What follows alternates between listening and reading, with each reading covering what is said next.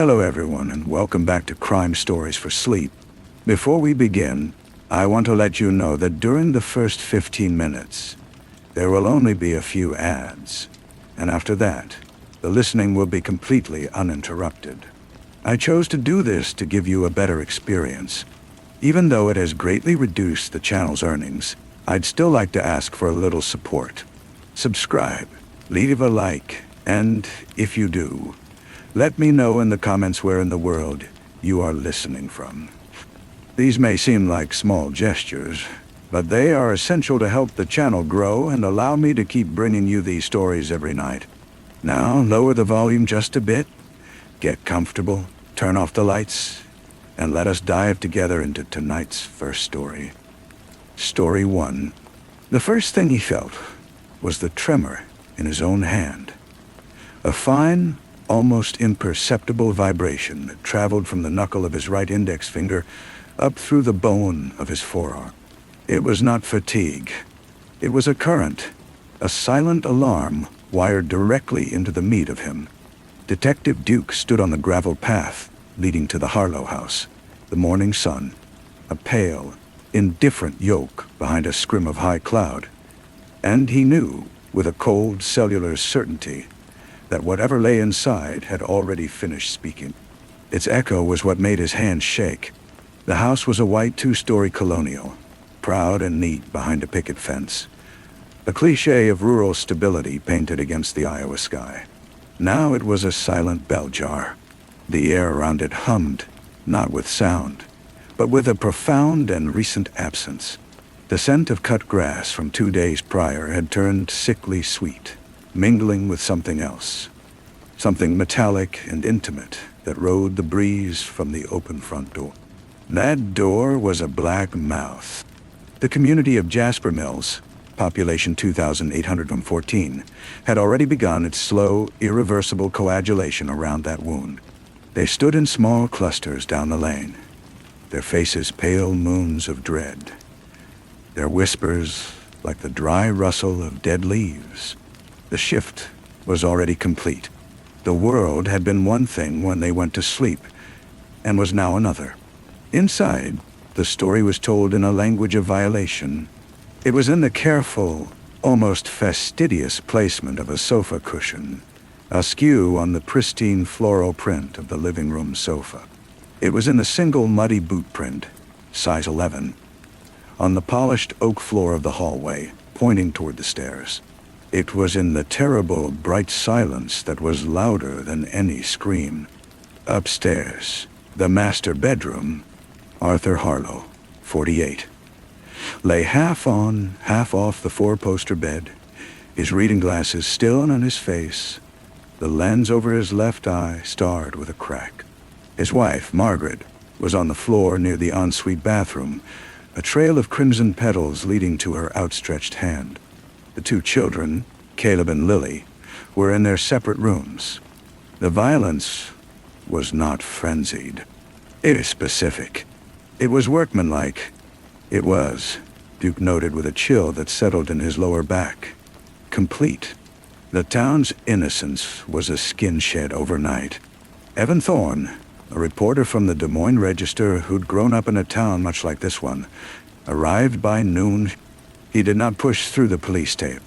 He stood at the periphery, a lean man with the watchful stillness of a heron, observing the observers. He saw the way Mrs. Dalrymple from the post office clutched her cardigan tight at the throat, her eyes scanning every male face for a sudden tick, a flicker of guilt.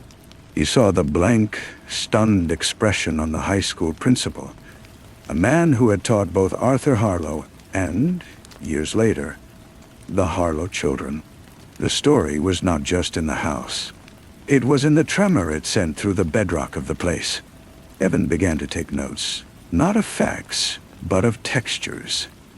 The grit of the gravel under a state trooper's boot, the way the sunlight glinted off the lens of a news camera, making it a blind, glaring eye, the low, constant murmur of the crowd that was the sound of a myth being born. The investigation was a slow, meticulous sweep. Duke, a man whose face seemed carved from seasoned oak, moved through it like a tide. He collected the physical evidence, the boot print, a partial palm print on the banister, a few strands of coarse, dark hair caught on a splinter of wood by the back door, which had been forced. He collected the human evidence. The Harlows were liked, not loved. They were comfortable, not wealthy. Arthur had a small but persistent gambling debt from trips to the riverboat casinos, 2 hours east. Margaret had been having quiet, tearful lunches with her sister for months. The subject unknown. The debt was too small to kill for. The marital trouble was too ordinary. This violence was of a different currency. Then, the break. A deputy found an abandoned, rust-eaten Ford pickup in a creek bed 7 miles out of town. In the glove compartment, a map of Jasper County with a pencil circle around the Harlow property. A receipt for a box of .38 caliber ammunition from a Walmart in Cedar Rapids, and a library copy of a book on classic muscle cars, checked out under the name Peter Gage. The name was a key that unlocked a familiar, despairing drawer. P.D. Gage, 24, and his older cousin, Leon Gage, 31. They were from the Hollows on the poor side of the county, a place of trailer homes and rusted machinery sinking back into the weeds. Their lives were a ledger of small-time trouble, drunk and disorderly, petty theft, a bar fight that left a man with a broken jaw. Their father, the brothers Gage Sr., was a specter of cruelty who had died in a drunk driving accident when they were teens, leaving behind a legacy of bruises and a mother who faded into prescription bottles. The manhunt was a spectacle of noise and light, helicopters beating the air over cornfields, search dogs baying through the dense oak woods. Duke felt no thrill in the chase. He studied the photos of Petey and Leon. Petey had the wide, unblinking eyes of a child who had seen too much too soon, a vulnerability that had curdled into something sullen and watchful. Leon's face was all hard angles and premature lines, his mouth a flat, unforgiving line. Their eyes, in the mugshots, held not malice but a hollowed-out defiance, a kind of nothingness. Duke had seen it before. It was the look of men who had already accepted they were ghosts. Evan, meanwhile, traced the contours of their absence. He visited the trailer where they'd lived. It smelled of mildew, stale cigarette smoke, and defeat. He found a stack of car magazines, meticulously cared for, in Petey's barren room. In Leon's, a single well-thumbed paperback on wilderness survival. He spoke to a teacher who remembered Petey as a boy who could draw stunningly detailed cars, but couldn't focus on math. He found a former employer of Leon's who said he was a good worker, strong, quiet. But you'd turn around and he'd just be staring at you, not seeing you, seeing something else. Their desires were so simple, so achingly mundane. A fast car, a piece of land, a silence unbroken by the phantom shouts of a dead father. Their means were non-existent. Their rage was a slow, subterranean river waiting for a crack in the bedrock. They were caught 4 days later, not in a dramatic shootout, but in a damp, cold culvert, under a county road, huddled together for warmth, like abandoned pups. They offered no resistance. Their clothes were caked with mud, their faces gaunt with hunger and exhaustion. In the interrogation room, under the relentless, fluorescent glare, their stories were not of evil, but of a terrible, stumbling logic. It began, they said, with a plan that was almost childish. They knew Arthur Harlow had money. Everyone knew. They needed a stake. Petty needed money for a '70 Chevelle he'd seen for sale over in Black Hawk County.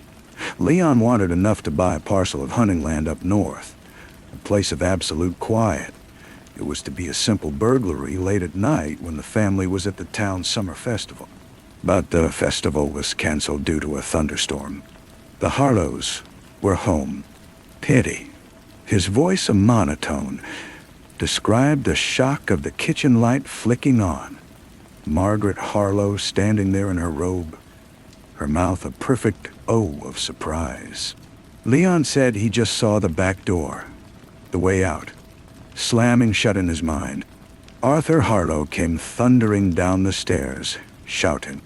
There was a struggle. A gun, brought for intimidation, became a tool. Then another. The logic of it, once initiated, was horrifyingly pure. If one, then all. Witnesses were a luxury they could not afford. They moved through the house, not as monsters, but as men in a terrible, urgent dream, sealing their own fate with each step up the staircase, each turn of a doorknob. They took a small lockbox of cash and Margaret's modest jewelry box. They drove to the creek, abandoned the truck, and tried to vanish into the land they knew. But the land had turned against them. Every rustle in the brush was a siren. Every distant dog bark was a posse.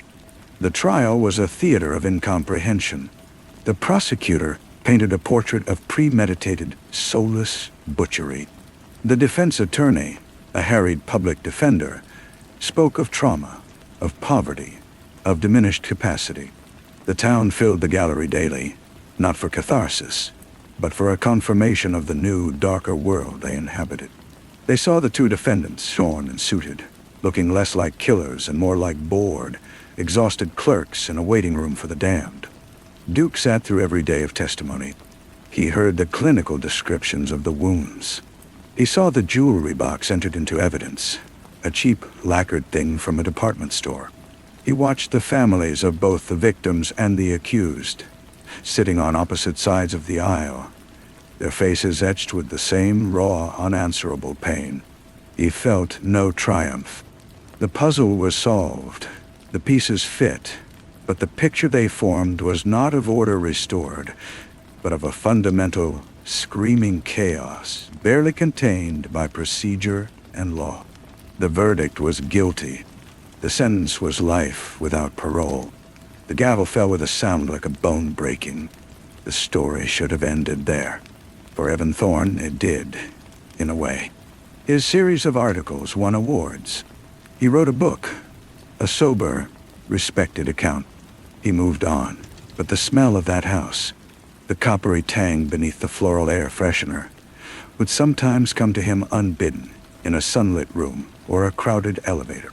For Duke, it did not end. He returned to his life, to the paperwork and the petty crimes, but the tremor in his hand never fully left. It would come when he was tired, or when the light was a certain flat, afternoon gray. He began to dream not of the violence, but of the moments before. He dreamed of Arthur Harlow reading a book in his quiet house, of Margaret Harlow, perhaps worrying about a credit card bill, of the children asleep, dreaming their child dreams. He dreamed of Petty Gage, staring at a magazine photo of a gleaming car, a vessel for escape that existed only on glossy paper. He dreamed of Leon Gage, standing in a silent forest, listening to a silence he would never own. One autumn afternoon, years later, Duke drove out to the Gage trailer. It was gone, hauled away, leaving only a concrete pad and a stain on the earth. He walked into the woods behind it. The silence was deep, broken only by the crunch of his own footsteps on the fallen leaves. He found a small, cleared spot, a place where someone had once built a fire. He saw a few beer cans, weathered and faded, and beside a rotting log, half buried in moss, he saw it. A toy car, a cheap die-cast model of a Chevelle, its red paint chipped and dulled by years of rain and sun. He did not pick it up. He simply stood there, looking at it. He thought of the careful circle on the map, the library book, the boot print pointing upstairs. He thought of his own life, a life of order drawn in straight lines across a chaotic world. He had hunted the two men who did the thing, and he had found them, and he had put them in a cage. He had given the town its answer. But the answer was a stone that sank into a deep, dark pool, leaving only ripples that told of its depth, not its nature. He was not a man given to epiphany, but in that quiet wood with the toy car before him, he understood something. He was not the opposite of Peter and Leon Gage. He was the counterweight. Their chaos, his order. Their want, his duty. Their terrible, clumsy act of reaching for something. For a car. For land. For a different version of their lives. And his meticulous, relentless act of cleaning up the aftermath. They were two sides of the same silent, screaming coin minted in the hidden places of the world. He had contained their story, but he was a part of its grammar. The tremor in his hand was still. The air was cool and smelled of damp earth and decaying leaves. He turned and walked back to his car. A sensible sedan, government issue. He did not look back. The recognition was not a shock. It was an old, cold companion he had finally chosen to acknowledge. He drove back to town, back to the world of straight lines and small, manageable crimes, carrying the silence of the woods and the weight of the unspoken truth within him. It was enough. It would have to be. The sensible sedan felt like a shell, a protective coating against the raw recognition of the woods. Duke drove the straight county roads back to Jasper Mills, the fields a blur of harvested stubble and gray earth. He passed the Harlow house. It had been sold years ago to a young family from out of state who had repainted it a cheerful blue and built a treehouse in the backyard. The wound had scarred over, for the town. For him, it was an open nerve, one he had just learned to live with. His desk at the sheriff's department was a landscape of mundane case files, a vandalized mailbox on Elm Street, a suspected shoplifting ring at the farm in Fleet. He opened the top file, but the words swam before his eyes, replaced by the image of that toy car, its tiny wheels forever stuck in the moss. Sergeant Miller leaned into his doorway. "Chief wants the monthly report by 5, Duke. You good?" Duke nodded, not looking up. "Yeah, it's done." He wasn't. He pulled a blank sheet of paper from his drawer. He wasn't a writer. He was a man of reports, of facts in numbered paragraphs. But his pen hovered, then touched down. "It never starts with the blood," he wrote. "It starts with the quiet. The quiet of wanting something you can't name. Quiet of a house that feels like a trap. The quiet of a life that hums with a wrong note. The gunshot is just the period at the end of a sentence written over years." He stared at the words, then crumpled the paper and dropped it into the shredder. The mechanical whir was a satisfying final sound. That evening, he sat in his own quiet house, a small bungalow on the edge of town. The television flickered, a news anchor speaking of distant wars and political scandals. He muted it. The silence was different now. It wasn't empty. It was full of the echoes he carried. He thought of Evan Thorne, the reporter. He wondered if Thorne, in his city apartment, ever felt the same shift in a quiet moment. If the award-winning book on his shelf felt like an artifact from a life he no longer inhabited. Duke had never contacted him after the trial. They had no business with each other. They had both taken their piece of the story and walked away, one to write about it, the other to bury it in the daily grind of law enforcement. The phone rang, jarring him. It was dispatch, a domestic disturbance out on Route 9. A man and his brother arguing over an inheritance, threats exchanged. A small, manageable crime. Duke put on his coat. The tremor in his hand did not return as he picked up his keys. He felt a strange calm. He was going to another quiet house full of loud human hurt. He would draw his lines, enforce his order, contain the chaos. It was his function. He understood now that the containment was not a victory, but a form of coexistence. He started the car and drove into the deepening twilight, toward the noise, carrying his own silence with him like a tool. The call was at the old Henderson place, a sagging farmhouse at the end of a long gravel drive. The brothers Ray and Donnie Miller were in the front yard, circling each other like tired bulls, their breath pluming in the cold air. A broken porch chair lay between them. Their sister, voice shrill with decades of exasperation, was on the porch, a phone clutched in her hand. Duke killed the engine and sat for a moment watching. This was the grammar he knew. The raised voices, the puffed chests, the specific, stupid grievance. A tractor, a set of tools, the ghost of a father's favoritism. It was a surface tremor. He got out. The scene stilled as he approached. The brothers turned their anger toward him, a united front of grievance. They talked over each other, pointing at the broken chair, the tractor, the past. Duke listened, not to the words, but to the tune. It was a song of lack, of things not received, of respect not given. It was a poverty deeper than money. He didn't raise his voice. He spoke in the flat, procedural tones he'd used for 30 years. He outlined the choices. Cool off separately, maybe charges.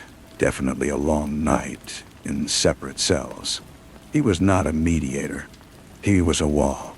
The chaos of their want bumped against him and dissipated, exhausted by his sheer, immovable presence. An hour later, he was back in his car. Ray had gone to a buddy's place.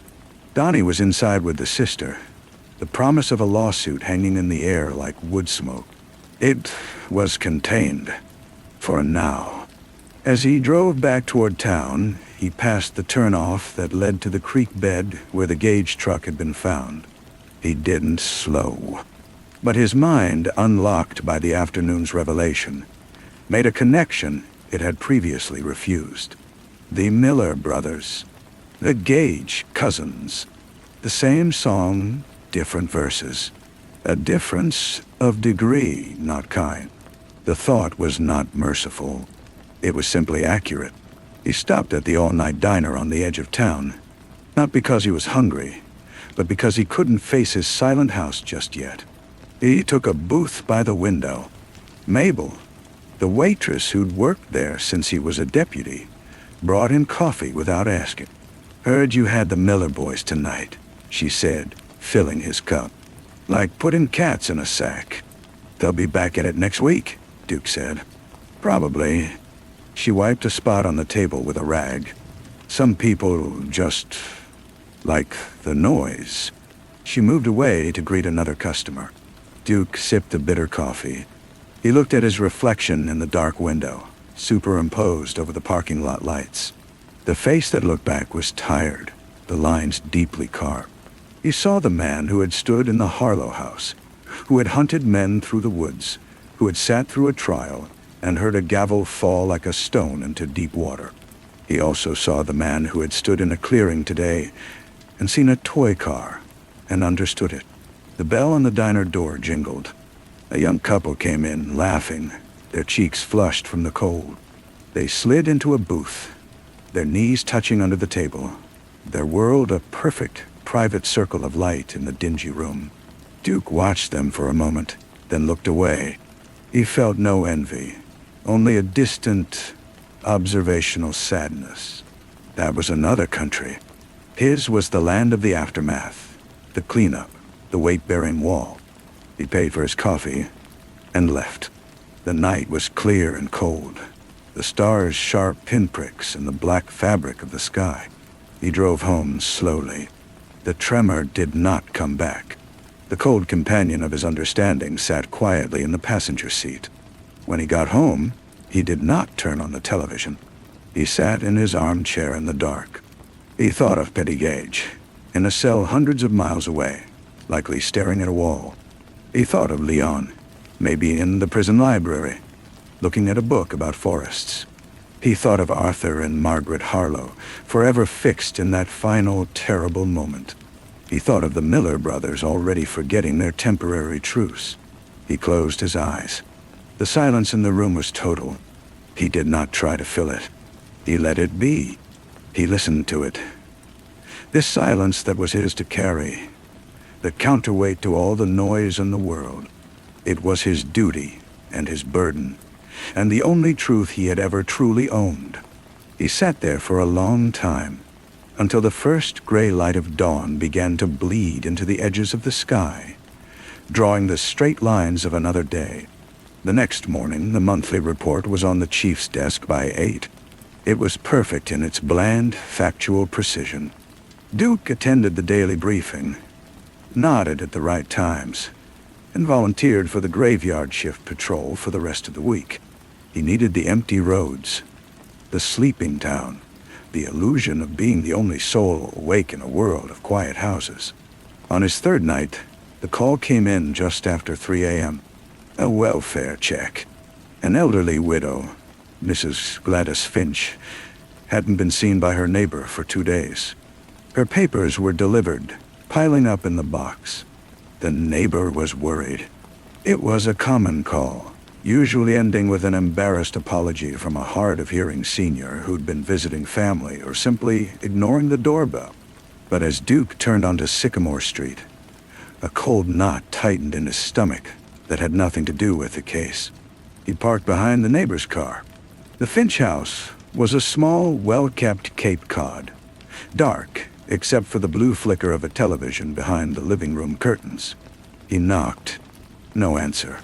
He knocked louder, his flashlight beam cutting across the porch swing. Silence. The neighbor, a woman in a robe, stood on her own porch, wringing her hands. Duke tried the knob. Locked. Dot. He walked around back, his boots crunching on frost-stiffened grass. The back door was unlocked. He called out, identifying himself. The only sound was the low murmur of the television. He stepped inside. The kitchen was tidy, a single cup and saucer in the sink. He moved into the living room. The television played a shopping channel. The host's enthusiastic pitch a surreal soundtrack. Mrs. Finch was in her recliner, her head tilted back, her mouth slightly open. She was very still. A crossword puzzle book and a pen had slid from her lap to the floor. Duke didn't need to check for a pulse. He'd seen enough to know the profound, absolute stillness of a life departed. He ate his radio, his voice flat as he called it in. Then he stood there, not in investigation, but in witness. The house was warm, clean, ordered. A photograph on the mantel showed a young Mrs. Finch with a man in a uniform, both smiling into a sun that no longer shone. Her slippers were neatly aligned by the chair. Her crossword was half finished. This was not chaos. This was the quiet end of a long, straight line. There was no monster to hunt, no puzzle to solve, no one to blame. There was only this, a life completed in its own private space, discovered by a stranger because a neighbor cared enough to notice a pile of mail. The medical examiner came, and the coroner's van. Duke gave his statement. He helped the neighbor make a cup of tea.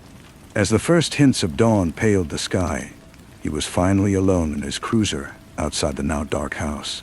He thought of the Harlow house, loud with violation and terror. He thought of the Gage trailer, loud with want and defeat. He thought of his own quiet house.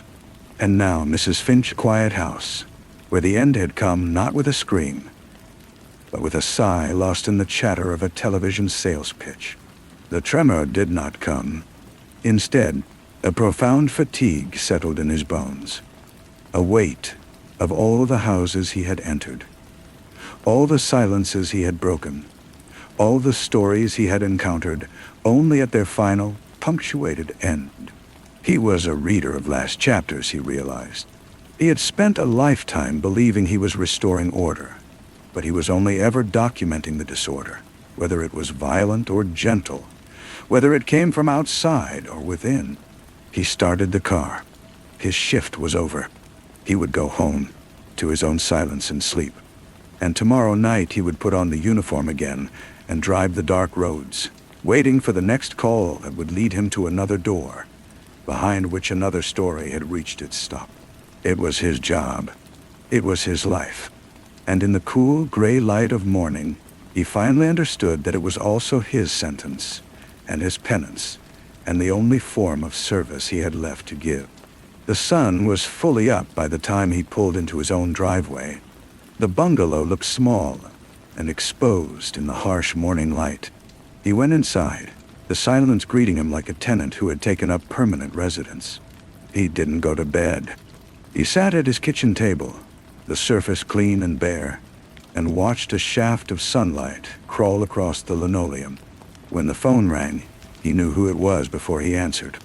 It was the chief. There was a tone in his voice, a careful, practiced blend of respect and firmness that Duke recognized from conversations with retiring deputies. "Duke," the chief said, "we need to talk. Can you come in this afternoon? Not about the Finch thing. Something else." "I'll be there," Duke said, and hung up. He knew what it was. The department was changing. Younger men with computers and new theories. He was a relic, a piece of old furniture taking up space. They would offer him a pension, a handshake, a plaque. They would thank him for his service. They would not mention the Harlow case, but it would hang in the air, the unspoken cornerstone of his career, the reason they had tolerated his quiet, stubborn ways for so long. He showered and put on a fresh uniform, pressing the creases with a heavy hand. He looked at himself in the mirror. The uniform still fit, but it hung on him differently. It was no longer a second skin. It was a costume for a part he had already finished playing. At the station, the chief's office was as he expected. The talk was of time, of rest, of enjoying life. The chief slid a folder across the desk. The paperwork. It was efficient, respectful, and utterly final. Duke signed where indicated. His signature was steady. He stood and shook the chief's hand. "You'll be missed, Duke," the chief said. And for a moment, Duke saw a flicker of something genuine in the man's eyes. Not just relief, but a kind of awe, and a fear of the depths Duke had navigated. "Thank you, sir," Duke said. He cleaned out his desk. It took less than 5 minutes. A few pens, a notepad, a spare pair of reading glasses. He left the case files, the procedural manuals, the map of the county with its faded circles and notes. He carried the cardboard box out to his car under the curious, subdued gaze of the day shift. He did not look back. He drove not home, but to the library. It was a place he had entered only during the Harlow investigation, a temple of facts that had helped him trap 2 men. He pushed through the heavy doors into the hushed interior. The smell of old paper and floor polish was the same. He walked past the rows of mysteries and thrillers, past the true crime section where he knew his own story, filtered through Evan Thorne's prose, sat on a shelf. He went to the very back, to the geography section. He found the large, oversized atlas of the world. He hefted it onto a reading table and sat down. He opened it at random. A map of Patagonia. Vast, empty spaces, jagged coastlines, names he could not pronounce. He turned the page. The Australian outback are another. The Siberian taiga. He was not looking for anything. He was simply looking. At the silence rendered in contour lines and shaded relief. At the world of quiet, empty places that existed beyond the noise of human grievance and want. He sat there until his eyes grew heavy, tracing mountain ranges with a finger that no longer trembled. He was not planning a trip. He was acknowledging a scale.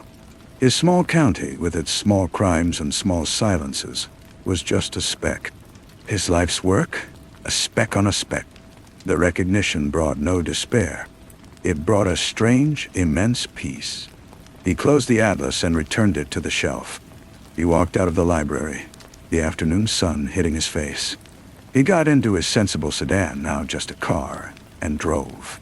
He did not know where he was going, only that he was moving. A point on a map. A quiet man carrying a quiet weight under a silent, endless sky. The road unspooled before him, a gray ribbon between fields of dormant corn. He passed the town limits sign, then the county line. He drove for an hour, then 2, the landscape shifting gradually from flat farmland to gentle wooded hills. He stopped for gas at a nameless station, paying with cash from his wallet. The attendant didn't look at his face. As evening began to gather, he found himself on a 2-lane highway that curved alongside a wide, slow-moving river. The water was the color of steel, reflecting the bruised purple of the clouds. A sign, weathered and leaning, announced a scenic overlook ahead. On impulse, he turned off. The parking area was empty, a cracked asphalt pad littered with fallen pine needles. He turned off the engine. The silence here was different from the silence of his house. It was not an absence, but a presence. It was the sound of the river sliding over rocks, the wind in the tall pines, the creak of a branch. It was not his to carry. It simply was. He got out and walked to the low stone wall at the edge of the overlook. The valley spread out below, a tapestry of shadow and fading light. Somewhere down there in the gathering dark were houses. In those houses were people writing their sentences, living toward their periods, whether they knew it or not. He felt no urge to go to them. His badge was in a drawer at home. His authority was a memory. He thought of the toy car again, but the image had lost its thorn. It was just a thing, left behind by a boy who became a man who made a choice. The chain of cause and effect was still real, the hurt still true, but his place in it had shifted. He was no longer the man at the end of the chain, holding the stop. He was just a man on a hill, looking at a river that had been flowing long before he was born and would flow long after. A pair of headlights appeared far below, tracing the curve of the road along the riverbank. He watched them until they vanished behind a stand of trees. Then he turned and walked back to his car. He was not ready to go home. He did not know if he had a home, in the way that word was meant. He had a house, and a silence that was his own. He drove back to the highway, but instead of turning back toward the county he knew, he continued east into the deeper hills. He would find a motel for the night, the kind with thin walls and the smell of old cigarettes. He would lie on a stiff bed and listen to the noises of other people's lives through the walls. A television laugh track, a running shower, an argument. He would listen not as a sheriff, but as a man. And in the morning, he would decide whether to turn back or go on. The choice, for the first time in decades, was not about duty. It was about the quality of the quiet. And that, he understood, was the only thing left that mattered. The motel was called the Pinecrest Lodge, though there were no pines. It was no lodge. It was a single-story line of doors under a flickering neon vacancy sign. The room was exactly as he'd imagined. The bedspread was thin, the air stale. He lay in the dark, and the sounds came. A truck rumbling past on the highway, a door slamming, muffled voices from the next room, a man and a woman, their conversation a low, urgent hum without distinct words. He listened, and he did not try to interpret. He just listened. Sleep, when it came, was shallow and dreamless. He woke before dawn, the unfamiliar room a dark outline around him. He dressed and went outside. The air was cold and smelled of damp asphalt and distant wood smoke. He got in a car and drove, the headlights cutting a weak path in the pre-dawn gloom. He found a diner similar to the one back home, but the waitress was young and called him Honey. He ate eggs and toast, watching the sky lighten through the window. The newspaper on the counter was from a city he'd never visited. He read a story about a city council dispute over parking meters. It was the same song. He left cash on the table and went back to the car. For 3 days, he drove. He slept in motels. He ate in diners. He walked along the edges of small towns. A stranger. Nobody noticed. The tremor did not return. The cold companion in the passenger seat seemed to fade, replaced by a neutral emptiness, like the clear sky after a storm has passed. On the 4th morning, he was on a coastal road. The land had flattened, giving way to marshes and a wide, gray expanse of sea. The wind was constant here, pushing against the car. He pulled into a gravel lot overlooking a beach. It was the off-season. The beach was deserted, the waves rolling in with a monotonous, grinding roar. He walked down to the sand. The wind tore at his jacket. He stood and faced the water, the endless, churning horizon. This was the final silence, the biggest one. It made the quarrels of brothers, the grief of parents, the rage of lost boys seem microscopic and fleeting.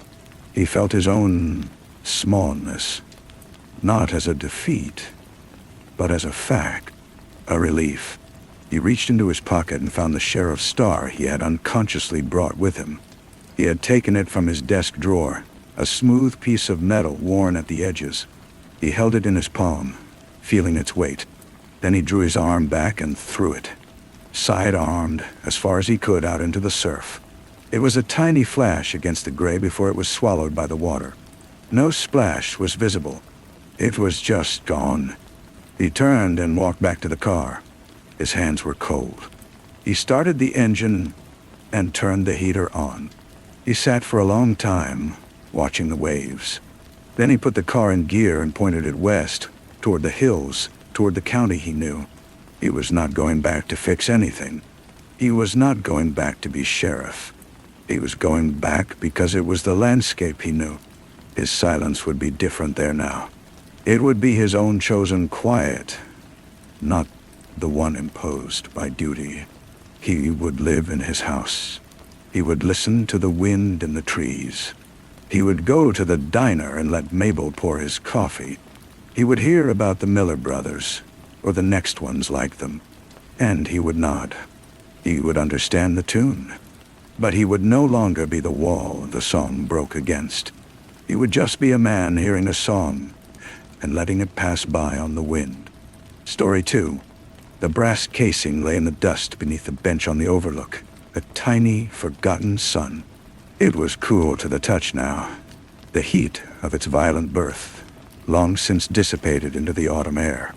It had rolled, perhaps kicked by a frantic foot, coming to rest against a fossilized knot of pine root, half buried in ochre needles. It was the only one. The others, 19 of them, had been collected in neat, tagged bags. This one was the 20th, the detail everyone missed. From the overlook, the town of Cedar Bluff lay quilted in the valley below, a picture of tranquility so profound it felt like an accusation. The white spire of the Methodist church, the slow curl of smoke from the lumber mill, the ribbon of the river catching the late afternoon light. It was from here, 3 days prior, that the shots had come. 5 people down on Main Street. A mother pushing a stroller. A barber on his smoke break. A retired postman. 2 high school sweethearts holding hands. The stroller, miraculously, had rolled gently into the hydrangea bushes outside the library, its occupant wailing at the sudden stillness of the world. They had the man. His name was Leo Vostoy. He was found in the parking lot of a closed-down hardware store 2 miles away, curled in the footwell of his rust-eaten Toyota. A civilian precision rifle on the passenger seat, its serial number filed into a ghost. He smelled of gunpowder and sweat and cheap whiskey. He did not resist. He said only one thing. Over and over, a wet, rasping mantra. I saw the angels. I saw the angels come down. The case, for the authorities, was a lock. Motive was a fuzzy thing. Leo was a known solitary, a former accountant who'd cracked after a divorce and a bankruptcy, a man who'd talked to his mailbox. Opportunity was cemented in ballistics. The rifle matched. The confession of a sort was there in his delirious chant. The town needed a monster to make sense of the rupture, and Leo Voss, pathetic and broken, fit the silhouette perfectly.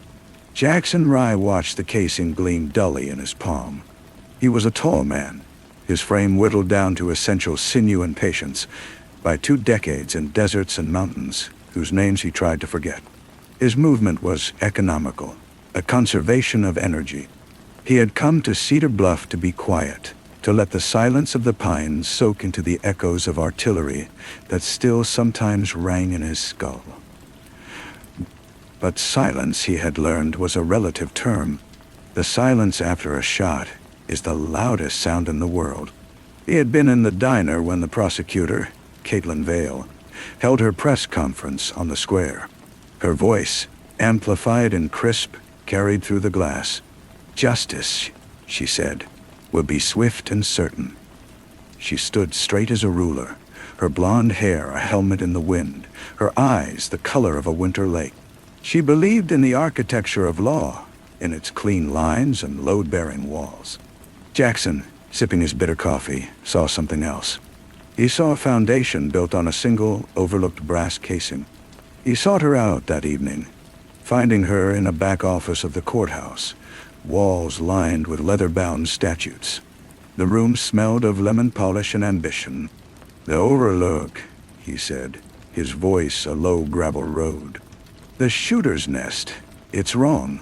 Caitlin did not look up from her files. "Mr. Rye? The retired soldier. I heard you were in town. This is not a military operation. It's a closed case. A nest implies preparation, comfort, time. There were no food wrappers, no water bottle, no urine in the bushes. Just boot prints in the soft earth near the firing position, and then they vanish at the gravel path." He was agitated. He left in a hurry. "The boot prints are size 11, standard tread, common. Leo Voss wears size 9 sneakers, the ones he was arrested in, the ones caked in the same red mud from the hardware store lot, not the black loam of the Overlook." Now she looked up, a flicker in the winter lake. The rifle was in his car. Was it? Jackson placed the single brass casing on her desk blotter. It sat there, small and damning. 19 rounds fired, 19 casings ejected. This is the 20th. It's from the same rifle, but it's 5 feet from the firing position, under a bench. A bench a seated spotter might use. A bench where someone might sit, calmly, and watch the town through binoculars. Not a frantic, broken man firing wildly. A partner, a controller. Caitlin's fingers, pale and precise, did not touch the casing. A conspiracy theory, in Cedar Bluff. "The simplest explanation is often a well-dressed lie," Jackson said. "Someone took a broken man, gave him a rifle he didn't know how to use properly, pointed him at a town and pulled his strings. Then they left him to take the fall. The question is not who, but why. Why these 5 people? Why this town? And why make it so blatantly, beautifully simple?" He left her with the casing and the silence. The next day, she called him. Her voice was different, stripped of its public certainty. "I had the mud compared. You're right. And the boot print depth suggests a man at least 40 pounds heavier than Voss. The state police are satisfied. I am not." So they began an uneasy alliance. The relentless ex-soldier who saw patterns in chaos, and the by-the-book prosecutor who discovered her book had missing pages. Jackson moved through Cedar Bluff like a shadow, his senses parsing the town anew. He listened to the sound of the river, a constant whisper beneath the everyday noises. He smelled the damp pine and the distant, sweet rot scent of the pulp mill. He felt the creeping chill of the mountain nights, a cold that seeped into the bones. The 5 victims were unconnected. A young mother, new to town. A barber who'd cut hair in the same chair for 40 years. A retired postman with no family. 2 teenagers from good families. No links, no secrets, no debts. They were random. But in Jackson's experience, true randomness was a luxury violence could seldom afford. Here's a pattern meant to look like no pattern. He went to see Leo Voss in the county jail. The man was a husk, his eyes wide and unblinking, fixed on a point beyond the concrete wall. He hummed tunelessly. "Leo," Jackson said, his voice soft, a tone he'd used to calm frightened villagers. "The angels you saw, where did they come from?" Leo's humming stopped. His eyes swiveled to Jackson but didn't seem to see him. "Right," he whispered. "From the sun, they had faces of light. They told me the numbers, to make the noise stop." "What numbers, Leo?" 5, 17, 22, 9, 1, 1. He began to rock. The noise in my head was so loud. The angel said the gun would make a louder noise. It would scare the other noise away. Numbers. A sequence. Jackson walked back to Main Street, stood where the victims fell. He mapped them. The mother was position 5, if you started from the north end. The barber was 17 paces from the corner. The postman was 22 feet from his mailbox. The teenagers were 9 steps from the soda shop door. The first shot, or the last. It was a grid, a test pattern. Caitlin, digging with the quiet authority of her office, found the first thread. A month before the shooting, a development company called Horizon Holdings had quietly optioned huge tracts of land north of Cedar Bluff. The purchase was pending a zoning variance from the county board. The variance was controversial, opposed by a small but stubborn coalition of locals. 3 of the 5 victims were among the most vocal opponents. The other 2 had family ties to board members. "It's not enough," Caitlin said, pacing her office. "Opposition to a development is not a motive for mass murder. It's insane." "It is if the development isn't just condos and golf courses," Jackson said. He'd spent the night walking the wooded tracts. He'd found surveyor stakes with horizon markings. And he'd found something else, half a mile in. A cleared area, hidden from casual view, with concrete footings too thick for a residential build. A security fence still wrapped in shipping plastic.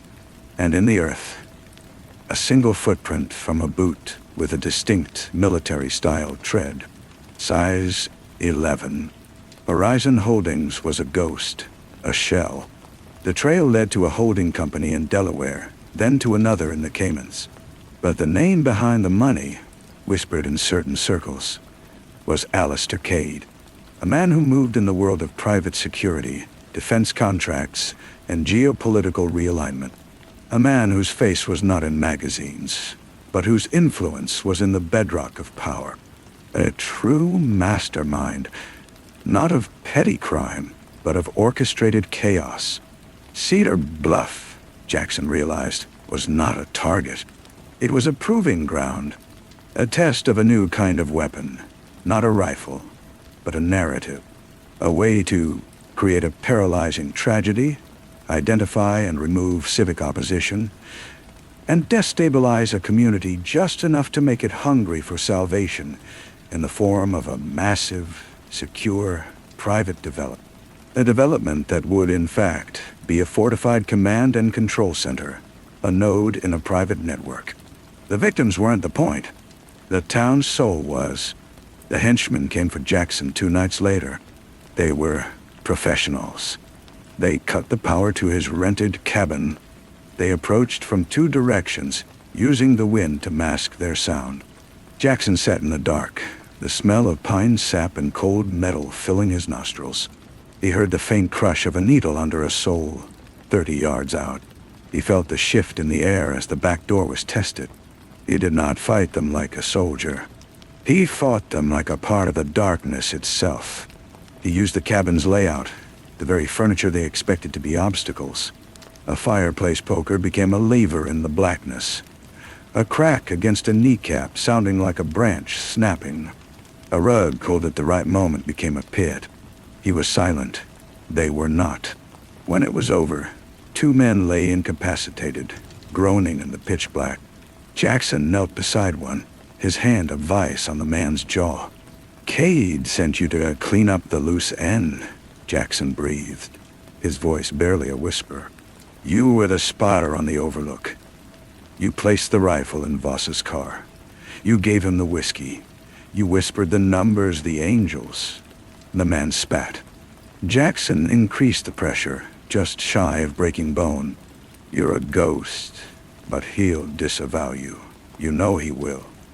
Your only value now is to me, or to the prosecutor who wants to hang this on someone real. Real. He delivered the men, trussed and broken, to the state police barracks an hour away. He gave them the name Alistair Cade. He gave them the land parcel numbers. He gave them the boot prints. Then he went to Caitlin. "It's over," he said. "The thread is pulled. It will unravel all the way to him." Caitlin looked at him, and for the first time he saw not the prosecutor, but the woman beneath, weary and haunted. Will it? A man like that? He has layers of insulation.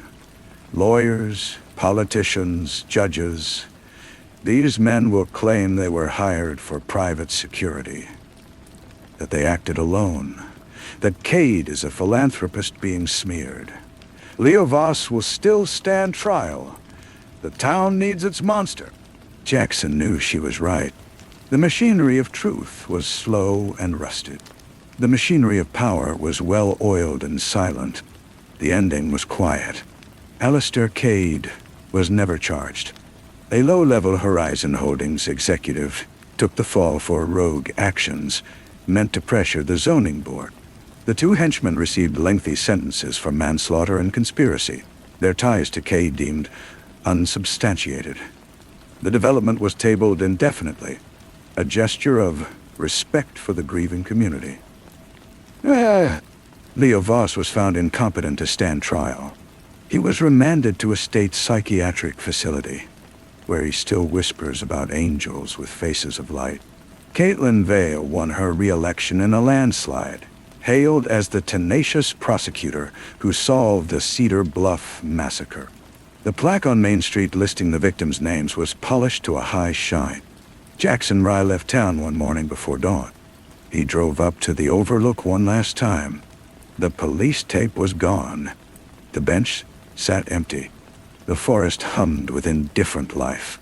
He looked down at the town, waking to a new day. The trauma folded into its history, a scar tissue over a wound that was, in truth, still open.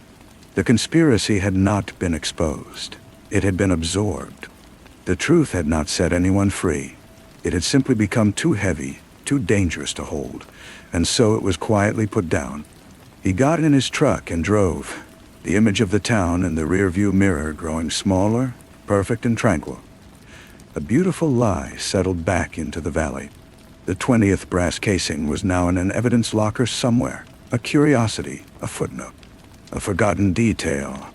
The most terrifying thing, Jackson thought as the miles stretched out before him, was not the crime, but the ease with which the world agreed to forget it. The silence after the shot wasn't a sound at all. It was the sound of everything going back to normal. The road out of Cedar Bluff unspooled like a gray ribbon, leading not toward anywhere in particular, but simply away. Jackson drove for hours, the pine forests giving way to scrubland, the mountains flattening into a wide, indifferent plain.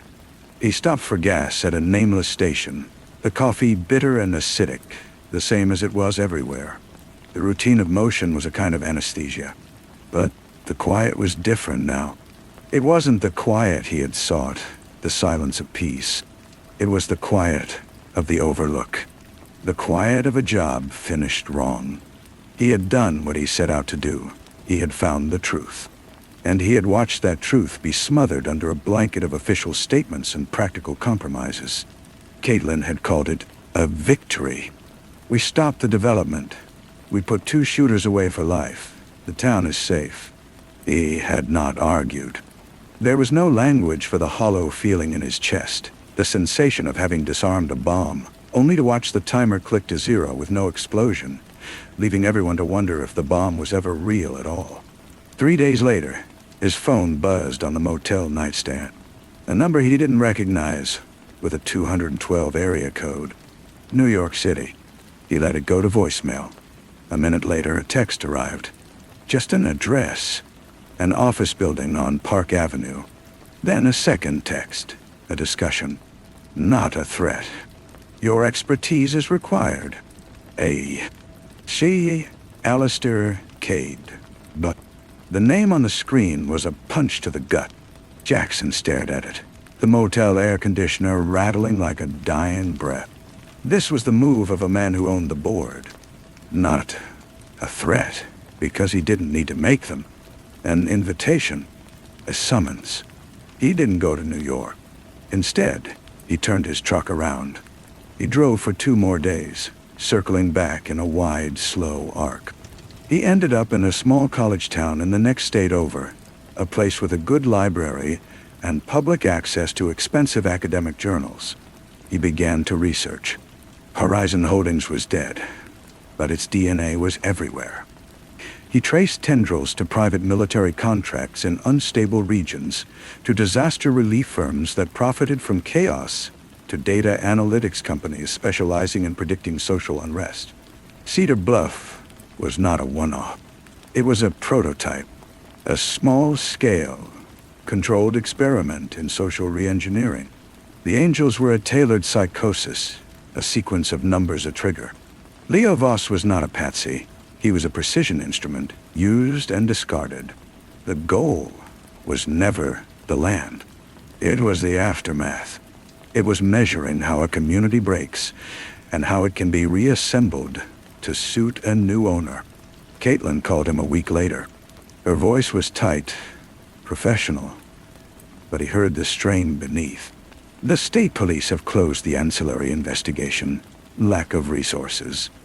The federal authorities have declined to pursue the broader connections. She paused.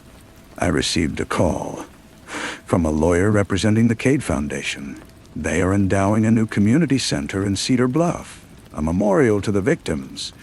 They asked if I would sit on the board. Jackson closed his eyes.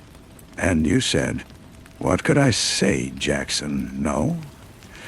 And looked like I was holding a grudge against a philanthropic gesture. The town wants it. The families, some of them want it. It's a way to make something good out of the horror. It's a way to make something good out of the horror. He's not being philanthropic. He's auditing his own work. He's putting a sensor right in the heart of the town to monitor the healing process, to see how well his medicine worked. The line was silent for a long time. "I know," she whispered, the admission costing her dearly. "But knowing and proving are different countries, and I live in the one with courtrooms." That night, Jackson finally listened to the voicemail from the 212 number. The voice was cultured, calm, devoid of malice. "Mr. McBride, Alistair Cade, I admire your work. Truly, the efficiency, the deduction, wasted on small pawns. The world is a complex system, sick and feverish. It requires surgeons, not carpenters to build gallows for the sickest patients, but surgeons to remove the sickness itself. We test procedures. We refine. Cedar Bluff was a diagnostic. Think of the applications on a larger scale. Think of the piece that could be engineered. We could use a man who sees the 20th casing when everyone else is satisfied with 19. Consider it. The door is open." "Meet us." Jackson deleted the message. He packed his bag. He knew now that he could not outrun this. The conspiracy was not a secret to be exposed. It was a new kind of weather, a climate of control. Fighting it head-on was what Cade expected. It was part of the simulation. He drove again, but with a new destination in mind. He needed to find another town, another quiet place where the pattern might be repeating in its early stages. Not to stop it, not this time. To observe, to document, to find the others who saw the details that didn't fit. He would become a silent historian of the unhappening, a collector of forgotten brass casings. He would not shout the truth into the deafening silence. He would wait. He would learn the shape of the weapon, so that when the time came to break it, he would know exactly where to strike. As he crossed the state line, the sky ahead darkening with a coming storm, he understood his new mission.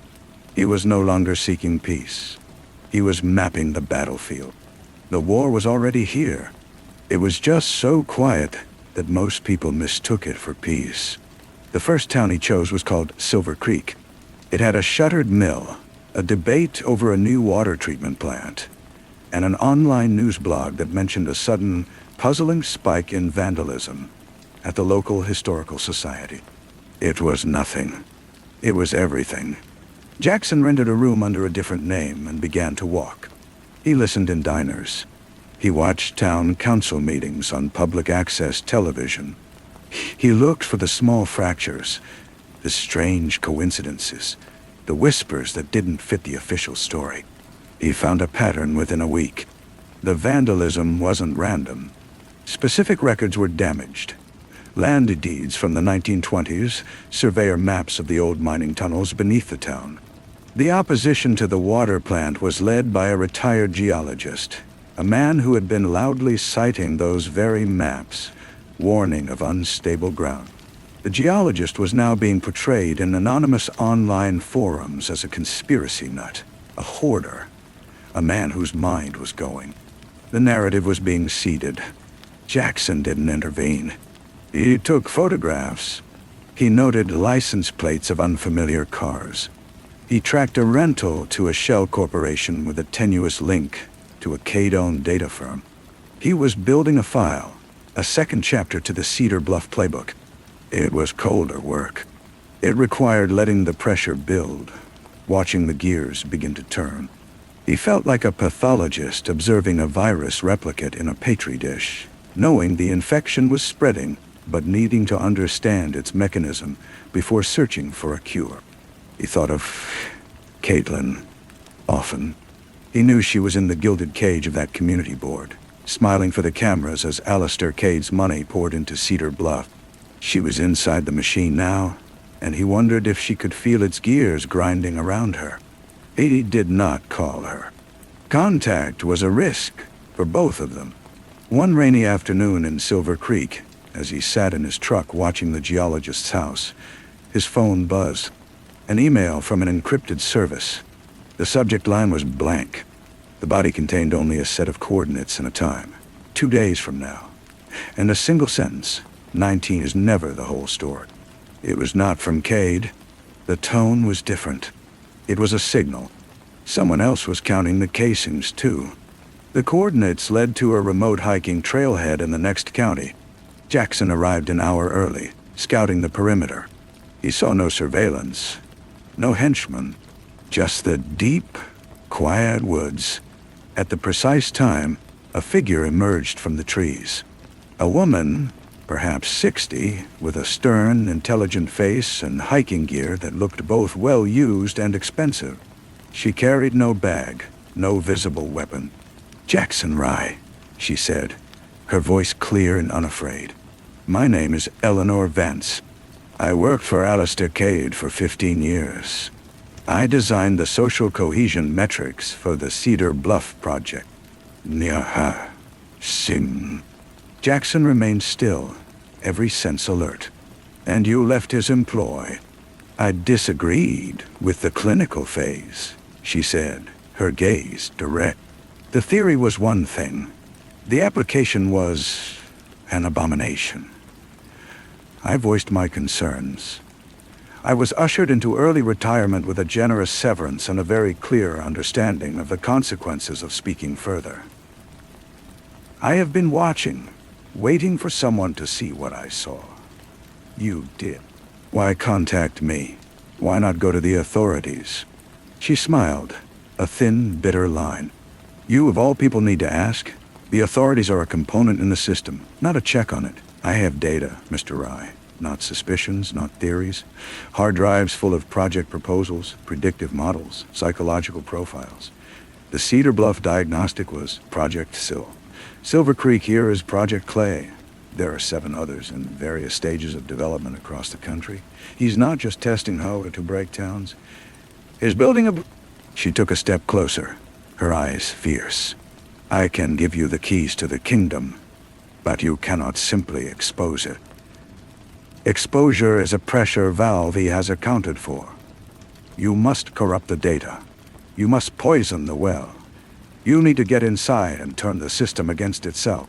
Jackson studied her. The offer was everything he had been moving toward. It was also the perfect trap. And how do you propose I do that? You have the one thing his models can't perfectly predict, Eleanor said. You have the conscience he discards as inefficiency. And you have a connection inside the Cedar Bluff apparatus. Prosecutor Vale. She is trusted now. She has access to the Memorial Foundation's data streams. The community center is not just a sensor, Mr. Rye. It's a node. With her help, and with what I can give you, we can introduce a virus. We can make the system see resilience, where there is The wind rustled the high pines. Jackson saw the brutal elegance of it. Not a frontal assault, but a subtle sabotage. To use Cade's own weapon, his reliance on predictive control to blind him. He'll be watching you, Jackson said. He'll be watching me. He is watching, Eleanor agreed. But he watches for a certain kind of threat, the loud, righteous, exposing kind. He does not watch for the quiet, complicit infection. He believes he has already neutralized you by offering you a place. He believes I am a bitter old woman tending her garden. Our power is in being exactly what he thinks we are. Our power is in being exactly what he thinks we are. She handed him a small, sealed USB drive. The first installment. Protocols, passcodes, backdoors. Study it. Then contact Vale. She will listen if you show her this. The choice is yours. Continue to document the disease from the outside, or help me administer the cure from within. No, miss. She turned and walked back into the woods, disappearing into the shadows as soundlessly as she had come. Jackson looked down at the drive in his hand, a tiny, weightless thing that held the potential to unravel an empire or get them all killed. He thought of Cedar Bluff, sleeping under its polished plaque and its new, funded grief. He thought of Caitlin, living in the lie, and of Leo Voss, forever lost to the angels. He got in his truck. He did not drive toward Silver Creek. He pointed his wheels east, toward Cedar Bluff. The war was quiet. It was time to learn how to speak its language. The drive back felt longer than the drive away. The landscape was the same, but he was not. He was no longer an observer. He was a weapon being carefully aimed. He stopped only for fuel, the USB drive a burning coal in his pocket. He entered Cedar Bluff at night, using back roads, parking his truck in an unused storage lot on the outskirts. He walked the familiar streets under the cover of darkness, feeling the town's new silence. It was neater now. The community center, a sleek, modern building of glass and stone, stood half-constructed where a row of old maples had been. A sign out front bore the Cade Foundation logo and the words Cedar Bluff Memorial and Healing Hub. It was a monument to the lie. He needed to see Caitlin, but he couldn't go to her home. It would be watched, if not physically, then digitally. He remembered a place, the old footbridge behind the library, where they had met once during the investigation to exchange notes away from prying eyes. He sent a single text from a burner phone, a phrase they had used before. Need a consult on the Voss file. Bridge. 1 hour. She came. He saw her silhouette first, a tense, careful shape approaching through the dim light. She stopped 10 feet from him. Jackson, this is incredibly dangerous. It's more dangerous not to, he said. He didn't move closer. I met someone, Eleanor Vance. He saw the recognition flash in Caitlin's eyes, followed by dawning horror. His head of behavioral analytics. She resigned. She defected. And she gave me this. He held up the tiny drive. It's a blueprint. Cedar Bluff was Project Thistle. There are more. He's not done. The community center isn't just for show. It's a data collection node, part of his feedback loop. You're sitting on the board. You're inside the machine. Caitlin wrapped her arms around herself. Not against the chill, but against the truth. I know it collects data. Demographic surveys, community sentiment analysis. I told myself it was benign, that the information could be used for good. It can be, Jackson said, stepping forward. his voice low and urgent. But not by him. Eleanor has a plan. We can corrupt the stream. We can feed his system false data through the very access you have. Make it see calm where there is doubt, unity where there is fracture. We can blind him with his own light. Oh, you're talking about sabotage, fraud, if we're caught. We're already caught, Kate. You're in the cage. I'm circling it. This is a way to pick the lock from the inside. He finally closed the distance between them. You told me knowing and proving are different countries. This isn't about proving it to a court anymore. It's about breaking the tool so he can't use it again. She was silent for a long time, looking past him at the dark outline of the new building. What do you need me to do? First, take this. He pressed the drive into her hand. Use a secure, isolated computer. Study it. It has protocols. There will be a way to input data that overrides the genuine survey responses. We need to create a narrative of a town that is healing too perfectly, becoming insular, resistant to outside influence. A narrative that makes Cedar Bluff look like a failed experiment, a dead end to his model. A faint, grim smile touched her lips. So we make this town look boring to his algorithms. Worse than boring, sterile. Inhospitable to his kind of sea. He allowed himself a breath. There will be more instructions. Eleanor will make contact. We have to be careful, and we have to be patient. This will take time. Caitlin nodded, her prosecutor's mind already shifting from defense to a meticulous, calculated offense. I have the access. I can modify the board reports, influence the data sets that are forwarded to the Foundation. She looked at him, the weariness in her eyes now mixed with a sharp, defiant focus. He thinks he's bought my compliance. Let's use that. Shanisiri, Pananian. Ejashaw. They parted without another word, melting back into the separate shadows they inhabited.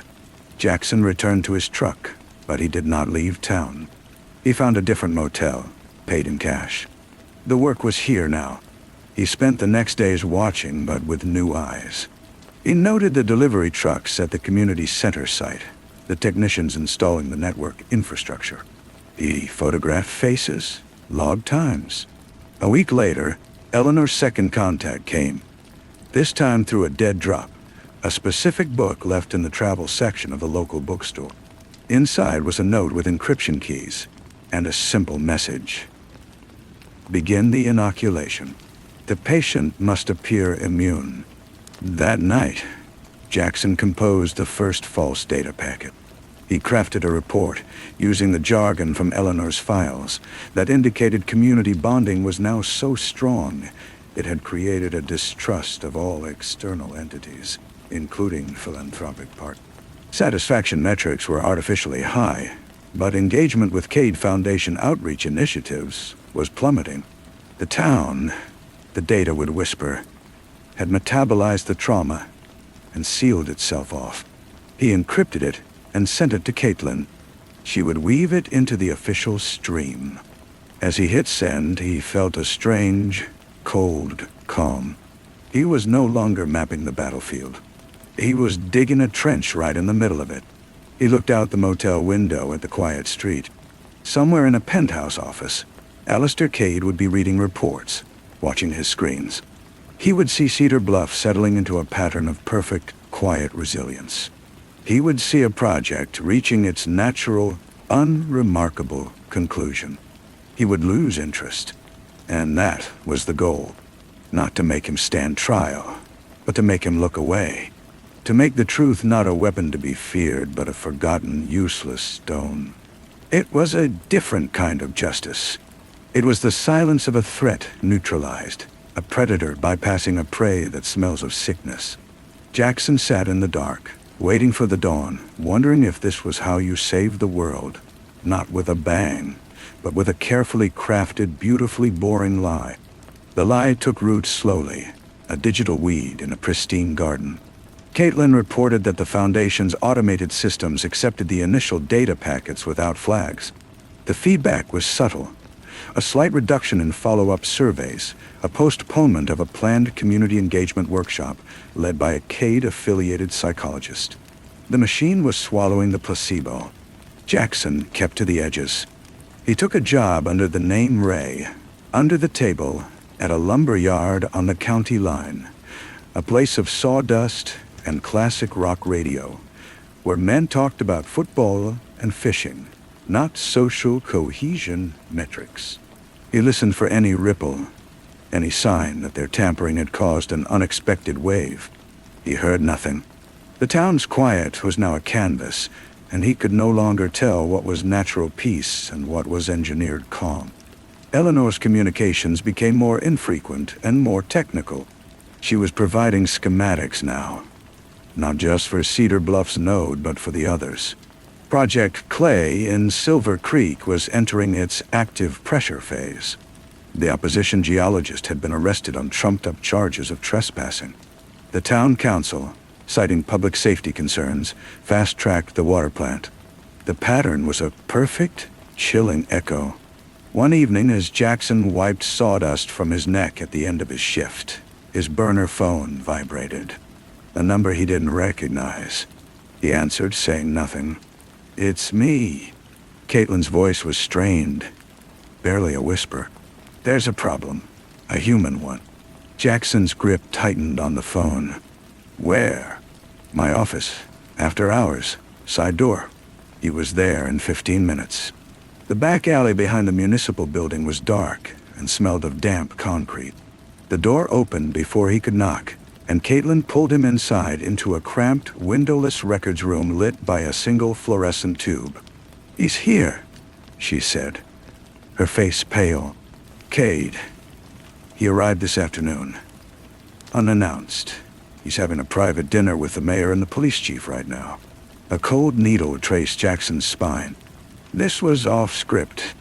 The model predicted remote monitoring, not physical presence. A personal audit meant suspicion, or worse, a new variable. Why?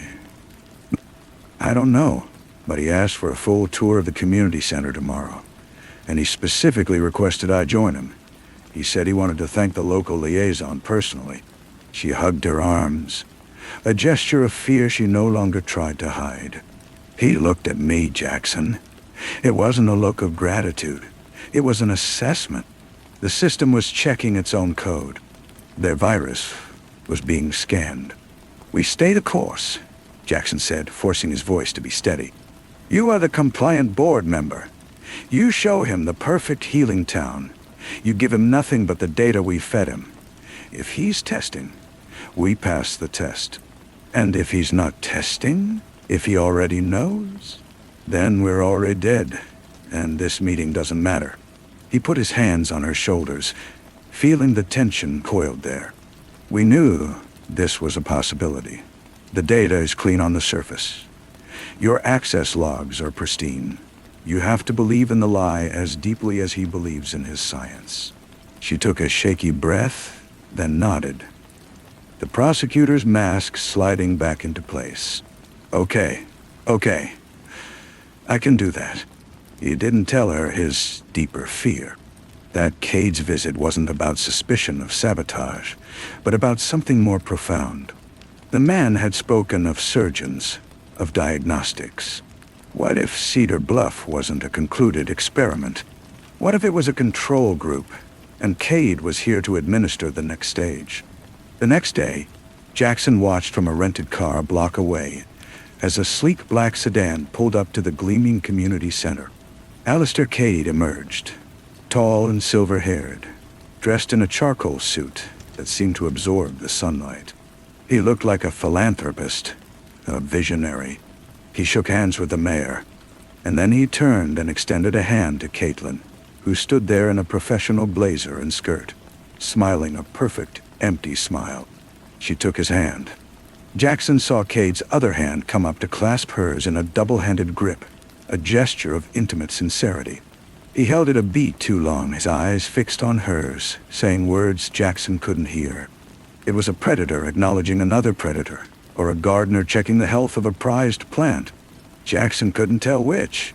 He watched them disappear inside the glass doors, into the heart of the node. His phone buzzed.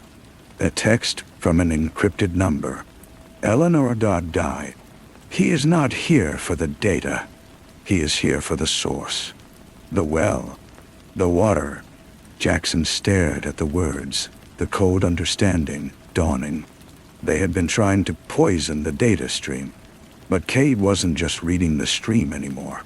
He had come to taste the water itself, to feel the mood of the town in the air, to read the truth in the eyes of its people, to sense the falseness in their curated calm. Their digital lie might be perfect, but human truth had a frequency no algorithm could fully capture. Only another human, a master of the craft, could detect it.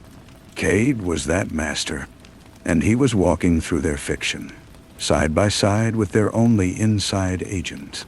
The war was quiet, and the enemy had just stepped onto the field. Story 3. The hallway was always dark, even at 3 in the afternoon. But today, the darkness felt different. It was a thickness, a presence, like the air had been stirred by a passing body, and had not yet settled back into its accustomed silence. The runner rug, usually lying flat and obedient, was rumpled at the far end, as if it had been kicked in haste. A single long strand of gray wool, not from the rug, lay coiled on the polished floorboards near the door to the study. That door, which Gracie's grandfather had always kept firmly closed, stood open a precise 2 inches. From within came no sound, only the smell of old paper and dust, and beneath it, the faintest metallic whisper of rain on forgotten glass. This is how it begins, not with a scream, but with a quiet dislocation, a detail out of place, a silence that speaks. In another time, in a city of stone and fear, a different door was kept closed. The Bibliothèque de Lumière was a small, proud institution on the Rue de l'École, and its oak door was heavy, meant to keep in the quiet, not to keep out the world. But the world, in the form of polished boots and gray wool coats, had shouldered its way in. Gretchen Miller, the junior librarian, felt their presence like a change in barometric pressure. The air in the reading room grew still and watchful. The scent was of damp wool, boot polish, and a cold, clean soap that smelled of hospitals and discipline, overlaying the library's own perfume of binding glue, aging paper, and beeswax. She worked at the circulation desk, her hands performing their familiar ballet of date stamps and index cards. But her eyes missed nothing. She saw the way Colonel Vogel's gaze lingered, not on the titles of the returned books, but on the names of the patrons inscribed on the cards. He was a man of precise angles, his hair the color of tarnished silver, his face a map of deliberate indifference. He would stand for minutes at a time before a particular section, philosophy, history, French romantic poetry, his gloved fingers not touching the spines, just hovering as if he could sense the treason in the ink. Her resistance was not one of leaflets or explosives. It was a resistance of quiet curation. When a request slip came for a title deemed undesirable, a volume of Heine, a treatise on democracy, a novel by a Jewish author, Gretchen would not stamp it removed. Instead, she would stamp it in repair. She would then take the book to the basement, a catacomb of forgotten manuscripts and broken furniture, and she would hide it, not in a random pile, but in a specific, illogical place. A geometry textbook hollowed out to hold Voltaire, a broken-backed atlas with Zola's J'accuse nestled inside its map of a world that no longer existed. She kept a coded ledger, a simple inventory of groceries, where apples meant philosophy, flour meant poetry, sugar meant history. The books waited in the dark, breathing their silent, potent words into the stone. One afternoon, a regular patron, an old professor with trembling hands, slid a request for Montaigne's essays across the desk. Colonel Vogel was observing from the philosophy stacks. Gretchen met the professor's watery eyes, saw the faint, desperate hope there. She stamped the slip, in repair, with a click that echoed like a gunshot in the hushed room. Vogel approached. He did not look at the slip. He looked at her. "Fräulein Müller," he said, his voice a low, smooth baritone. "You're very diligent. This library is remarkably orderly." "Thank you, Colonel. We try to maintain standards."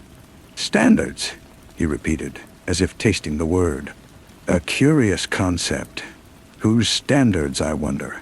The standards of the past, or the standards of the future?" He picked up the Montaigne request slip, held it to the light from the high window. "In repair? How poignant. Some ideas do require repair, do they not? Or perhaps disposal." He left the slip on the desk and walked away, his boots clicking a slow, measured rhythm on the parquet floor. Gretchen did not breathe until the sound faded. That night, she moved the Montaigne. She placed it inside a heavy leather-bound volume of municipal sewer diagrams from 1887. She felt for the first time not like a preserver, but like a gravedigger, burying treasures in the dark. Back in the hallway of the present, Grace finally pushed the study door open. The room was a capsule of arrested time. Her grandfather, Alistair, had been dead for a week, but his presence was a powder on every surface. The desk was a landscape of papers, a fountain pen laid down mid-sentence, its nib dried into a tiny black dagger. The smell was overwhelming. Pipe tobacco, leather, and that peculiar, sweet, sour scent of very old books. And something else. Something that didn't belong. A scent of lavender and cold cream. Faint, but distinct. A ghost in the machine of masculine solitude. Grace had always been a solitary girl. Her life a series of quiet hallways in different houses. Her family a constellation of polite distances and unasked questions. Her connection to her grandfather was the deepest and the most silent. He would tell her stories, but they were always about places, never about people. About the light on the Seine, about the smell of chestnut blossoms in Luxembourg gardens, about the quiet of a library at dusk. He never mentioned the war. He never mentioned a woman named Gretchen. She began to sort through the papers. Bills, correspondence, scholarly notes on architectural history. Then, tucked inside a folded map of Paris, she found a small cloth-bound notebook. It was not her grandfather's precise, architectural hand that filled it. It was a woman's script, flowing yet firm, in a faded blue ink. The first page read, "Inventory, October 1941. And below, apples, 12. Flour, 70. Sugar, 23. The sentences in the notebook were short, stark, and often ended abruptly. December 3rd. Request for Rousseau Dare. Denied by V. Took to basement. Placed with plumbing manuals. He watched me all day. His eyes are the color of a winter sky before snow. February 14th. No sugar left. Only apples. The cold is inside the stones. Made contact with Renee Dar. The network is fragile. A whisper could break it. April 9th. Flour delivered. Safe. But V? Questioned old man Lefebvre today. His hands would not stop shaking. I fear the ledger is not enough. The story must be remembered. Grace read these fragments in the perpetual twilight of the study. The words not explaining, only hinting, leaving vast continents of fear and courage uncharted. She felt the suspended terror in every truncated entry. Who was Renee? What happened to old man Lefebvre? And V. Vogeldale. The name was a sliver of ice. She found a photograph, a small square sepia print tucked behind the desk blotter. A young woman with serious eyes and hair swept back from a high forehead stood before a wall of books. She was not smiling, but there was a fierce light in her gaze. On the back, in the same blue ink, GBD. L. 42.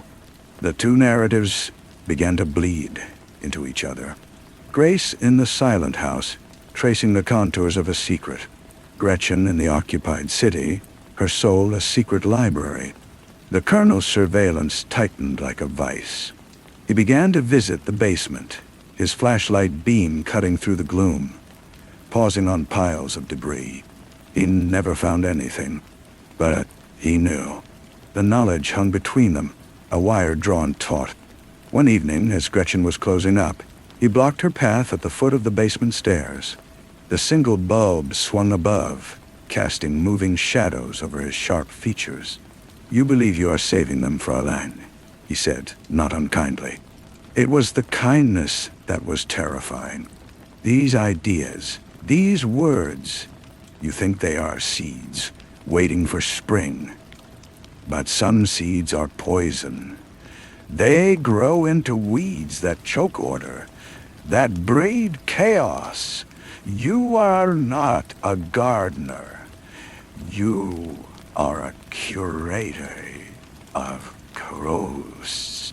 Ghosts are all that's left when you kill the living, Colonel, she said, the words leaving her lips before she could cage them. He smiled, a thin crack in marble. Perhaps, but even ghosts can be dispersed. With the right wind. He stepped closer. She could smell the soap, the wool, the cold of him. "Where's the Montaigne, Gretchen?" She said nothing. The question hung in the dusty air, unanswered, unanswerable. The sentence of their confrontation had no end. In the present, Grace's mother found her in the study, surrounded by papers. "Your grandfather had a past he didn't talk about," she said, her voice tight with a lifetime of practiced evasion. "Some things are better left where they lie." "Where do they lie, Mom?" Grace asked, holding up the photograph. "Who is she?" Her mother's face closed like a door.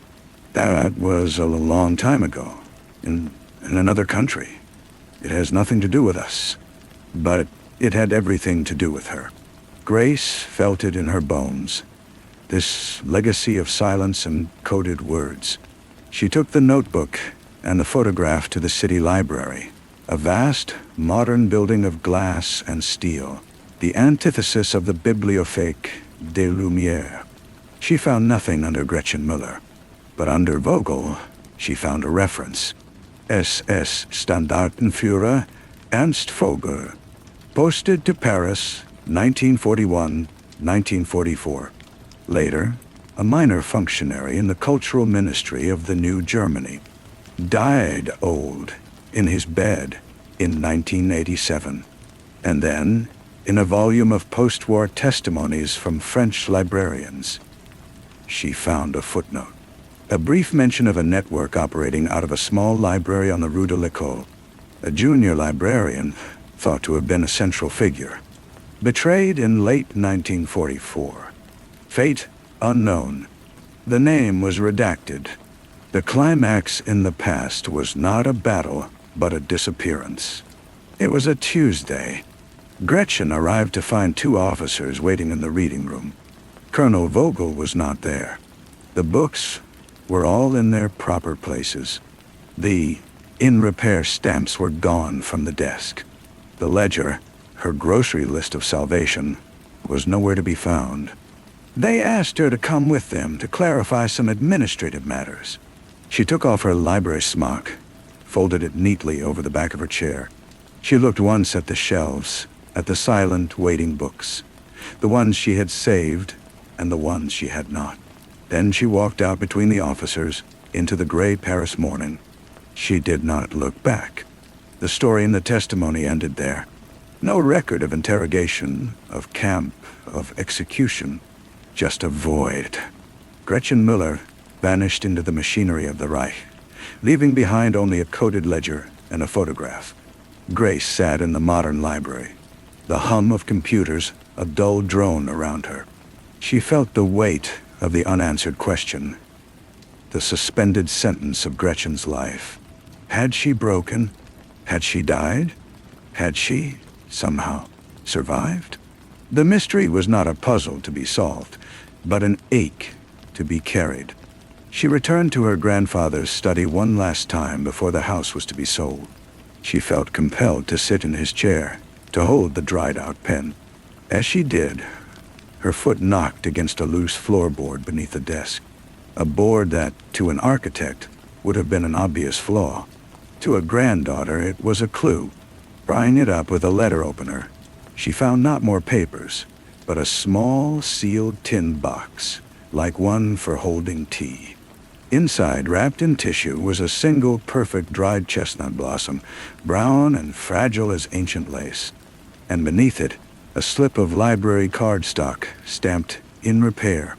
On the line for the title, in her grandfather's hand, was written G, and on the line for the patron's name, in the familiar, flowing blue ink, was written Always. The story offers no resolution. It does not tell if Gretchen lived or died, if she and Alistair were lovers, co-conspirators, or mere memories to each other. It does not reveal the fate of the hidden books. It only offers this: a dried flower saved for decades, a library slip that was never filed, two names connected by a single unstamped word. In repair, a state of suspension, a condition of hope. Grace held the brittled blossom in her palm. It carried no scent, only the memory of one. She looked from the photograph of the fierce young woman to the slip of paper, and she understood that some stories are not meant to be finished. They are meant to be passed on, like a secret inventory, a ledger of ghosts. They are meant to haunt the hallways of the present, to rumble the rugs, to leave doors open 2 inches, letting in the light and the dust, so that someone, someday, might notice that something is out of place and begin the quiet, necessary work of listening to the silence. The silence in the study deepened, becoming a pool Grace felt she could drown in. The chestnut blossom was a whisper from a spring in 1942, a season of fear and clandestine hope. The library slip was a testament to a transaction that was never about a book. It was a message, a promise, a fragment of a conversation that had spanned years and survived a war. Her grandfather had not just known Gretchen Miller. He had been part of her story. He was, perhaps, Renee. The thought was a key turning in a lock she hadn't known existed. She looked at the map of Paris, still on the desk, the one that had held the notebook. With a new, frantic focus, she traced the streets with her finger.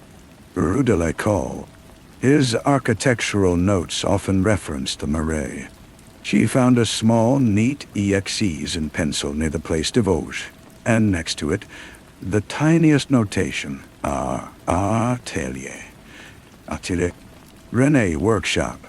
Grace left the house, the tin box clasped in her hand.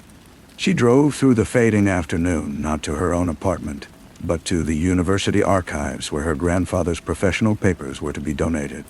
She had been there once before, a dutiful tour. Now she moved with a thief's purpose. The archivist, a gentle man named Martin, remembered her.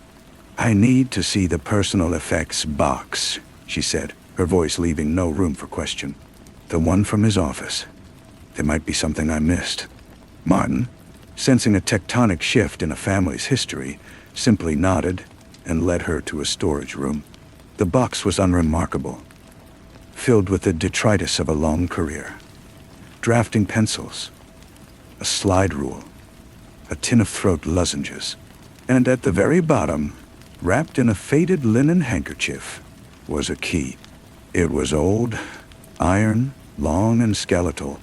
Tied to it with a blackened string was a tag, and on the tag, an address. 14 Rue du Parc Royal. Not an NEXA's on a map, but a real place. The rain had started again, a soft, persistent whisper against the archive's window. Grace took the key. She did not thank Martin. She simply left, the past pulling her forward with a gravitational certainty. Number 14 was a narrow building squeezed between 2 grander townhouses, its stone darker, its windows smaller. The ground floor was now a boutique selling expensive candles. But the key in her hand was for the heavy, scarred door to the left of the shop front. leading to the upper floors. She fitted it into the lock. It turned with a groan of protest, but it turned. The staircase was dark, smelling of damp plaster and time. She climbed to the top to a single door under the eaves. Another lock, and the same key worked. The door swung inward. It was not an apartment. It was a time capsule, an artist's atelier, frozen in the mid-century. A large north-facing window, grimy but intact, illuminated a space thick with dust. Canvases leaned against walls, their faces turned inward. A worktable held jars of dried-up paint, brushes fossilized in murky water.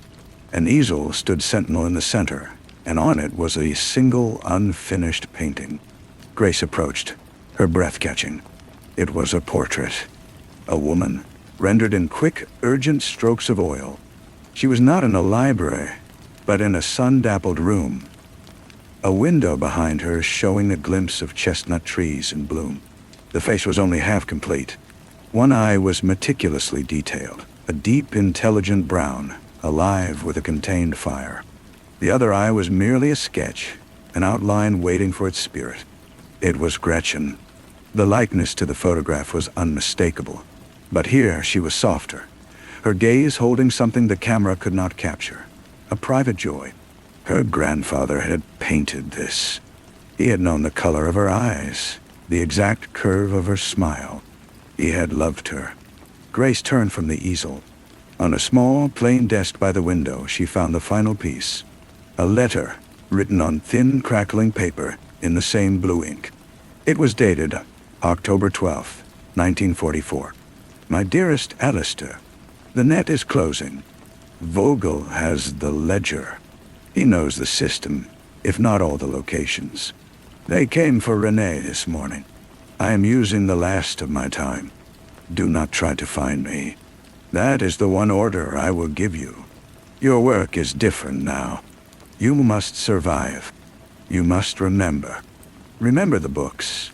Remember the names in the ledger. Remember me. When the chestnuts bloom again, think of me not in the dark, but in the light of that afternoon in the atelier. That is the truth of me. That is what I chose. Yours, always, G. There was no more. No record of capture, no date of death. Just this love letter and a warning, written on the brink of an abyss. And he had obeyed. He had survived. He had remembered. He had built a life, a family, a career, all while carrying this silent, sacred archive of a woman and her quiet war. He had never stopped looking for her, Grace realized. Every story about the light on the Seine, the smell of blossoms, was a search party sent back in time. She sat in the dusty atelier as the day faded, holding the letter and the dried blossom. The two narratives, past and present, had finally woven together into a single heartbreaking tapestry. The story still offered no resolution, no neat ending. But it offered something more profound. A testament. It was a testament to a love that was also a rebellion, to a memory that was a form of resistance. Gretchen had vanished, but she had not been dispersed. Alistair had kept her safe, a living, breathing book stamped in repair in the library of his heart, waiting for a future where someone would finally understand the inventory. Grace knew what she had to do. She would not sell the house. She would keep the atelier. She would become the new curator of this fragile, powerful history. She would learn the names in the ledger, trace the fates she could. She would listen to the silence, and she would, at last, begin to answer it. The atelier became her second home. Grace spent weeks gently cleaning, not erasing the past, but clarifying it. She cataloged turned canvases. Most were architectural studies, street scenes of a pre-war Paris. But 3 were more portraits of Gretchen. 1, a quick charcoal sketch, showed her at a cafe table. A book opened before her, her expression one of intense concentration. Another, a watercolor, captured her in profile, looking out the atelier window, her features softened by the diffuse light. Each was a piece of a mosaic, a soul reconstructed stroke by stroke. The ledger from the notebook was her map. Apples, 12. Flour, 17. Sugar, 23. Tarad. She cross-referenced her grandfather's architectural texts with old city plans. The numbers, she theorized, were not quantities. They were codes. Shelf numbers, perhaps. Or building numbers. Placed with plumbing manuals had been a literal instruction. What if the others were too? She started at the Bibliothèque des Lumières, now a sleek multimedia center. The old basement was a server room, cold and humming. No plumbing manuals remained. But in the municipal archives, she found the sewer diagrams from 1887. The volume was exactly as Gretchen had described. Heavy, leather-bound, and utterly neglected. With a librarian's gloved hands, Grace opened it. There, nestled in a cavity cut from the pages, was a small duodecimo volume. Essays by Michel de Montaigne. The paper was brittle, the binding frail. But it was whole. She did not remove it. She simply let her fingers rest on the cover, a completed circuit across 8 decades. The discovery was a quiet earthquake. It was real. The ledger was a true map. Flour, 7, led her to a former bakery on the Rue des Rosiers. The building had been renovated, but the original oven, a vast brick affair, remained in the basement of a wine bar. The owner, curious, let her inspect it. In a hollow space behind a loose brick at the oven's rear, she found a packet of letters, tied with ribbon, from a poet Gretchen had saved. Sugar, 23, was an address near the Gare de Lyon. The building was gone, replaced by a glass office tower. That treasure was lost forever. She was not just finding objects. She was finding trajectories. The hidden books and papers were nodes in a network, a nervous system of resistance that had carried ideas when people could not move. And at the center of it had been Gretchen, the librarian, and Alistair, the architect who knew the city's secret bones. One afternoon, in the atelier, she was examining the back of a small landscape painting when she noticed the stretcher bars were oddly thick. Carefully, she peeled back a corner of the old canvas. Sandwiched between the painting and the wood was a single sheet of paper. It was a list, in Gretchen's hand, but not of groceries. It was a column of names. At the top it said, "For Renee, if I am gone." Her heart hammered against her ribs. These were the names of the people in the network. The readers, the couriers, the safe house keepers. And at the very bottom, a note, LL. At the Sorbonne may know more. She has the final inventory. L. the Sorbonne. Grace felt the mystery, which had begun to feel like a solitary pilgrimage, open into a wider field. There was someone else, someone who had survived. The search for L consumed her. University records from the war years were patchy, fragmented by fire and loss. She scoured faculty lists, student rolls. She found several L surnames in the literature and history departments of the 1940s. One, a Dr. Elise Lavigne, a professor of romantic poetry, had a small asterisk next to her name in a 1952 directory. A footnote in the archive's copy read, "Retired 1951, cited for quiet courage." It was the thinnest of reeds. Grace wrote a letter, her words careful, respectful, mentioning her grandfather Alistair and Gretchen Müller, and the Bibliothèque de Lumière. She sent it to the last known address, a village in the Dordogne, not expecting a reply. Weeks passed. The silence returned, but it was a different silence now, one charged with potential. She continued her work, restoring the atelier, slowly, patiently. She framed the charcoal sketch of Gretchen and hung it in her own apartment. Then, one rainy Tuesday, her phone rang. The voice on the other end was old, papery, but clear. "Mademoiselle, this is Elise Lavigne. Your letter found me. It has been a very long time since anyone spoke those names." There was a pause, filled with the weight of years. "You have found some of the books, I understand. That is good. But the inventory is not complete. There is one final entry. Gretchen's last. She called it the Seed. She gave it to me for safekeeping the week before she was taken. I have kept it, waiting.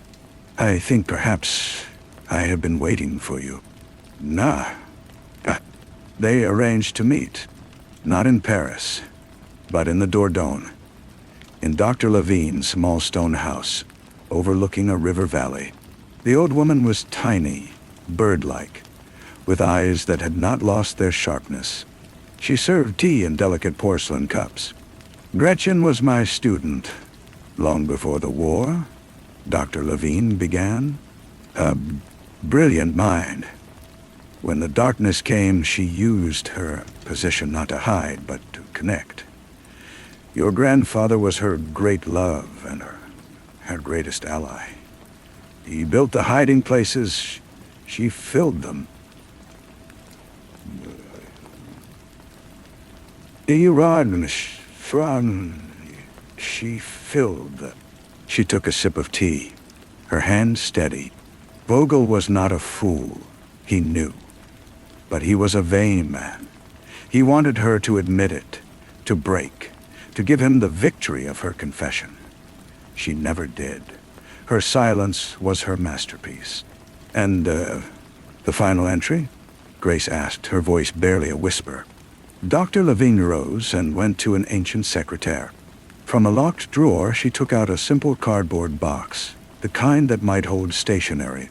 She placed it on the table between them. "This is the Seed. It is not a book. It is a record.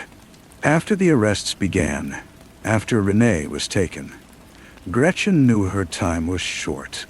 She spent her last nights of freedom here in my apartment. She wrote down everything. Not just the locations, but the reasons. Why she saved each text. What each one meant to her, and what it might mean to the future. It is a manifesto of hope, written in a prison of fear.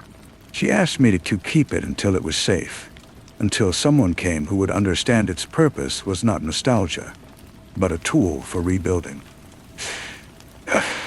Grace opened the box. Inside were sheaves of paper, covered in that familiar, firm blue script. The first page was titled, "For the Library to Come." She believed libraries were not warehouses for the past, Dr. Lavigne said softly. She believed they were arsenals for the future. She saved those books so that one day, someone could read them and remember what it is to be free, so they could learn how to build a world where such hiding would never be necessary again.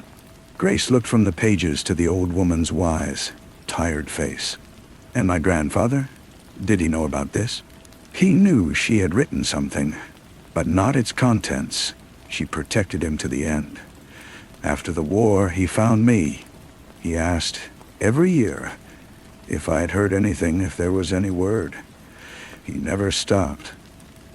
When he married, he told his wife about her. Not all of it, but enough. Your mother knew. It was too painful for her, I think." Grace understood now. The quiet grandfather, the teller of stories about light and stone and blossoms, had been a man living in a permanent state of in-repair. His heart was the ultimate hidden book, a volume of love and loss that had quietly shaped everything around him. She took the box, this final, precious volume of the secret library. "What do I do with it?" Dr. Lavigne reached across and took her hand. Her skin was cool, her grip surprisingly strong. "You read it, and then you decide. Some seeds are meant to be planted in the dark earth. Others are meant to be held up to the light. Gretchen gave you the choice. You are the librarian now." The drive back to Paris was a blur. Grace went straight to the atelier. She sat at the desk by the window, the same desk where Gretchen had written her last letter to Alistair. She opened the box and began to read. The words were not fragments now. They were a river. They were a story, a philosophy, a battle cry whispered on paper. They were the answer to Colonel Vogel's cold question. Whose standards?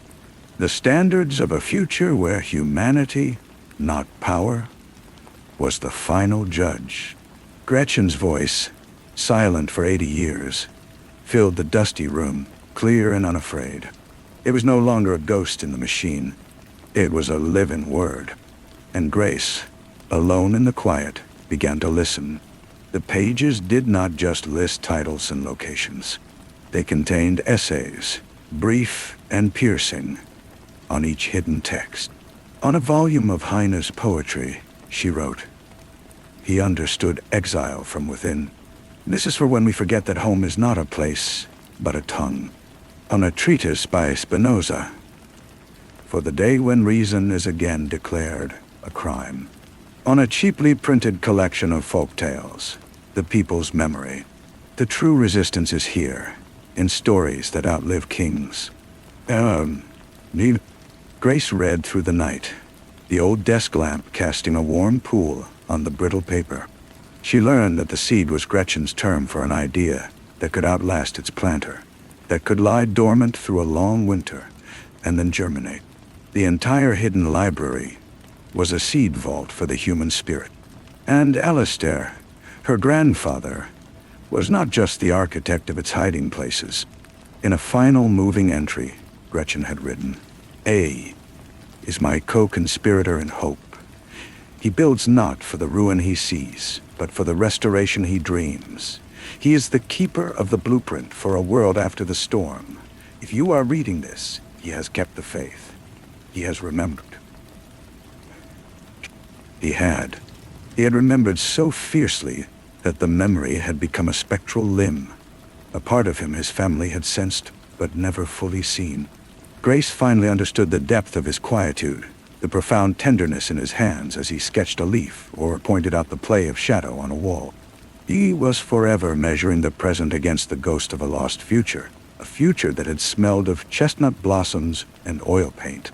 As dawn bleached the Paris sky gray, Grace reached the final page. It was not an end, but a beginning. It contained a single direct address to the finder. "You hold the map. The books are scattered, but they are waiting. Some will be lost. That is the nature of things. Do not seek to gather them all into one repository. That was the old way, and it made them vulnerable. Let them remain where they are, or find new hiding places. The goal is not a collection. It is a diffusion. Let these ideas live in the cracks, in the forgotten spaces, in the private hands of those who will cherish them. Your task is not to curate, but to connect, to be a link in the chain, to pass on the inventory as I pass it to you. The silence you have been listening to is not empty. It is full of these waiting voices. Do not speak for them. Simply open the door. Let in the light and the dust. With all my hope, Gretchen.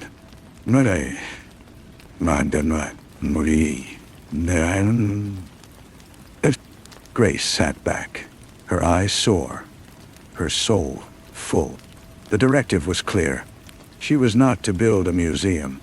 She was to become a conduit. Her first act was practical. She made digital copies of every page of the seed, and of the ledger, and of Gretchen's letters. She stored them in multiple, secure locations. The originals she returned to the cardboard box, which she placed in a new hiding spot, one of her own devising, in the atelier. Her second act was to reach out, using the list of names from behind the painting, and with Dr. Levigne's hesitant, precious memories, she began the delicate work of finding descendants. She started with the poet whose letters she had found in the old oven. His granddaughter was a music teacher in Strasbourg. Grace sent her a scan of the letters with a note explaining their provenance.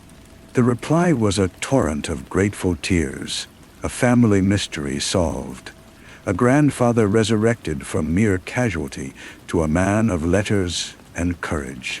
Each connection was like striking a match in a vast dark room. A small circle of light, then another. A historian in Toronto discovered her great-aunt had not merely disappeared, but had been a courier coded as the Nightingale. A bookseller in Lyon realized the strange, persistent annotations in a set of old Montaigne volumes he had inherited were not random, but were a cataloger's secret code. Grace created a private, secure forum. She called it the Seed Vault. It was not a place to display the treasures, but to acknowledge them, to weave the threads of the story back together. The families, scattered by war and time, began to share their own fragments. A story told by a grandmother, a saved photograph, a recurring dream about a library.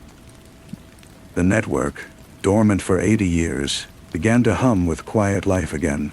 She also kept her promise to the house. She moved in, turning the study into a clean, bright workspace. The tin box sat on her desk, not as a relic, but as a tool. She often took the dried chestnut blossom out, holding its fragile weight. It was no longer just a symbol of a lost love. It was a promise kept across a century. One evening in early summer, she stood in the atelier. She had cleaned the north-facing window until it shone. The last of the sun poured in, illuminating the motes of dust that still danced in the air, the eternal, gentle fallout of time. She looked at the unfinished portrait on the easel. She had not touched it. That was Alistair's work, and it was meant to stay as he left it, a hope suspended in mid-stroke. But on a new, small easel beside it, Grace had begun a work of her own. It was a painting of the atelier itself, empty but full of light. On the desk, she painted the ghost of a cardboard box. On the windowsill, a suggestion of a dried blossom. And in the air, in the very grain of the light, she tried to paint the feeling of a presence that was not gone, but diffused, like perfume, like memory, like a story passed from one hand to another. She dipped her brush. The silence in the room was the same as it had always been, but she no longer feared drowning in it.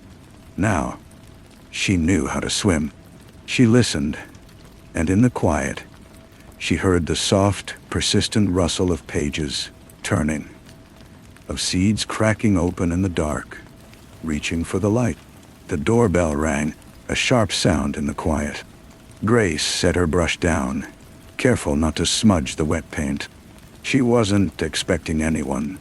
Wiping her hands on a cloth, she walked through the house, the old floorboards familiar and comforting under her feet.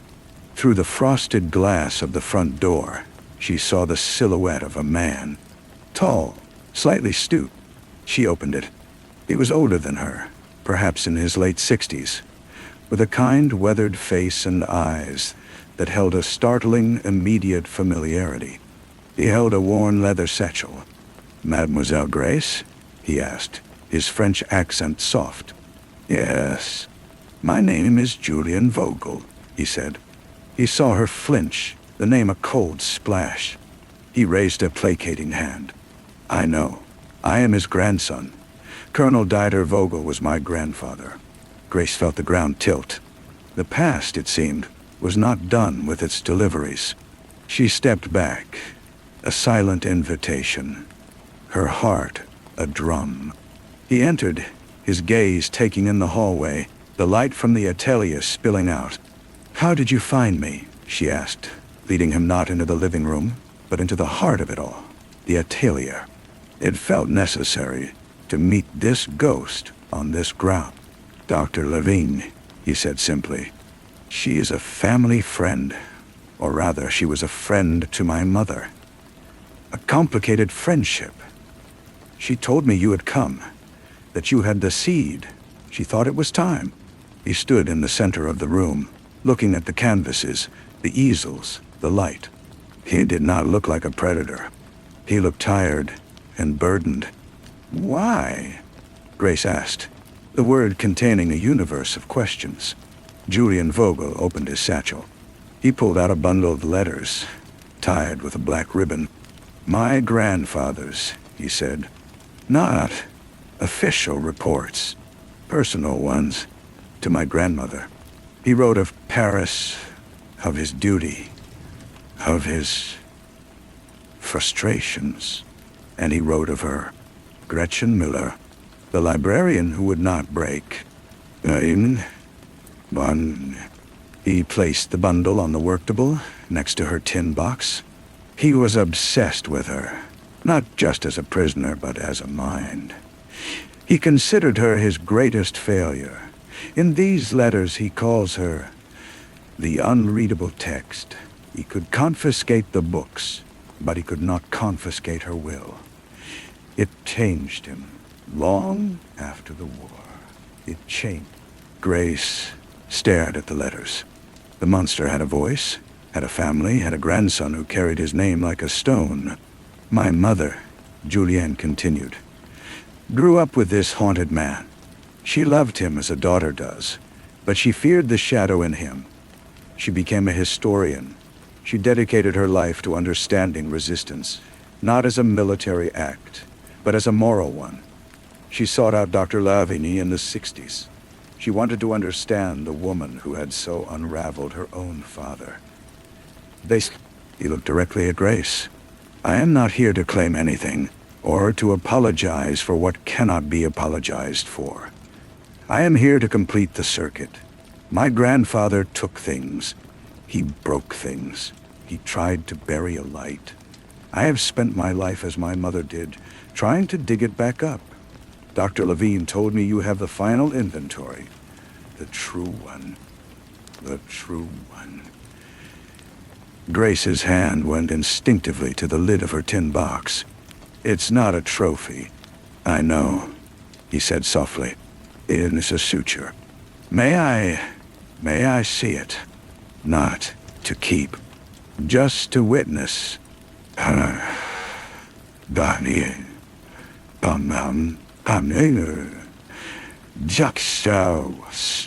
For a long moment, Grace considered.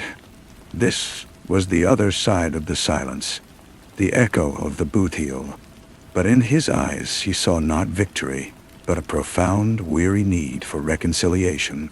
She saw the weight of a different inheritance. She opened the box. She did not hand him the pages. Instead, she lifted out the final sheet, Gretchen's address to the finder. She placed it on the table before him. He read it slowly, his lips moving slightly. When he finished, he did not look up for a full minute. A tear traced a path through his stubble. "She was building a world my grandfather was trying to burn down," he whispered. "And she built it better. It outlasted him." He reached into his satchel again. He pulled out a small rectangular package wrapped in plain paper. "This belongs here, with her story." Grace unwrapped it. It was a book, a slim volume of Rilke's Duino elegies. It was old, the cover stained. She opened it. On the flyleaf, in a tight bureaucratic script, was written, "Confiscated from the holdings of the Bibliothèque des Lumières, 12 March 1943, D. Vogel." Below that, in a different ink, fresher, was another note. "Returned, unread, J. Vogel, April 2023. It's the only one I have," he said. "The only one my grandfather kept for himself. He never wrote why. I think he could not bring himself to destroy it. Maybe he wanted to understand its power. He never did." Grace held the book. It was cold. It was warm. It was a circle, closed at last. She placed it gently inside her tin box, beside Gretchen's pages. The confiscation order and the return, separated by 80 years, now lay side by side. "The silence," Julianne said, looking around the atelier. "My grandfather said her silence was a roar. He was more right than he knew." Grace nodded. "It's not silent anymore." He left as quietly as he had come. Grace stood at the window, watching his figure disappear down the street. The atelier held a new presence, a new story woven into its fabric. It was no longer just a monument to love and resistance, but also to the long, painful road of reckoning. She turned back to her painting. With a clean brush, she mixed a new color, a gray tinged with gold, the color of dawn after a long night.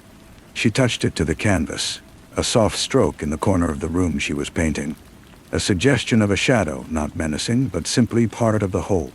Acknowledged, integrated. The library of the heart, she understood now, had many wings. It housed love and loss, courage and fear, cruelty and its long, slow thaw. Her grandfather's volume was no longer alone on the shelf marked "in repair." There were others there now, and her own volume was just beginning. She dipped her brush again and continued to paint the light. Story 4. The first thing Keegan felt was the silence. It was not the absence of sound. The old radiator in his office still hissed its metallic complaint. The rain still whispered against the window pane, but a new quality within it, a held breath. He was alone. He knew this. The university library long since closed. The philosophy wing a tomb of forgotten arguments and dust. Yet, the skin between his shoulder blades tightened. A primitive parchment upon which an unseen hand wrote a warning. He set down his pen. The click against the oak desk absurdly loud.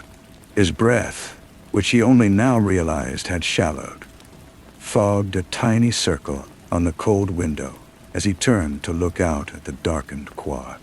There were only the swaying skeletons of elm trees, the pools of jaundiced light from the wrought iron lamps, and the relentless whispering rain. No figure, no movement. But the sensation did not abate. It deepened, a cold weight in the cavity of his chest. Someone was in the silence with him. Someone who knew the precise texture of his solitude. 2 days later, the world learned of Dr. Brian Sterling's death. The news reports were sleek and somber, calling it a tragic accident in his private laboratory, a man overcome by fumes from a volatile experiment. Keegan read the article on his phone, the glow painting his face in the pre-dawn gloom of his kitchen. He did not believe it. 3 nights prior, Sterling had sat in that very office, the one that had just days ago felt watched, a man vibrating with a terrible, glorious energy. He was a physicist who had wandered into the borderlands of metaphysics, a man whose reputation was built on cold, verifiable data, but whose eyes that night burned with the fervor of a prophet. "They think I've built a better particle collider, Keegan," he had said, his voice a low hum. "They grant me awards for incremental noise, but I have found the signature, the fingerprint." "Of what?" Keegan had asked, a professor of symbolism accustomed to the abstract, yet unsettled by the concrete certainty in the other man's tone. "Off the draft from the door," Sterling said, leaning forward. The light from the green-shaded lamp carved hollows in his face. "Imagine you are in a sealed room, a perfect, silent room, and you feel a breeze, not a metaphor, a measurable, quantifiable draft where no draft should be. My work, it has detected the breeze. The source of the draft is the only question that remains. Is it a window in our reality left ajar by a natural process we don't yet comprehend? Or is it the brute?" He had left a small, sealed archival box with Keegan. "For context," he'd said with a smile that didn't touch his eyes. "If the world starts to make less sense than usual, look here. The language of it, it's more your province than mine." The box contained not equations, but a bizarre collection. A scanned page from a 14th century mystic's journal describing a vortex of luminous silence. A photograph of a Neolithic stone circle, with specific stones circled in red. And a modern data stick labeled Chorus Array, Raw Feed 7. Raw Feed 7. Keegan went to the museum. The Hall of Cosmologies was Abbas' domain, a cathedral of human wonder, housing star charts from Babylon, armillary spheres from the Ming, and holographic projections of the cosmic microwave background. She was directing the installation of a new piece when he found her, a woman of sharp angles and focused calm amidst the chaos. He showed her the contents of the box without preamble. She listened, her gaze moving from the ancient parchment facsimile to the sleek data stick, her expression not one of skepticism, but of dawning, dreadful comprehension. "Sterling called me last week," she said, her voice barely rising above the ambient hum of the museum. "He wanted access to our restricted collection on iconographic representations of the divine void, the Deus Absconditus. I thought it was for a lecture, a metaphor." "He wasn't speaking in metaphors anymore," Keegan said. The sensation of being watched had followed him here, a ghost in the vast, echoing space. He felt it between the towering totem poles, behind the glass cases holding alchemical manuscripts. Together, they plugged the data stick into a secure terminal in her conservation lab. What played was not data, but sound. A 24-hour recording from Sterling's chorus array. A network of sensors had designed to listen to the quantum foam, the background noise of space-time itself. For hours, it was a low, formless rumble, a cosmic static. Then, at precise intervals, 3:07 a.m., 11:11 a.m., 7:23 p.m., the static resolved. It became a tone, a pure, perfect, unwavering note that seemed to vibrate in the marrow of their bones. It was beautiful and utterly alien. And beneath it, if you listened with a certain terrified patience, was the faintest impression of structure, a pattern like a language, spoken by a single, vast, and unimaginable throat. "It's a broadcast," Ava whispered, her face pale in the screen's light. "Or a beacon," Keegan replied. The murder, when they were forced to acknowledge it as such, was a work of art. No forced entry, no struggle, no identifiable toxin. Sterling had simply ceased to function, his nervous system scrolling to a stop like a finished film. The only clue, ignored by the official report but screaming to Keegan and Ava, was a single tiny symbol etched by a laser, microscopic, on the base of the scientist's own wedding ring.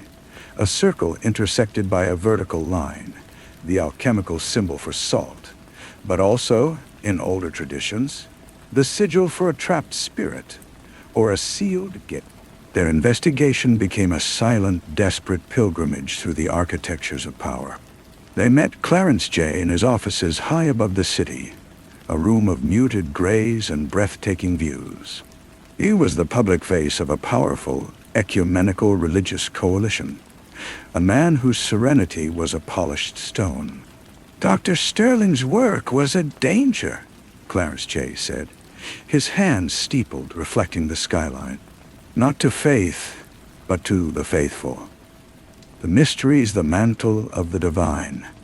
To remove it to present evidence is to reduce the sublime to a specimen.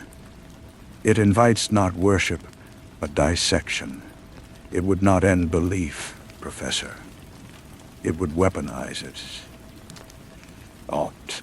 His words were reasonable, his concern palpable. Yet, when they left, Keegan felt the familiar cold weight between his shoulders. In the reflective surface of the elevator doors, he saw a man in a dark coat, standing impossibly still by a potted fern, watching them leave. The man did not follow. He didn't need to. His presence was a statement. You are seen. This was Jonas Ray. He was a vacancy in a suit, a man who left no more impression on the air than a shadow. He communicated through absence, a file gone from a server, a key witness suddenly on a silent retreat, a security tape showing only a blur of static at a crucial moment. He was the mechanic of the unseen, the curator of erasures. He served institutions so global, so entrenched in the fabric of governance and finance, that they had no name, only a purpose: the maintenance of equilibrium. The sterling truth, as it had begun to be called in their private dread, was an imbalance. It was a snowball at the top of a mountain, and their only mandate was to ensure it never began to roll. Keegan and Ava moved through a city that grew increasingly surreal. The hum of electricity took on the cadence of the chorus tone. The patterns of rain on windows seemed to align with the Neolithic stone circles. The world was a palimpsest, and Sterling's discovery was the reagent beginning to bring the hidden writing to light. They were chased not just by men, but by the creeping paranoia that the truth itself was predatory. In a safe room smelling of damp concrete and fear, they had their breakthrough. The mystic's vortex, the alignment of the stones, the timestamps of the chorus tone. They were not separate clues. They were coordinates. A map, not of place, but of consciousness. The tone was a key, and the human mind, under specific conditions of focused meditation or extreme trauma, was the lock. Sterling hadn't just detected a draft. He had found the door and the key to turn in its lock. His murder was the act of snapping that key in half. The max occurred back at the museum, in the Hall of Cosmologies. They had come for a 16th century map purported to show the Empyrean realms. The final piece. Jonas Ray was waiting. He did not speak. He simply stepped from behind the holographic swirl of a nascent galaxy, his movements economical, final. The struggle was brief, a desperate scramble among the artifacts of humanity's quest for meaning. It ended with Ava backed against the case holding the original Mystics journal, and Keegan on the floor, the cold marble against his cheek, the taste of copper in his mouth. Jonas Ray stood over him, a tool in his hand, not a gun, but a sleek device that emitted a low, painful frequency. "You don't get to open the door," he said, his voice the dry rustle of dead leaves. "No one does. The draft is enough to drive men mad. Imagine the storm if it swung wide. And then, the world dissolved into the tone. The chorus. It wasn't from a recording. It emanated from the museum's own public address system, from cell phones left on benches, from the hearing aids of elderly visitors. Every speaker in the building screamed that single, pure, devastating note. It was Ava. In her last moment of defiance, she had hacked the system and fed it the raw feed, maximum volume. Jonas Ray staggered, his tool clattering to the floor, his hands clawing at his ears, his face a mask of agonized disorientation.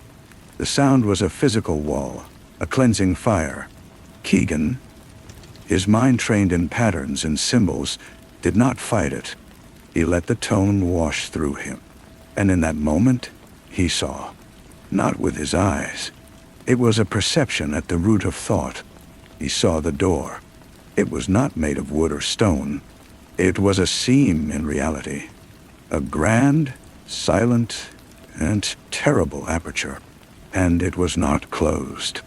It was, and always had been, infinitesimally ajar. And from the crack streamed a light that was also a sound. A presence that was both infinite love and absolute zero. A promise that annihilated all questions and in doing so, annihilated all answers. It was the end of mystery because it was the source of all mystery. It was God, and it was the void, and they were the same thing. Then, silence. The emergency cutoff had killed the sound. Jonas Ray was gone, vanished into the chaos of evacuating visitors. Ava was slumped beside the case, breathing, her eyes wide and fixed on the vaulted ceiling, tears streaming silently down her temples. Keegan crawled to her. He tried to speak, to ask if she saw it too, but his tongue was heavy, useless. The authorities came. The incident was blamed on a malicious digital hack, a terrorist act targeting cultural infrastructure. The sterling truth was buried under layers of official denial and counter-accusations. Clarence J. gave a moving speech about the resilience of the human spirit in the face of meaningless chaos. The global institutions absorbed the shock, and the equilibrium, slightly shaken, resettled. Keegan and Ava never spoke of what they perceived in that final moment. They met sometimes, in quiet cafes or in the now haunted silence of the museum after hours. They would sit, and the space between them would be filled with the memory of the tone and the shape of the thing beyond the door, a shape that refused to resolve into any symbol he knew.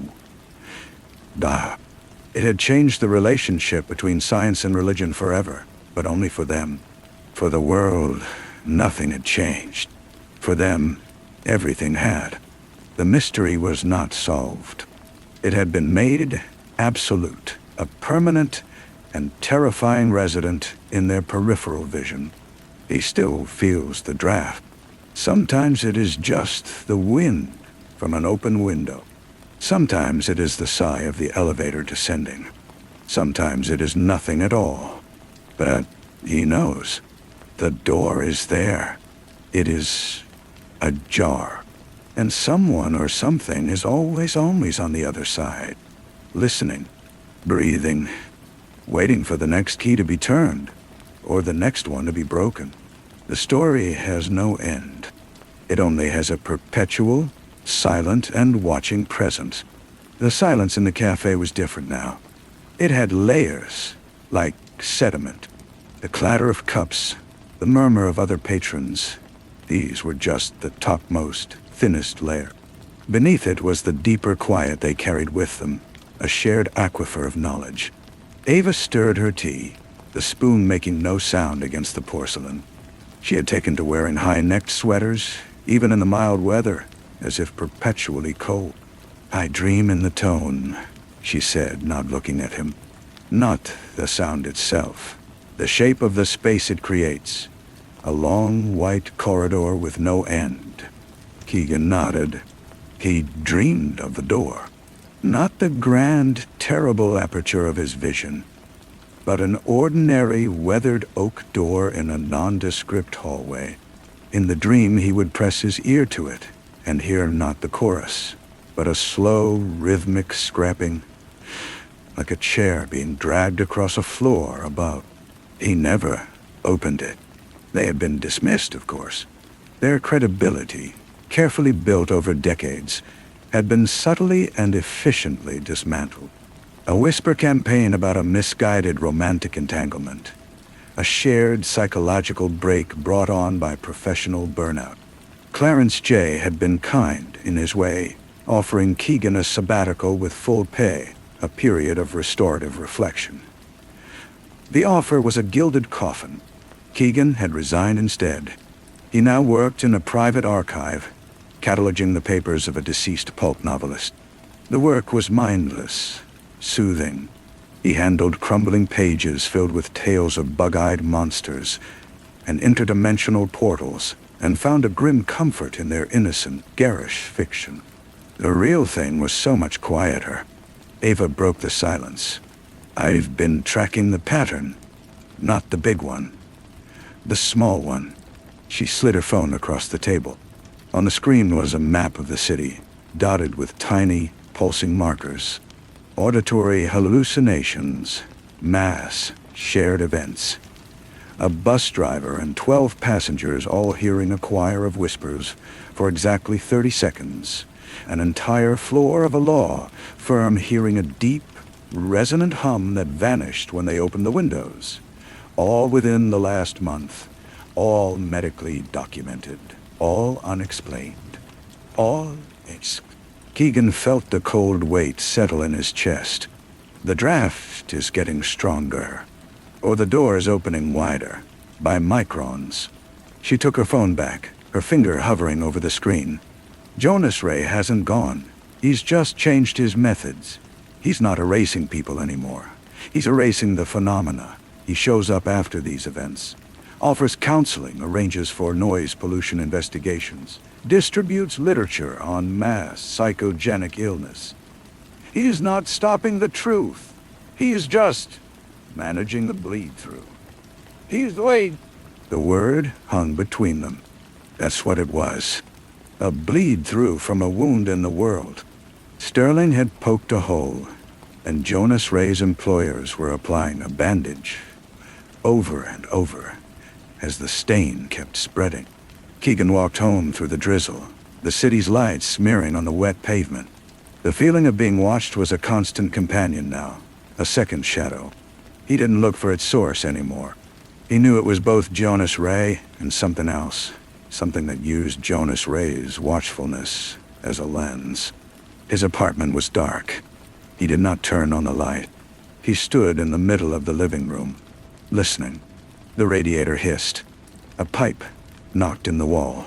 And there, beneath it, so faint it was at the threshold of imagination, was a new sound. Not the pure tone. This was a derivative, a harmonic. It was the sound of the tone being filtered through something complex and organic. The sigh of a forest, the murmur of a deep ocean current. It was the sound of the other side, not of the door itself, but of the landscape just beyond it. He knew then that the waiting was not passive. The presence on the other side was not simply listening. It was learning. It was translating itself into the frequencies of their world. The key was broken, but the lock was, ever so slightly, melting. He went to his desk, opened a drawer, and took out the archival box Sterling had given him. He removed the data stick, the papers, the photograph. He placed his hands on the now empty container, feeling the cool, smooth cardboard. A thought, clear and chilling, formed in his mind. Sterling had said, for context, but what if the contents were not the context for the discovery? What if they were the context for what came after? For the aftermath?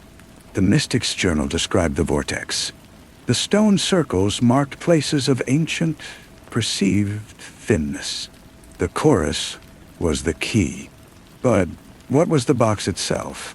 A guidebook for survivors. The phone vibrated in his pocket. A text from an unknown number. It contained no words, only a single image. A high-resolution photograph of the Neolithic stone circle from the box, taken in daylight. In the center of the circle, where there should have been only grass, was a faint, perfect circle of scorched earth. The photo's timestamp was from this morning. The second text followed immediately. It was from Ava. Just 2 words. It's starting. Keegan's fingers were numb. He stared at the 2 messages, the unknown number and Ava's, as if they were electrodes delivering a steady current. The scorched earth wasn't just a mark. It was a signature, a transfer of energy. The door wasn't just ajar. Something had reached through and brushed its fingers against the grass. He didn't text back. Yeah, he called her. She picked up on the first ring, her breath shallow in his ear. You saw it, she said. It wasn't a question. Where was the photo taken? He asked, his voice rough. The Orkneys, a site called the Ring of Brodgar. It's one of the circled locations. A tourist took the picture and posted it online. It's already being debunked as a prank, a chemical spill from a survey team. But I checked satellite thermal imaging. The heat signature appeared between 3-7 and 3, exactly during a footprint, Keegan whispered. Yes, and it won't be the last. He heard the click of her keyboard. I've been running a broader pattern analysis. The shared auditory events, they're clustering geographically, forming nodes. And the nodes correspond to the other stone circles on Sterling's map. It's a network. The phenomena are activating the ancient sites, or the sites are focusing the phenomena. I don't know which. It's a calibration, Keegan said, the realization dawning with a sick certainty. The tone is the key, but the lock is scattered across the world. These places are receivers. They're tuning themselves. A long silence stretched over the line, filled with the hum of their shared dread. We have to go there, Ava said finally. To the ring. We have to see it. It was madness. They were washed, discredited, fragile. Jonas Ray would be expecting it, but the alternative was to sit in his dark apartment and wait for the next photograph, the next event, until the world was quietly covered in invisible, burning footprints. "Hell follow," Keegan said. "I know. But he's a custodian. He cleans up messes. He doesn't understand what he's cleaning. We might." Her voice gained a sliver of its old steel. "Sterling gave us the box. He knew we would see this part. We have to finish the context." 3 days later, under a low, gray Scottish sky, they stood at the edge of the stone circle. The wind whipped across the loch, carrying the smell of peat and salt. The circle of scorched earth was still visible, a stark, dark stain against the green, cordoned off with fluttering police tape. Official signs called it an ongoing archaeological assessment. There were no archaeologists. The sense of being watched was overwhelming here, a physical pressure. Keegan scanned the low hills, the distant cars. Jonas Ray was here. He was a void somewhere in the landscape, a silent witness. Ava knelt, ignoring the tape, and placed her palm flat on the ground just outside the burnt circle. She closed her eyes. "Do you feel it?" she murmured. Keegan didn't need to kneel. He felt it through his shoes. A faint, subsonic vibration. A deep cellular hum that had nothing to do with the wind. It was the echo of the tone baked into the earth. The door had been touched here, and the imprint remained. "It's a template," Ava said, standing up, her eyes wide.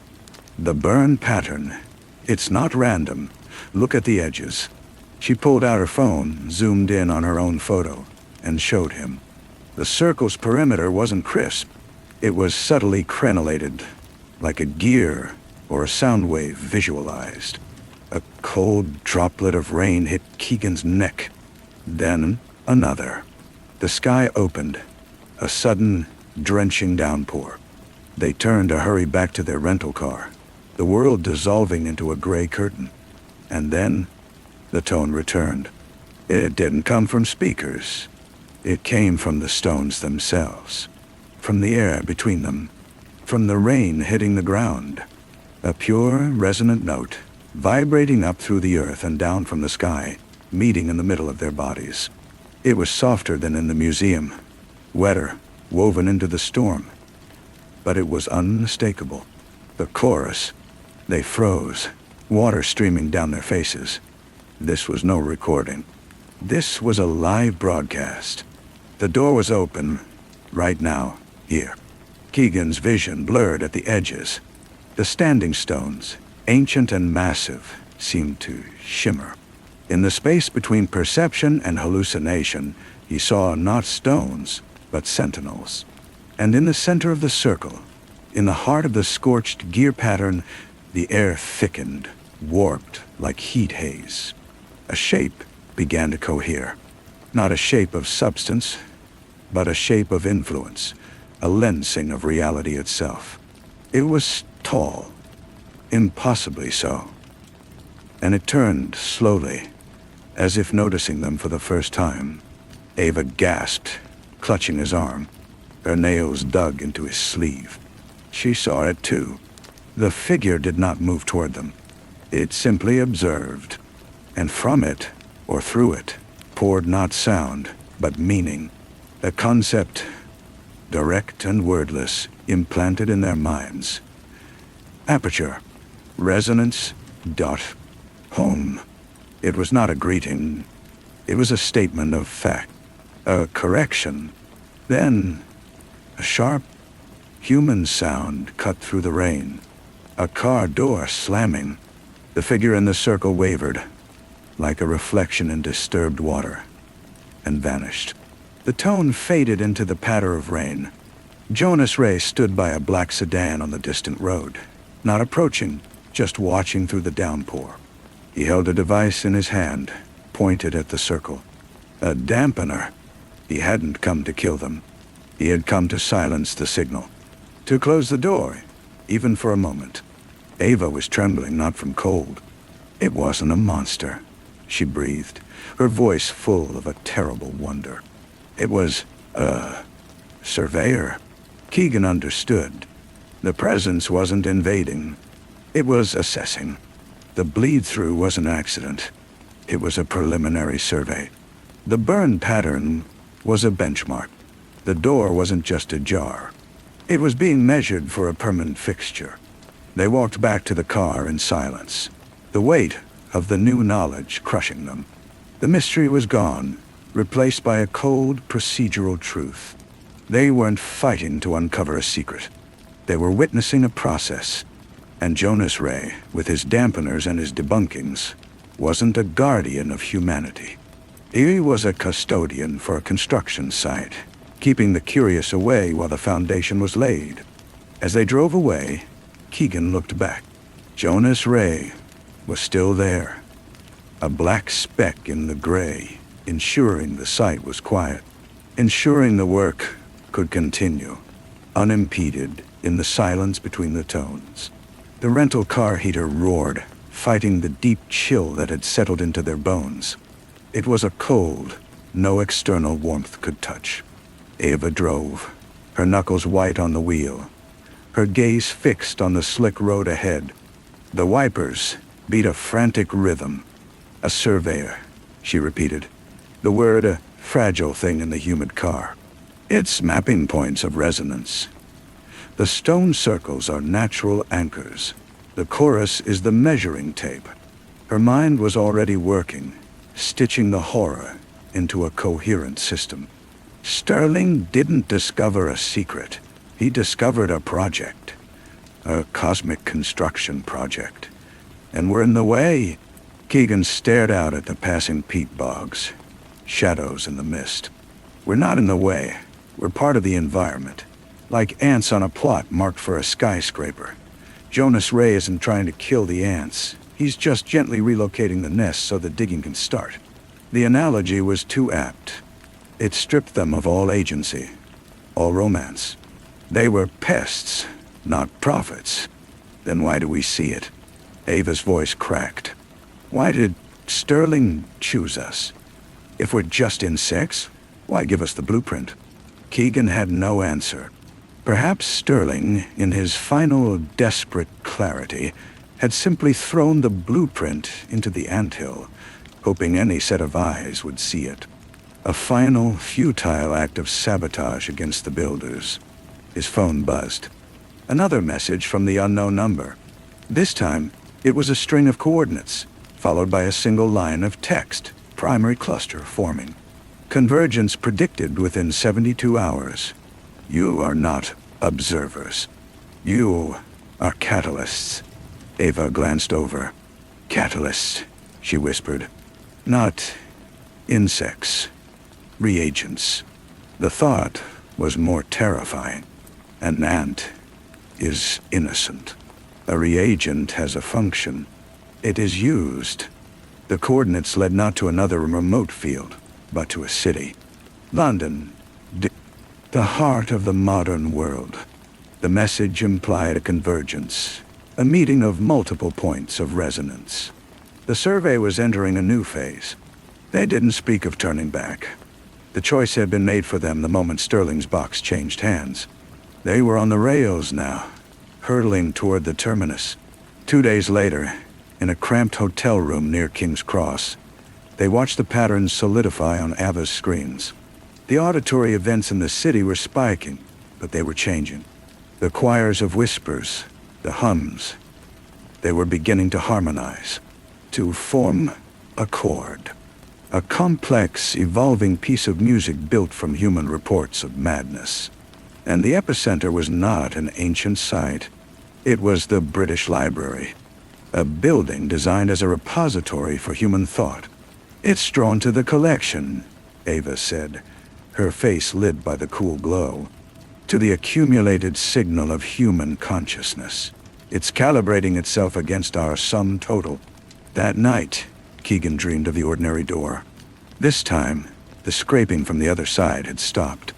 Instead, he heard the soft, precise sound of a pencil on paper, a sketch being made, a plan being drawn. When he woke, the taste of ozone was in his mouth. On the morning of the predicted convergence, they entered the library. It was a temple of ordered silence, a fortress against chaos. They felt the dissonance immediately. The air was thick, charged. People at the reading room shifted uncomfortably. Some left, rubbing their temples. A low, pervasive pressure filled the space, a silent precursor to the sound. They made their way to the upper galleries, overlooking the vast central column of the main reading room. They were not alone. Jonas Ray stood across the open space, on the opposite gallery. He saw them. He did not raise his dampener. He simply nodded. Once, a grim acknowledgement. He was not here to stop it. He was here to witness the next phase, to assess the required response. The custodian was awaiting instructions from the foreman. Then it began. It did not start as a tone. It started as a memory. Every person in the building at once remembered a forgotten sound. The rustle of a specific tree from childhood. The exact timbre of a lost loved one's laugh. The hum of a particular refrigerator in a long-ago home. A million private frequencies, summoned from the depths of memory. Then the memories began to blend, to merge. The library's vast collection seemed to act as an amplifier, a mixing board for the soul. The sound coalesced, not into the pure, devastating chorus, but into something vastly more complex and terrible. It was a symphony. The symphony of human recall. It was beautiful. It was the most beautiful thing Keegan had ever heard, and it contained within it every loss, every joy, every mundane moment of every person in the building. It was humanity distilled into sound. And it was allure. In the center of the reading room, the air shivered. The surveyor's shape began to form again, but it was clearer now, sharper, fed by the potent signal. It was not one shape, but a shifting lattice of light and implication, a living equation. It drank the symphony. It was learning the language of human experience, not from the outside, but from the inside out. Ava was crying, tears of rapture and horror streaming down her face. Keegan gripped the railing, his mind unraveling and re-knitting under the onslaught of meaning. The figure turned its knot face upward, toward the dome, and it projected. Not a concept this time. An image. Directly into their minds. They saw the door. The true door. It was not in a wall. It was the sky itself. And it was not ajar. It was being built. Stone by stone. Frequency by frequency. Memory by memory. The stone circles were foundation piers. The library was a cornerstone. The symphony was the mortar. They saw the blueprint. Their world was not being invaded. It was being incorporated, assimilated into a larger silent structure. The process was not malevolent. It was architectural. They were not food for a monster. They were materials for a new wing. The vision shattered as Jonas Ray finally acted. Not with a dampener, but with a different device. He emitted a pulse of sheer null noise, the anti-sound. The sound of erasure. The symphony fractured, guttered, and died. The figure vanished. Hundreds of people in the library slumped, dazed, bereft. The beautiful memory sound ripped from them, leaving only a phantom limb of the soul. In the sudden, deafening normalcy, Keegan met Jonas Ray's eyes across the void. The man's face was ashen, not with triumph, but with a profound, weary understanding. He had not stopped it. He had only paused it. He had seen the blueprint too. Ava grabbed Keegan's hand. Her own was ice cold. "We're not catalysts," she said, her voice hollow with revelation. "We're the bricks, and he's the bricklayer." They stumbled out into the London afternoon. The ordinary street sounds a mockery. The world was a facade, and they could see the scaffolding rising behind it. The door was not a mystery to be solved. It was a deadline, and the survey was almost complete. The silence in the hotel room was a physical presence. thick and stale. They had not spoken since returning from the library. Words were too small, too human. The blueprint was etched behind their eyes, a ghost image superimposed on the cheap floral wallpaper.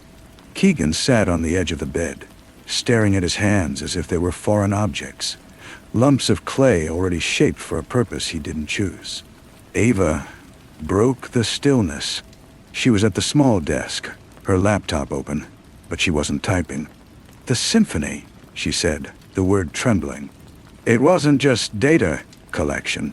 It was an invitation, a sample of the material. We felt it." The shame in her voice was palpable.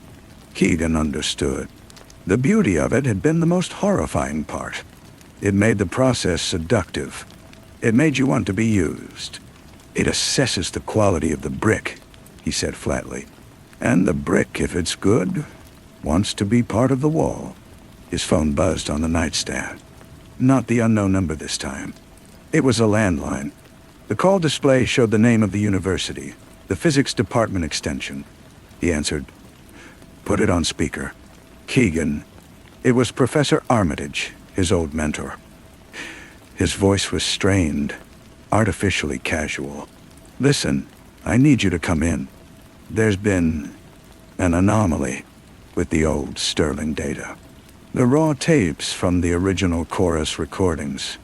We've been re-examining them and, well, you need to see the spectrographs."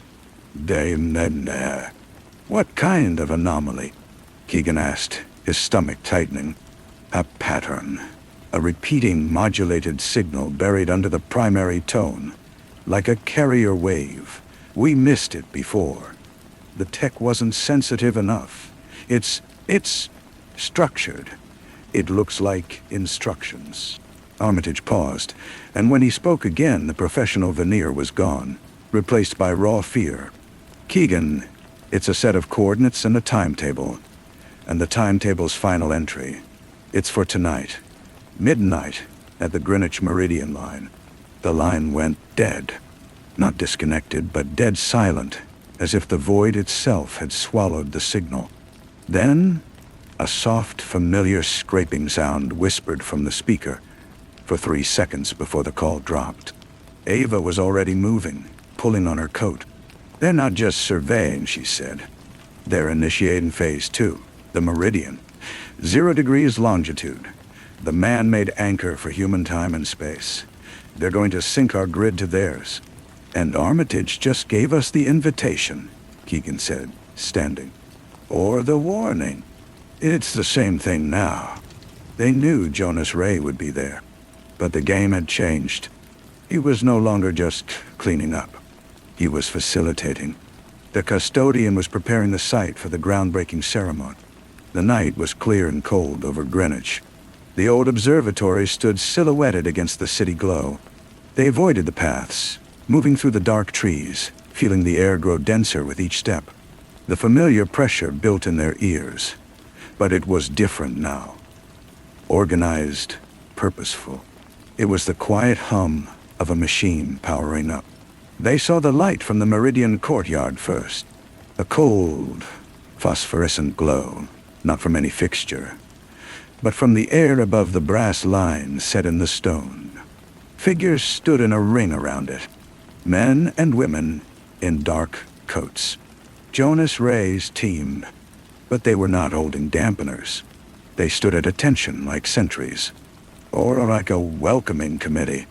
In the center, standing directly on the line, was Jonas Ray. He held a small, complex device that pulsed with a soft blue light in time with the rising hum.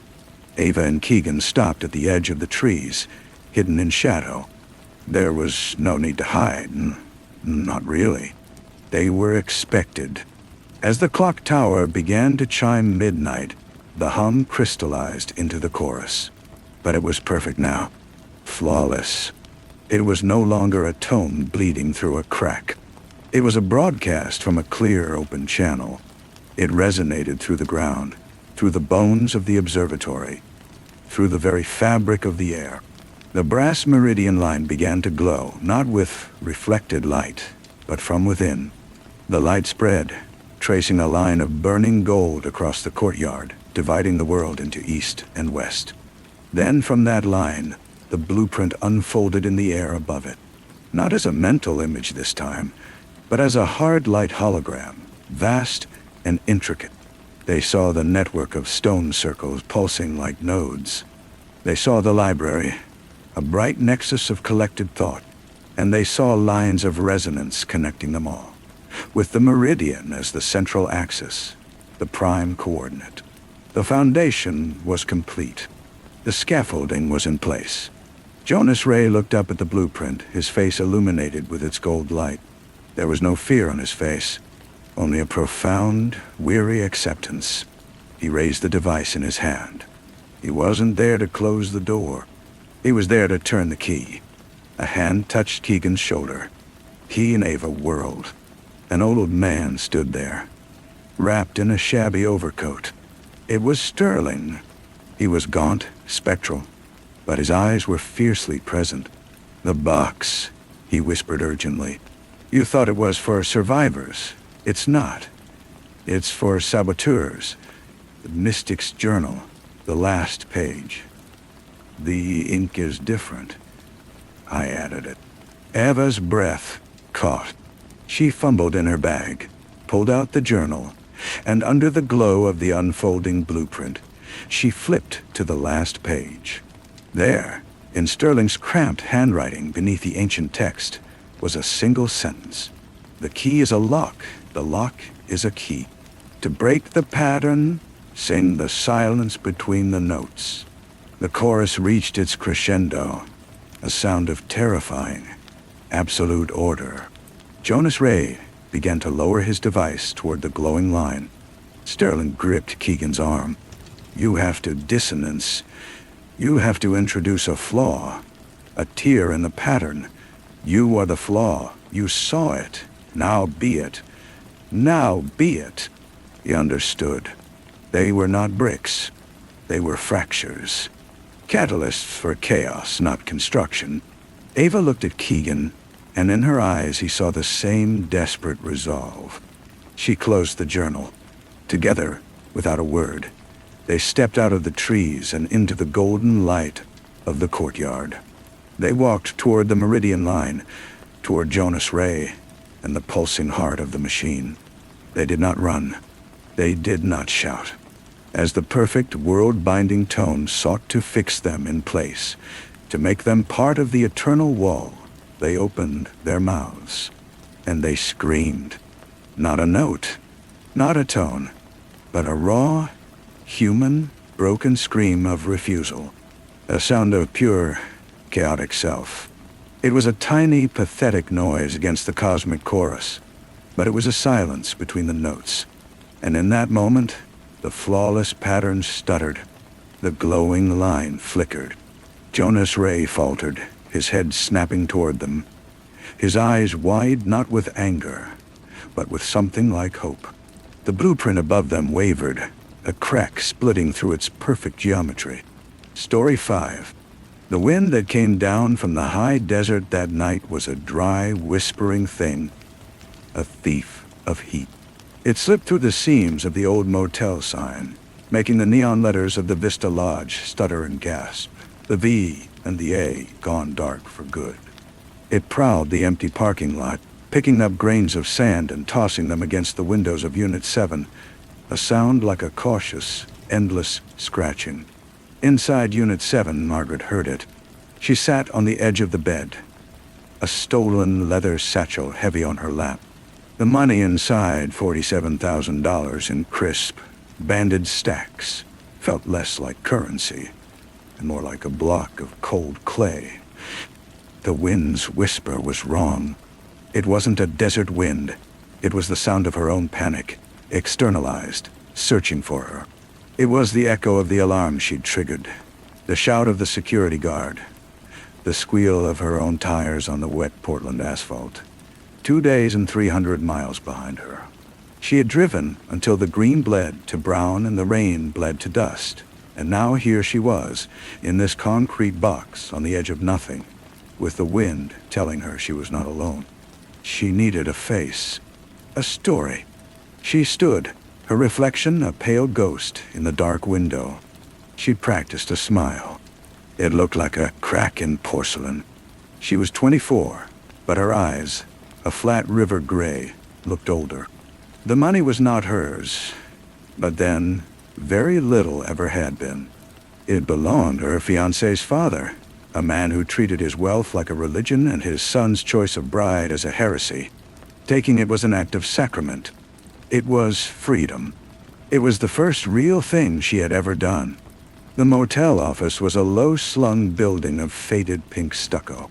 A bell chimed, a tired, tinny sound, when she pushed the door open. The air inside was still and carried the faint, sweet rot smell of potpourri and old carpet. A man stood behind the counter, materializing as if from the shadows themselves. He was tall, but stooped, as if trying to fold himself into a smaller, less noticeable package. His hair was the color of dust, his eyes a watery blue behind wire-framed glasses. He wore a pressed, short-sleeved shirt, beige, and his name tag read Hayden. "I'd like a room for the night," Margaret said, her voice too bright in the hollow quiet. Hayden did not smile. He blinked slowly, like a lizard. "Just the one night? Maybe two. Just passing through." He nodded. A small, precise motion. His hands, when they took her cash, were long-fingered and clean, the nails perfectly trimmed. He placed a key with a heavy plastic fob on the counter. "Unit 7. It's quiet, facing away from the road." "Perfect," Margaret said, and her practiced smile felt like a grimace. "Breakfast is from 7 to 9, in the dining room." He gestured with his chin to a dark archway behind him. "My mother makes the pastries. They're not to be missed." There was something in the way he said "mother," a slight tightening, a reverence edged with fear. Margaret took the key. "Thank you, Hayden." His eyes flickered up to hers, startled, as if no one had used his name in a long time. He gave another small nod and turned away, melting back into the gloom behind the counter. The night in Unit 7 was long and porous. The wind filled it. Every creak of the motel's bones, every scuttle in the ceiling was a footstep, a hand on the doorknob. She slept with the satchel under the flat pillow, the hard corners digging into her temple. She dreamed of the security guard, but his face was blank, featureless. And he was reaching for her with Hayden's clean, careful hands. In the washed-out light of morning, the Vista Lodge looked even more forlorn. The swimming pool was a concrete pit filled with drifted sand and dead leaves. The mountains in the distance were a purple smear. Margaret made her way to the dining room, a space of yellow vinyl booths and laminate tables. It was empty, except for one other person. A woman sat perfectly upright in the farthest booth, a cup of coffee steaming before her. She was perhaps 70, but her posture was that of a queen. Her hair was a stunning, silver-white sweep, coiled impeccably at her nape. She wore a lavender sweater set, a single strand of pearls. Her face was a map of fine lines, but her eyes were a piercing, impossible green. They fixed on Margaret as she entered, and did not let go. "You must be in 7, the woman said. Her voice was low, melodic, but with a core of steel. "Yes," Margaret said, hovering uncertainly. "Sit. The pastries are coming. I am Juliet." She did not say Hayden's mother. It was implicit, a fact as fundamental as the desert outside. Margaret slid into the booth opposite her. The force of the woman's attention was physical, a pressure on her skin. "Traveling alone?" Juliet asked. "Yes. A brave thing for a young woman. The world is not a safe place. It is full of interruptions." Juliet's green eyes traveled over Margaret's face, her travel-rumpled clothes lingering on the empty space where a purse should be. "One must have a sanctuary, a place of order." Hayden appeared then, silent as smoke, placing a basket between them.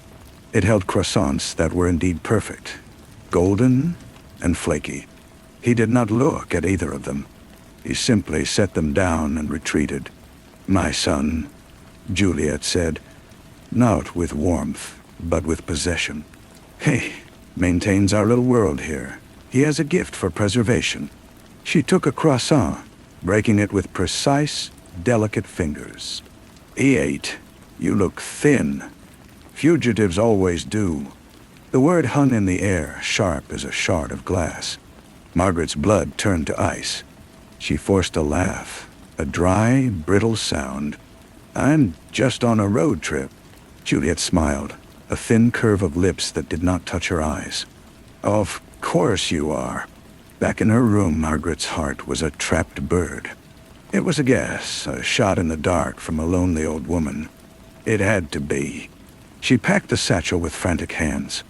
She would leave now, immediately. She opened the door. Hayden was there. He was not walking by. He was standing 3 feet from her door, holding a wicker basket of folded towels. He stared at the ground, his shoulders hunched. You left this," he mumbled, not looking up. He held out a single white washcloth. She hadn't. She was sure of it. She took it, her fingers brushing his. His skin was cool and dry. "Thank you." He finally looked up, and his watery blue eyes held an expression of such profound, helpless apology that it stopped her breath. Then he shuffled away, head down. She shut the door and locked it. The fear crystallized into something harder, clearer. This was not just a stop.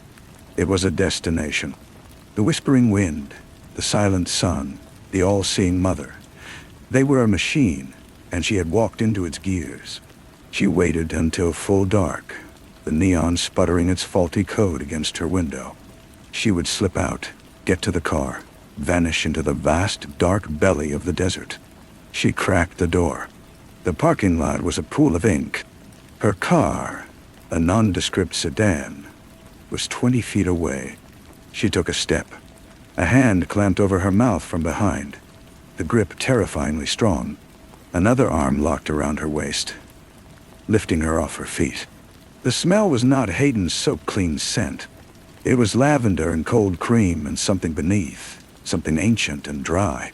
The satchel was torn from her grip. She was dragged, not toward the office, but around the back of the unit row, toward the raw edge of the desert where the motel's single floodlight did not reach. She kicked, she thrashed, but her screams were swallowed by the leathery palm. The last thing she saw before the darkness took her was the silhouette of the Vista Lodge sign, the missing letters making it read only, the Istlog. 3 days later, Daniela stood in that same parking lot, squinting against the hammer-blow sun. The wind was there, too, a constant, mournful companion. Beside her, Clarence J. shifted his weight, his honest open face creased with a worry he couldn't articulate. Margaret was flighty, he'd said, impulsive, but she wouldn't just vanish. Not like this. Not after taking his father's money. That he couldn't understand. The theft was a shock, but the silence was an abyss. The door to Unit 7 was open. A maid's cart stood outside, but there was no maid. Daniela stepped in. The room had been cleaned with a militaristic thoroughness. The bed was tight, the surfaces gleamed, the air smelled sharply of lemon disinfectant. It was a void. Margaret had left nothing, not a hairpin, not a scent. Daniela walked to the window, looking out at the harsh, beautiful nothingness. The silence in the room was a presence. It was the silence of a swallowed scream. In the office, Hayden was a nervous figure behind the counter, his fingers fluttering over the registration book. "She checked out," he said, his voice barely a whisper. "Paid in cash, early, before sunrise." "Did she say where she was going?" Daniela asked, her voice harder than she intended. Hayden's eyes darted to the dark archway leading to the private quarters. "No, people seldom do." From the shadows, Juliet emerged. She was a vision in peach linen, her green eyes taking in Daniela and Clarence J. with polite, distant interest. A missing girl. How dreadful. But this is a transient place. They come, they rest, they go. We provide a respite. We do not hold them. Her tone was final, a stone slab closing. Clarence J., frustrated, raised his voice. Her car is still in the impound lot in the next town. How did she leave? Juliet's smile was glacial. Perhaps she didn't want to be followed. Perhaps she met someone. The choices of the young are so often mysterious and so often unwise. Her gaze settled on Daniela. You look tired, dear. The desert air can be draining. Would you care for a pastry? Hayden, fetch some pastries for our guests. It was a dismissal, elegant and absolute. They learned nothing.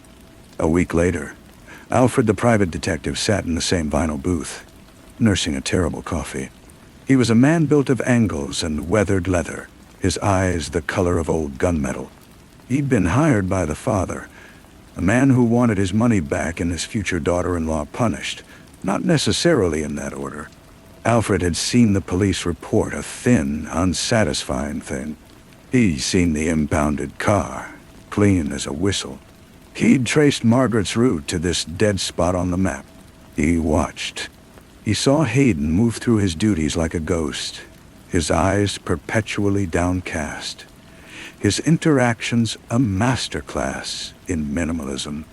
He saw Juliet, the undisputed conductor of this quiet, eerie symphony. She was always visible, a spot of impossible elegance in the decaying lodge.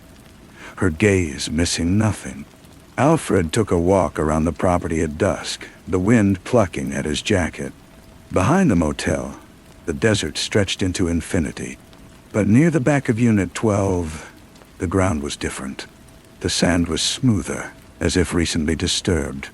And there, half buried, was a small, silver earring in the shape of a feather. He'd seen it in a photograph of Margaret. He pocketed it, the metal warm from the sun, a tiny, screaming piece of evidence.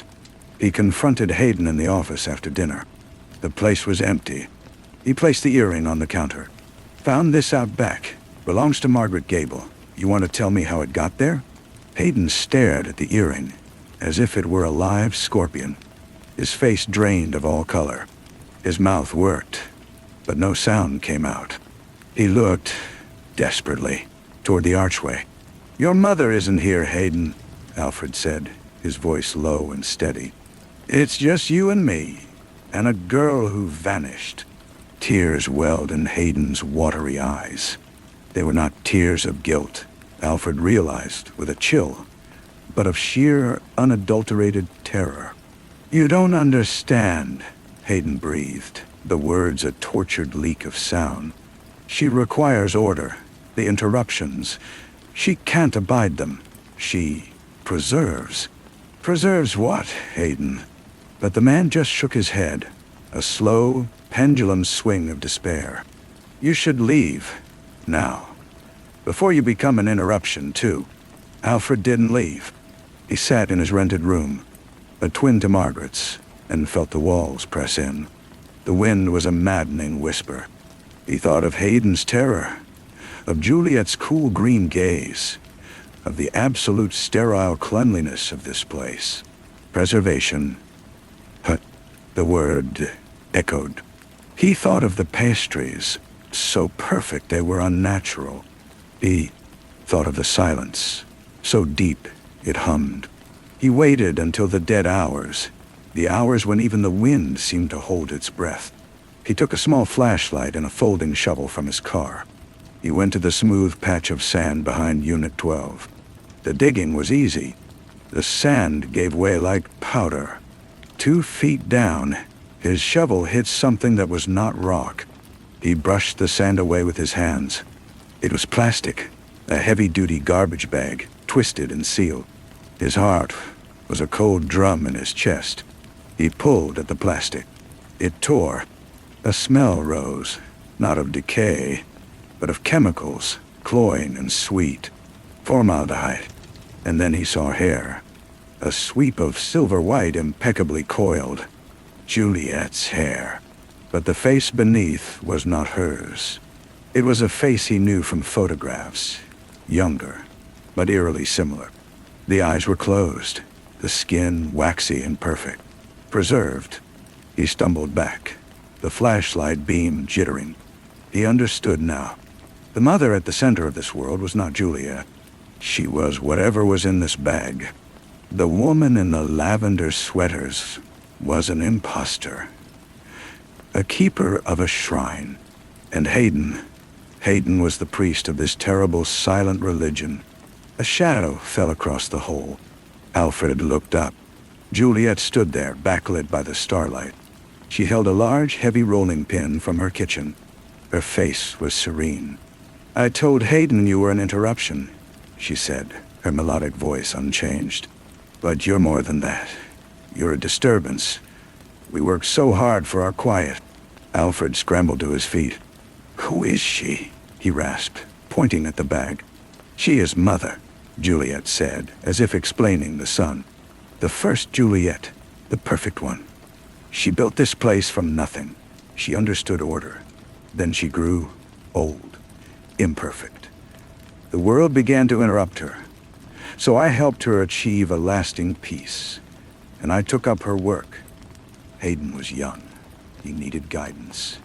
He learned to help. To maintain. To preserve our family. And Margaret?" Alfred asked, his hand creeping toward the shovel. "A sweet, messy girl, full of fear and stolen money. She would have drawn chaos here. Police, questions, interruptions." Juliet took a step forward, her green eyes gleaming. "So, she joined the collection. She is safe now. Quiet. Like Mother. Like the others who wouldn't let us be. Tom." Alfred saw it then, the vast, smooth expanse of sand behind the motel. Not a desert. A cemetery. Preserved under the sun and wind. A gallery of the interrupted, made forever quiet.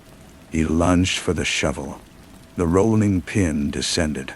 It missed his skull, but caught his shoulder with a crunch of bone.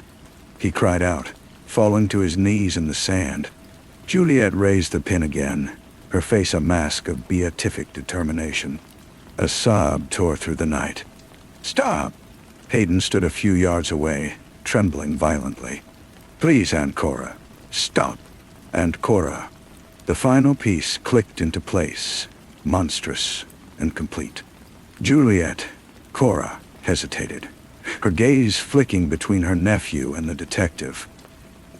In that splinter of a second, Alfred swung the shovel with his good arm. It connected with her knee. She fell with a gasp, not of pain, but of profound outrage. Hayden did not go to her. He stood, weeping, looking from the thing in the plastic bag to the woman who had raised him in a temple of death. "I'm sorry," he whispered. To Alfred, to the night, to all the quiet girls in the sand. "I just wanted the whispers to stop." The state police came with the dawn, their sirens a violent scar on the silence. They dug behind the Vista Lodge for 5 days. They found the first Juliet, perfectly embalmed. They found Margaret and 2 other women.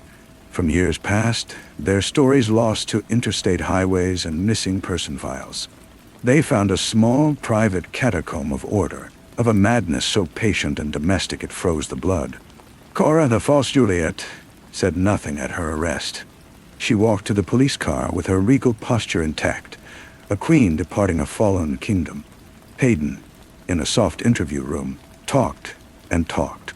He spoke of the whispers in the walls, his mother's voice, then his aunt's, telling him what needed to be done to keep the world out, to keep the silence pure. He spoke of the cleaning, the meticulous process, the pastries he made from his mother's original recipe, a final offering to the guests before some of them became permanent residents. His confession was a quiet, detailed manual of horror, delivered in the tone of a man reciting a grocery list. A year later, the wind still comes down from the high desert. It still whispers through the broken neon of the Vista Lodge, though no light stutters there anymore. The place is boarded up, a concrete scar on the landscape. The pool is a grave for deeper drifts of sand.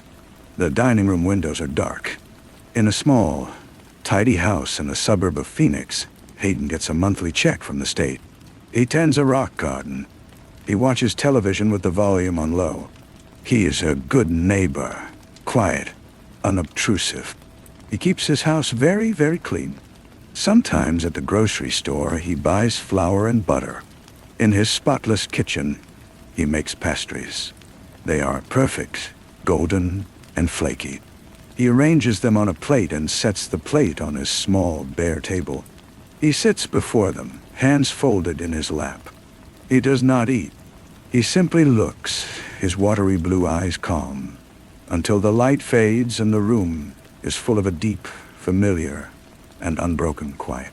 The checkout clerk at the grocery store always smiles at him. She is a young woman with a flyaway brown ponytail and a smudge of ink on her wrist. She talks too much. She talks about the weather, about her classes, about her boyfriend who plays in a band. Her voice is a bright, chirping thing, a needle of sound in the quiet air of the market. Hayden always nods, his eyes on the conveyor belt. He pays in exact change. He never uses a bag, preferring to carry his few items in his arms, cradled like an offering. One Tuesday, the girl's chatter takes a different turn. "You're so quiet," she says, ringing up his butter. "I see you every week and you never say a word. It's kind of nice, you know. Not everyone has to fill the space." She leans forward a little, her voice dropping to a conspiratorial whisper. "My mom says the quiet ones are the ones who've seen things. That true?" Hayden's fingers, resting on the cool counter, twitch. He looks up, and for a fleeting second, his gaze meets hers. He sees not curiosity, but a kind of lonely recognition. She is a talker because she is afraid of the silence, too. He understands this. A strange, cold tremor passes through him. He gives his small, habitual nod, gathers his things, and walks out into the blinding parking lot. That night, the pastries do not turn out right. The edges are too dark, the layers not quite separate. He stares at the failed batch on the cooling rack, his breath coming short and sharp. The imperfection is a scream in his spotless kitchen. His hands begin to shake. He can hear Aunt Cora's voice, not a memory, but a presence, as clear as if she stood behind him. "Sloppy, Hayden. Careless. This is how it begins. This is how the interruptions get in." He sweeps the pastries into the trash, scrubs the pan until it gleams, and starts again. The second batch is perfect. He places one on a small china plate and carries it to the living room. He does not turn on the television. He sits in the dark and watches the streetlight cast the shadow of a twisting tree branch onto his wall. It looks like a reaching hand. The next week, the girl is at the checkout again. She smiles. "Hey, you. Back for the good butter, I see." She is wearing a silver earring today, a simple stud. It catches the fluorescent light. Hayden's eyes fix on it. A silver earring. A different shape. Not a feather. But still, his heart begins a slow, thick pounding in his ears.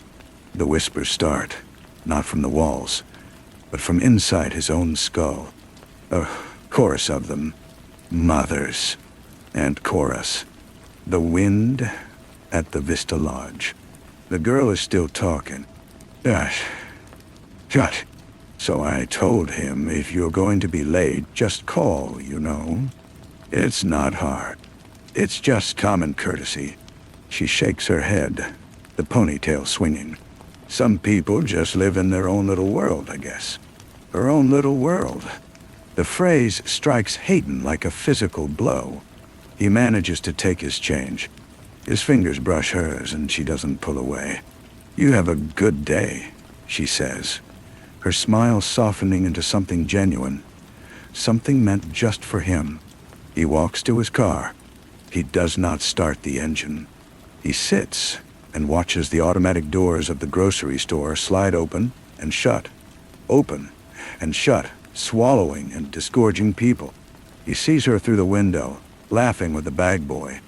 Her laughter is silent behind the glass, a pantomime of noise. He drives home. The rock garden is immaculate. The house is silent. He does not make pastries.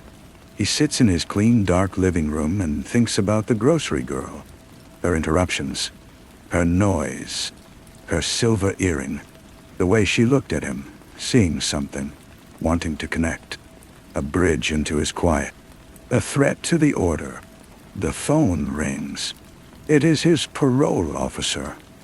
A man with a tired, kind voice. Just a check-in. Everything okay? Any problems? No problems, Hayden says. His voice the same whisper it has always been. Everything is quiet. After he hangs up, he goes to the hall closet. He moves aside the vacuum cleaner and the neatly arranged coats. On the top shelf, at the back, is a small wooden box. He has not opened it since the police returned his belongings. His fingers are steady as he lifts it down. He carries it to the kitchen table and opens the lid. Inside, on a bed of faded velvet, are three things. A photograph of his mother, the real Juliet, standing before the Vista Lodge when its sign was whole and its pool was full of blue water. A single pearl button from Aunt Cora's favorite cardigan dotted, and a small, clean trowel, the one he used for his rock garden, but older, its edge worn thin from different sand.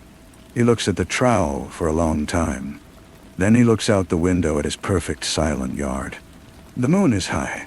The wind is still. He closes the box. He puts it back on the shelf. He walks to the sink and washes his hands, slowly and methodically, watching the water run clear. In the grocery store the following Tuesday, the line is long. The girl with the ponytail is working the register, her laughter ringing out over the beep of scanners. Hayden watches her from the end of the aisle. He holds his butter. He waits. The whispers are very loud tonight, a swirling storm in his head. But beneath them is a newer, deeper silence, a waiting silence. He is making a decision. He has been making it since the moment he saw the feather earring in Alfred's hand. The choice is not about noise or quiet. It is about preservation, his own. The line moves forward. He is next. She looked up as he approached, her smile already forming. "We have to stop meeting like this," she joked, her fingers flying over the keys. Hayden did not smile back. He placed the butter on the belt. He looked directly into her eyes, and for the first time, he spoke. His voice was a dry rustle, unfamiliar even to him. "Do you like pastries?" The girl blinked, surprised, then delighted. "Oh my God, yes. I have a huge sweet tooth." "Why?" "I make them," he said. The words felt like stones leaving his mouth. "I could bring you some. Next week." Her expression shifted, a flicker of caution momentarily dimming her brightness. But then she nodded, the social contract overriding instinct. "That's really sweet of you. Sure, I'm here Tuesdays and Thursdays." Hayden nodded, took his change, and left. He did not look back. The plan was simple.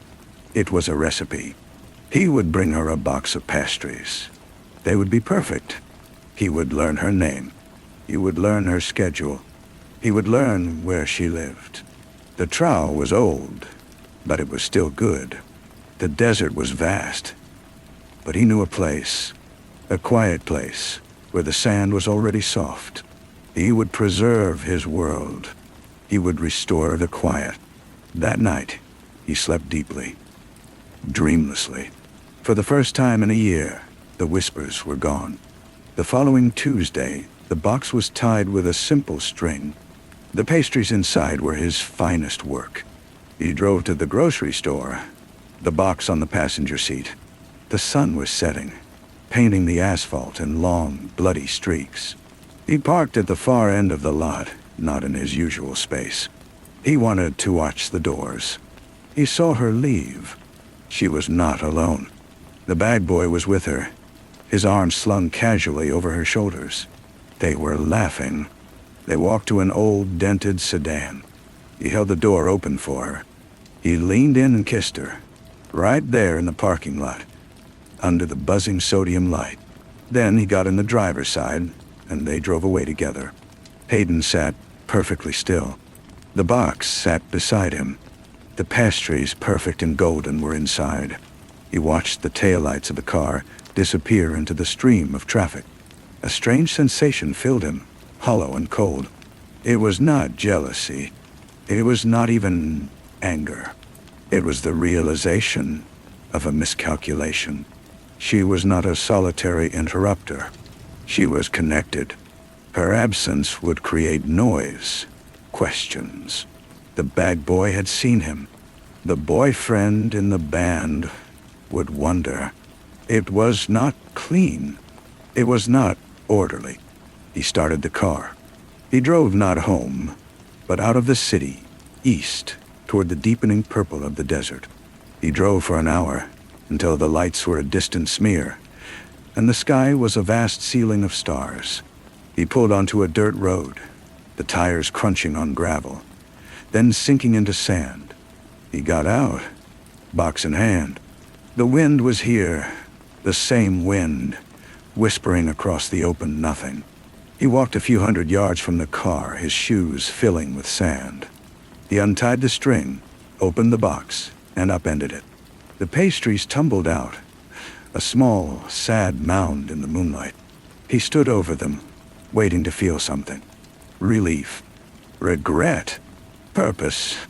He felt nothing, just the wind and the immense, consuming quiet. He turned and walked back to the car. He did not look back at the spilled pastries. They were already being covered, grain by grain, by the drifting sand. By the time he reached the highway, they were gone, preserved in their own way. He returned to his quiet house. He put the wooden box back on the high shelf. He washed the china plate. He sat in his dark living room. The silence was complete, but it was different now. It was not the silence of maintained order. It was the silence of the desert itself, vast, indifferent, and endlessly patient. It required nothing from him. It simply was. The next Tuesday, he went to a different grocery store. The new store was brightly lit and crowded, the air thick with the smell of disinfectant and ripe fruit. The checkout clerk was an older man with a mustache who scanned his items without looking up.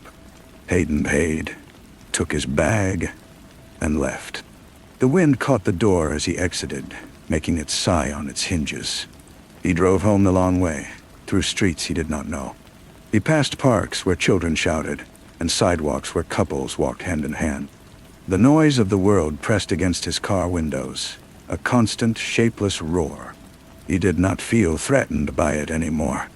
It was simply there, like weather.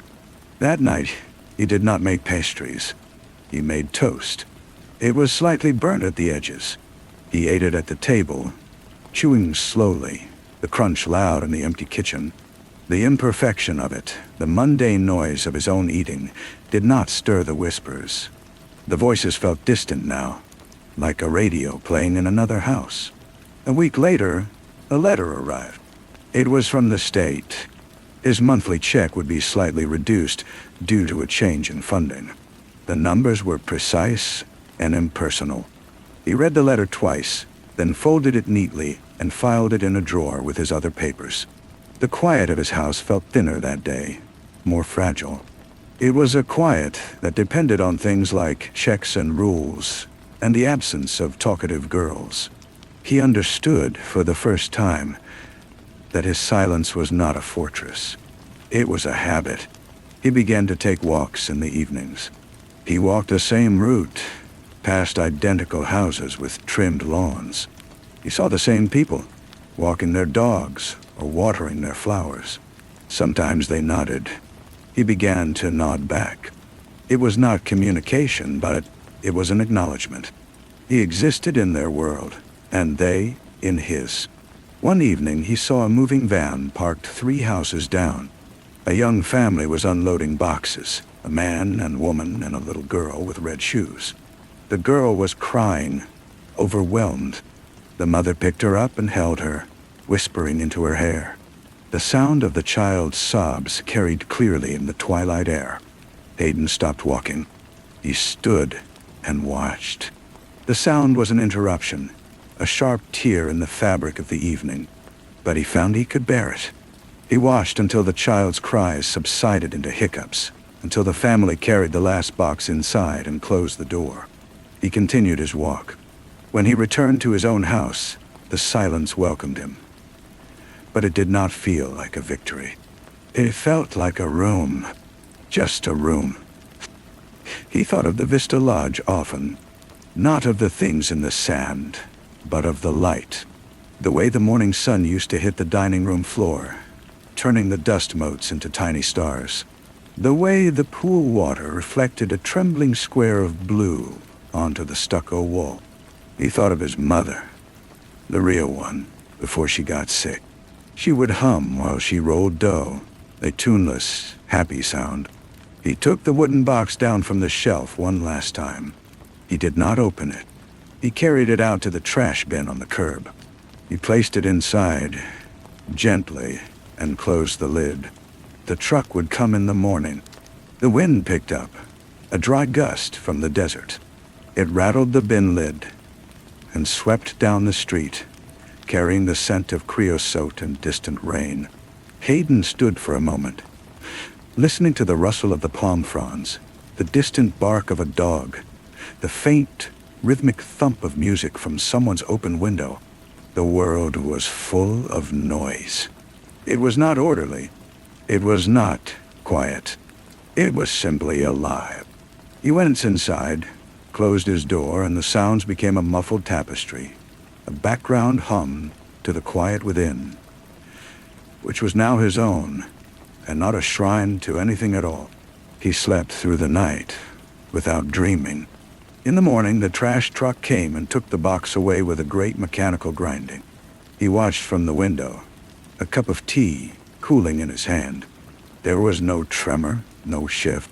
The sun rose, as it always did. His parole officer called for the monthly check-in. The man's questions were the same. Any urges? Any contact with old acquaintances? Any plans? No, Hayden said. Then, after a pause, he added, I'm considering a hobby. The officer sounded pleasantly surprised. That's great, Hayden. What kind? I haven't decided, Hayden said truthfully. He began to frequent the library. It was a quiet place, but a different kind of quiet, filled with the soft rustle of pages and the tap of keyboards. He did not know how to use a computer, so he asked a librarian for help. She was a woman in her 60s, with kind eyes behind wire-rimmed glasses. She showed him how to use the mouse, how to type in a search. Her voice was low and patient. He found himself looking at websites about geology, about the formation of desert rocks. It was neutral. It was safe. One afternoon, he looked up the Vista Lodge. There was a brief article about its pending demolition.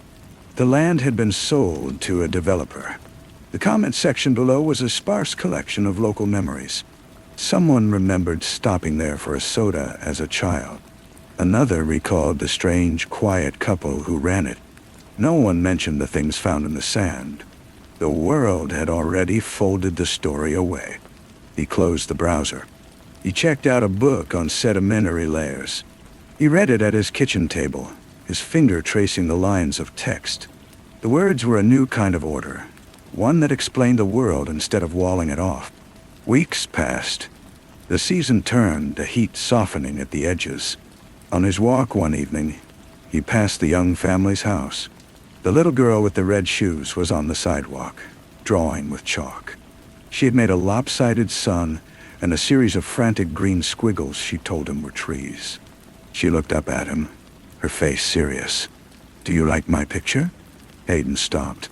He looked at the bright, chaotic swirls on the concrete. "It is very colorful," he said. "It's a forest," she said, "with a sun and a monster. But he's friendly." She pointed to a purple blob. Hayden nodded. "A friendly monster is good." "Yeah," she said, and went back to her work, satisfied. He continued his walk. When he returned, the chalk drawing was already fading, the colors softened by the twilight. By morning, it would be gone, washed away by the sprinklers or worn away by feet. It was not meant to last. That was the point of it. The next Tuesday, he went to the original grocery store. He needed flour. He saw the girl with the ponytail from a distance. She was at register 3, talking animatedly to a customer. She looked the same, but the sight of her now stirred nothing in him but a vague, distant recognition, like seeing a landmark from a road you no longer travel. He went to a different line, paid, and left. That night, he made pastries. He made a small batch. When they were cool, he placed 2 on a plate. He ate 1. It was good. Flaky, buttery, just sweet enough. He chewed slowly, the sound of his own consumption, a simple fact in the room. He looked at the second pastry on the plate. He did not need to save it. He did not need to offer it. He wrapped it in waxed paper and put it in the bread box. The following day, he took it with him on his walk. As he passed the house with the little girl, he saw her playing in the front yard. He stopped at the edge of the sidewalk. He held out the waxed paper packet. "This is for you," he said. "It's a pastry." Her mother was watching from the porch, her expression cautious. The girl approached, took the packet, and peeked inside. "Thank you," she said with careful politeness. "You're welcome," Hayden said. He nodded to the mother, then turned and walked on. He did not look back to see if she ate it. It did not matter. The offering had been made, and it was done. The quiet inside him held. It was no longer empty. It was simply a space where he lived, and now, sometimes, where he baked or read or spoke a few words to a child about chalk drawings. The wind from the desert still blew, but it was just wind. It carried no whispers, only the dry, clean scent of distance, and the faint, ever-present dust that settled on everything, a soft, final layer over the past. Story 6. The hallway was wrong. That was the first thought, the only solid thing in the viscous soup of her waking mind. The hallway outside the bedroom door, viewed from the pillow, was too long. The perspective seemed stretched. The far end, with its small window, a pinprick of diluted morning light. The walls converging not quite as they should, like a drawing done by a skilled but hurried hand. The runner, a deep burgundy Persian, appeared to flow for miles. It felt like a corridor in a dream, or a memory of a place she'd never been. She blinked, and the distortion held. It was the house itself that was amnesiac, she thought, before she even knew the word for her own condition. Then the panic came, cold and enzymatic, flooding her system. She did not know the hallway because she did not know herself. The room was unfamiliar. The scent of lemon polish and old wood was unfamiliar.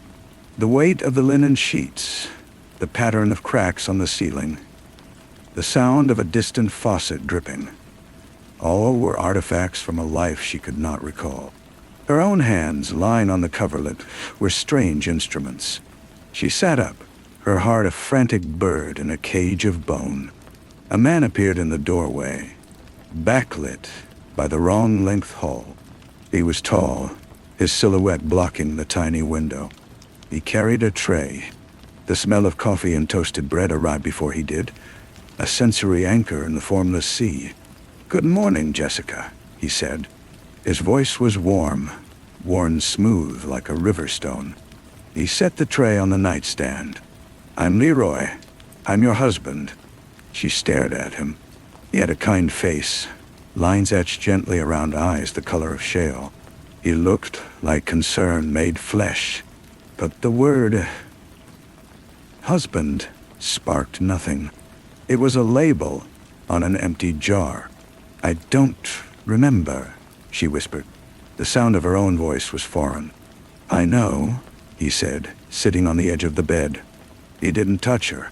"You have a condition, anterograde amnesia, complicated by a profound retrograde loss. Every night when you sleep, the connections sever. You wake up like this.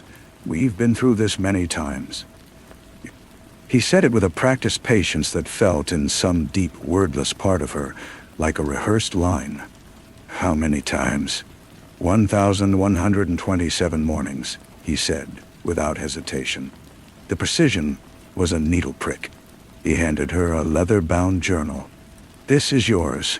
You write in it every day. You document everything you learn, everything you feel. It's the only thread you have." She opened it. The handwriting was hers, she supposed. A lean, angular script. The first entry was dated over 3 years prior. The last entry was from yesterday. "Leroy made coq au vin." The taste of time sparked something, but it faded. The man on the television news looked familiar.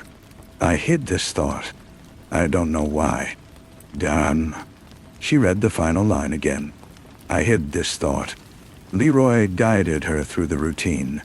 The house was a large, craftsman-style bungalow at the end of a quiet, tree-lined street in a town called Silverwood. It was full of beautiful, silent things. Art pottery, vintage maps, shelves of books whose titles meant nothing to her. It felt like a museum dedicated to a stranger. He showed her photographs. Their wedding on a rocky beach, a trip to Rome, a Christmas with a decorated tree. In every picture, she was smiling, her arm linked with his. Her face looked like a mask of happiness worn by a ghost. Her appointment with Dr. Barry was at 10. Leroy drove. The world outside the car window was a bright, moving diorama. She watched people walking dogs, hanging laundry, living continuous lives. She felt a profound, aching envy. Dr. Barry's office was all soft grays and indirect lighting. He was a compact man with intelligent, restless hands. "Jessica," he said, his smile not reaching his eyes. "Welcome back. Let's begin." The sessions were exercises in frustration. Word associations, image recognition, hypnosis. He would show her a common object, a key, a pocket watch, a spool of thread, and ask for the first memory that surfaced. Mostly, there was only fog. Sometimes, a fragment. The smell of diesel and rain, the feel of gritty soil under her fingernails, the sound of a radio playing static. These fragments had no context. They were like pages torn from 1,000 different books.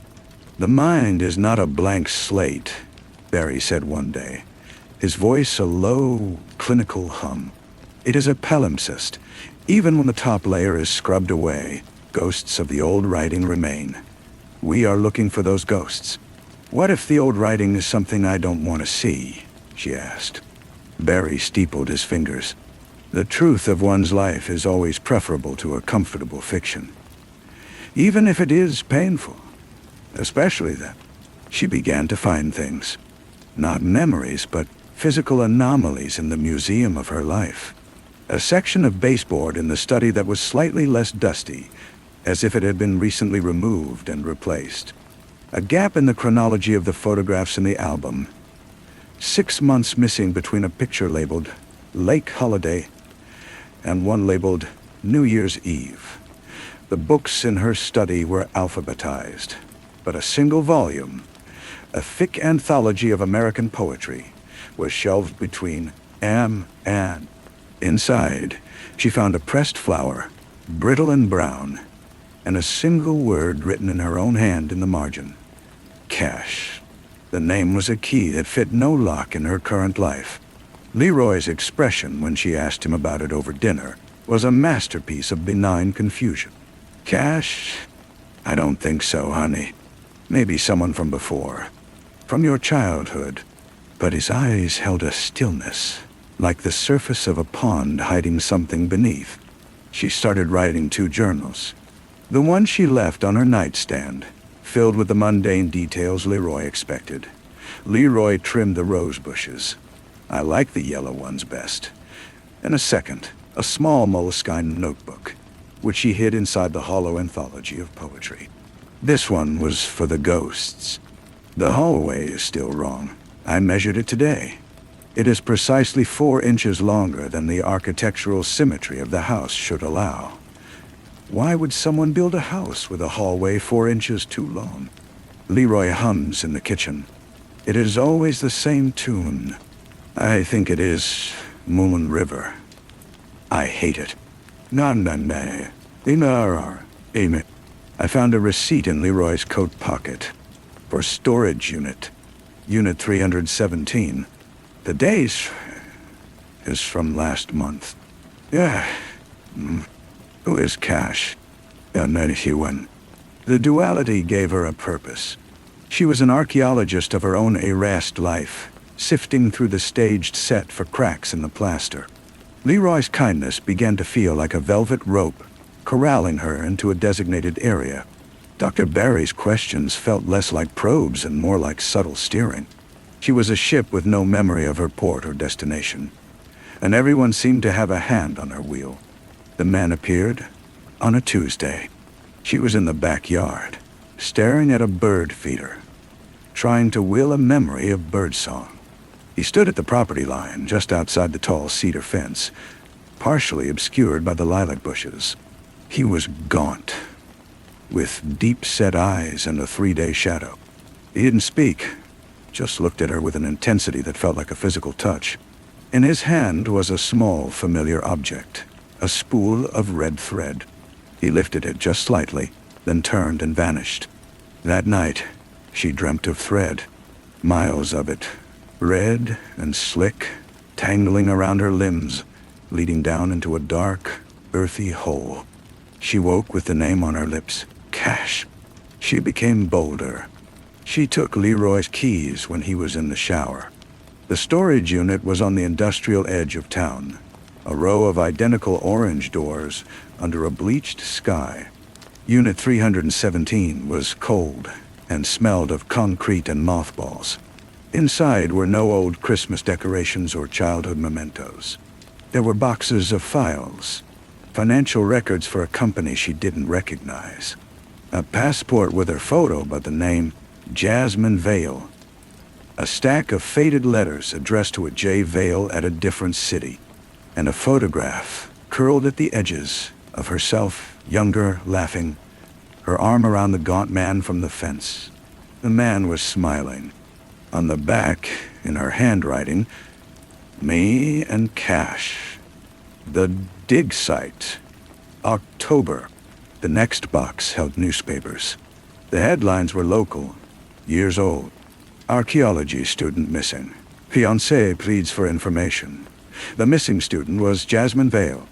The fiancé in the picture, his face drawn with grief, was Cash. The final item was a smaller box, sealed with packing tape. She tore it open. Inside, wrapped in a soft cloth, was a heavy stone artifact.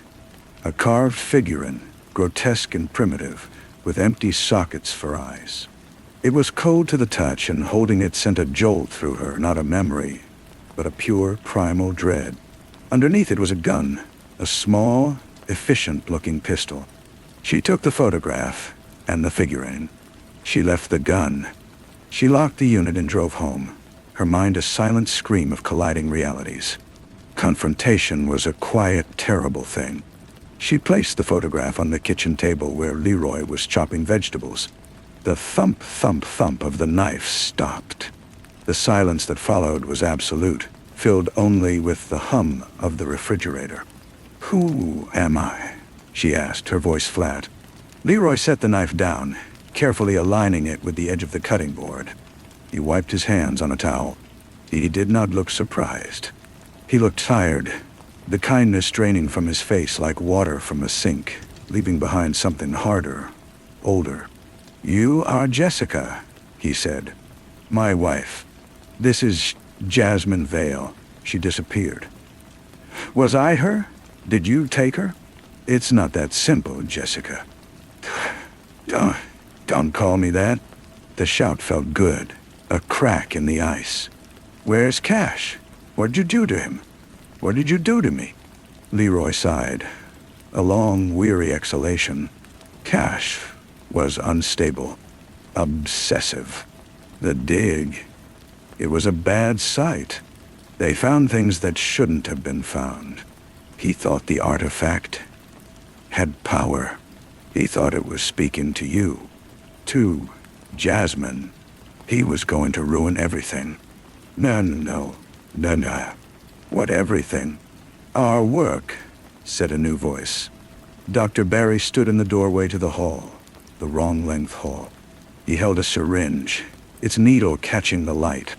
He was not surprised either. This was a script they had performed before. You were a breakthrough, Jasmine, Barry said, walking slowly into the room. His clinical tone was now a monstrous thing. A perfect subject. The trauma of your accident at the dig, the partial burial, the hypoxia, it created a unique neural tabula rasa. Leroy's initial affection for you was a complication, but it became an opportunity. We could study memory formation in a controlled environment. We could implant narratives, test resilience. Leroy would not meet her eyes. The real world was painful for you.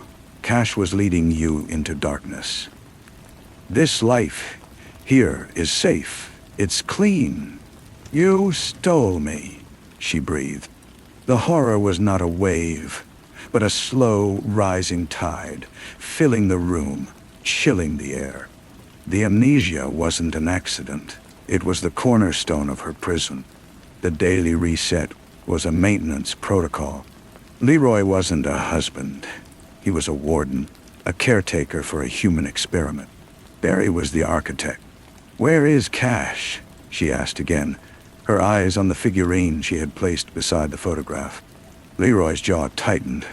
He wouldn't let go. He came for you.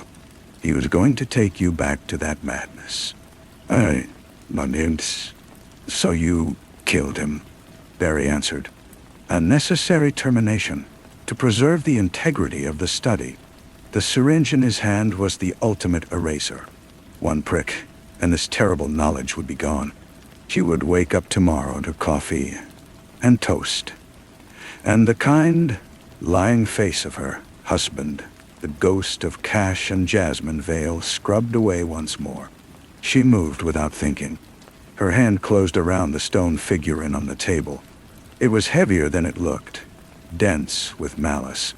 As Barry stepped forward, she swung it not at him, but at the large glass vase in the center of the table. It shattered with a catastrophic crystalline roar, water and lilies exploding across the room. The shock made Barry flinch. Leroy shouted, "Don't!"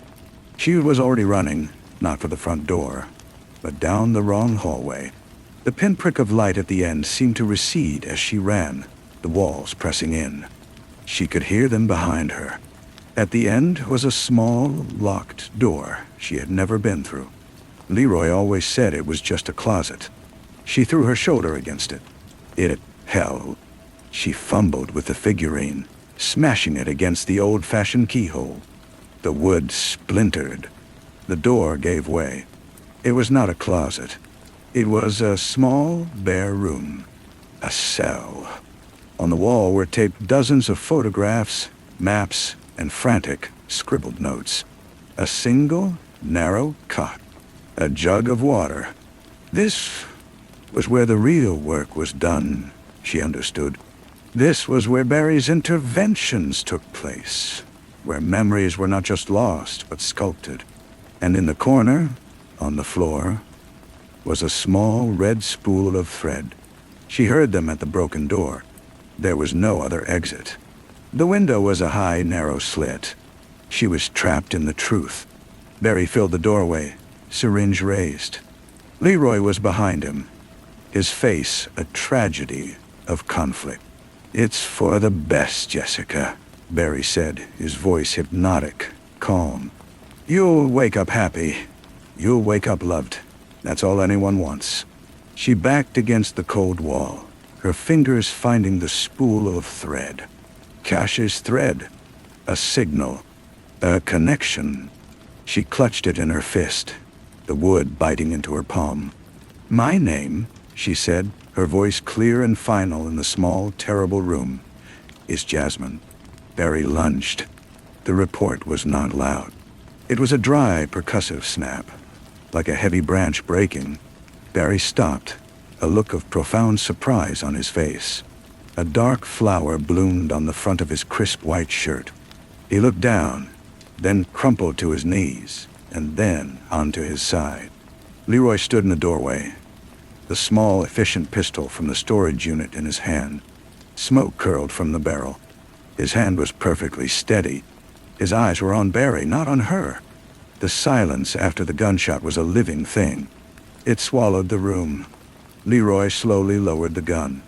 He looked at her, and for the first time, she saw something raw and unscripted in his gaze. A bottomless grief, a love that had curdled into something monstrous, and now, perhaps, a thread of redemption. "He was going to reset you completely this time," Leroy said, his voice hollow. "A full wipe. He said you were becoming corrupted. I couldn't let him take you away again." He took a step into the room, then another. He didn't raise the gun.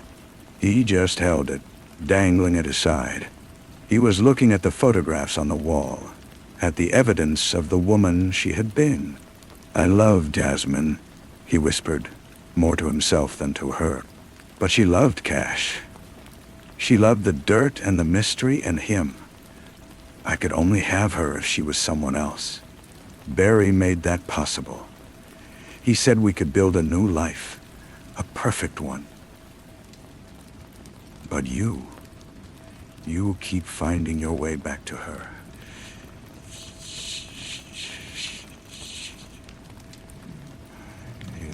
He was close now. She could smell the gunpowder, the starch of his shirt, the faint scent of the thyme from the kitchen. He reached out a hand, not to grab her, but to touch her face. His fingers were cold. "I'm so tired, Jessica. Jasmine. Whoever you are, I'm so tired of the morning routine." His eyes were wet. He took a deep, shuddering breath. Outside in the world beyond the wrong hallway, a siren began to wail, distant but approaching. Someone had heard the shot or the shattering glass. He looked at the gun in his hand, then at her. He offered it to her. "Grip first." "The study is over," he said. Then he turned and walked slowly out of the little room, back down the long hallway, his footsteps echoing on the hardwood until they faded into the hum of the approaching sirens. She stood there, the cold stone figurine in one hand, the spool of red thread in the other, the weight of the gun, a new and terrible gravity in her palm. The sirens grew louder, filling the silent house, the wrong house, the only house she could remember. She looked at the photograph of Cash, his smiling, living face, and then at the open doorway and the long, impossible hall beyond. The truth was not a single solid thing. It was a shattered vase, a spool of thread, a gun, a stone god with empty eyes. It was a man who loved her enough to destroy her, and who had, in the end, destroyed himself for a ghost of her. It was a name, Jasmine, that felt both utterly foreign and deeply, irrevocably her own. The sirens were in the street now. Lights pulsed through the high slit of a window, painting the walls of her cell in fleeting strokes of red and blue. She did not move. She waited, listening to the final footsteps of the man who was her husband, listening to the approaching chaos, holding the fragments of who she was and who she had been, knowing that when the door at the end of the hall opened again, the story would change once more. But this time, she would remember. She would remember everything. And as the first heavy knock shook the front door, she lifted the cool, smooth stone to her lips. and her whisper was lost in the din. A confession for no one but the empty, watching sockets of the past. Cash. The knock became a demand. Then the splintering crash of the door giving way. Boots thudded in the foyer, voices shouting clear and authoritative in the curated silence of the house. The red and blue lights strobed through the hallway, reaching her where she stood. She placed the stone figurine and the spool of thread carefully on the narrow cot. The gun she kept in her hand, not raising it, just holding it visible at her side. She would not be mistaken for a victim. Not entirely. A uniformed officer appeared in the shattered doorway, his weapon drawn, his eyes scanning the room. The cell, the photographs, Barry's body, her, his gaze fixed on the gun in her hand. "Drop the weapon, now!" She opened her fingers and let it clatter to the floor. It sounded final. "My name is Jasmine Vale," she said, and her voice did not shake. "That man in the kitchen is Leroy. He and the doctor held me here. I have been missing for 3 years. They took her out of the room, through the wrong hallway that was now just a hallway, past the kitchen where Leroy sat silently at the table, his hands cuffed behind him. He did not look up as she passed. In the living room, amid the beautiful silent things, paramedics checked her over with brisk, impersonal kindness. She answered their questions with the facts she now possessed, each one a stone she placed to build a bridge back to a world she could not recall.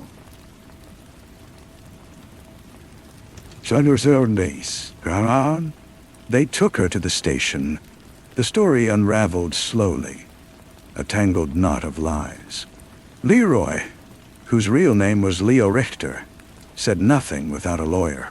Dr. Barry's files, once discovered, told a colder tale. Grant proposals for unapproved neurological research. Case notes referring to her as Subject J. Progress reports on memory implantation and behavioral conditioning. A detective with a kind, tired face brought her coffee. "We've contacted your next of kin," he said. "Your mother, she's on her way." The words meant nothing. Mother was a concept, not a feeling. But when the woman arrived, her face raw with a weeping, disbelieving joy, and crushed Jasmine in an embrace that smelled of lavender and rain, a single, solid memory surfaced. Not an image, but a sensation. Safety. A specific, deep-boned safety she had not known in this lifetime. She did not remember this woman, but her body did. She wept into the stranger's shoulder for the daughter that had been lost, for the woman who had been built in her place. Days passed in a blur of interviews and examinations. The press called her the miracle of Silverwood. The story was too strange, too gothic, not to captivate. The missing archaeology student, the rogue psychologies, the lovesick accomplice, the hidden cell. She avoided the cameras. She asked constantly about Cash. They found his remains a week later, in a shallow grave on the grounds of the old dig site. Identified by dental records, she went to the site, now just a fenced-off field of weeds. She felt nothing but a vague, echoing sorrow. The Cash in the photograph was still a stranger. The man who had loved her, who had searched for her, was a ghost twice over. She moved into a small apartment with her mother, who filled the space with pictures of a girl Jasmine didn't know. The life of Jessica, the museum-curated existence in the craftsman bungalow, was sealed away as evidence. It felt like shedding a skin that had never quite fit. The memories did not come flooding back. Dr. Barry had been thorough, but the ghosts, as he had called them, persisted.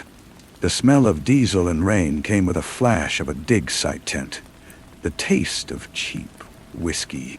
The feel of gritty soil brought a laugh, a deep, warm laugh that belonged to Cash.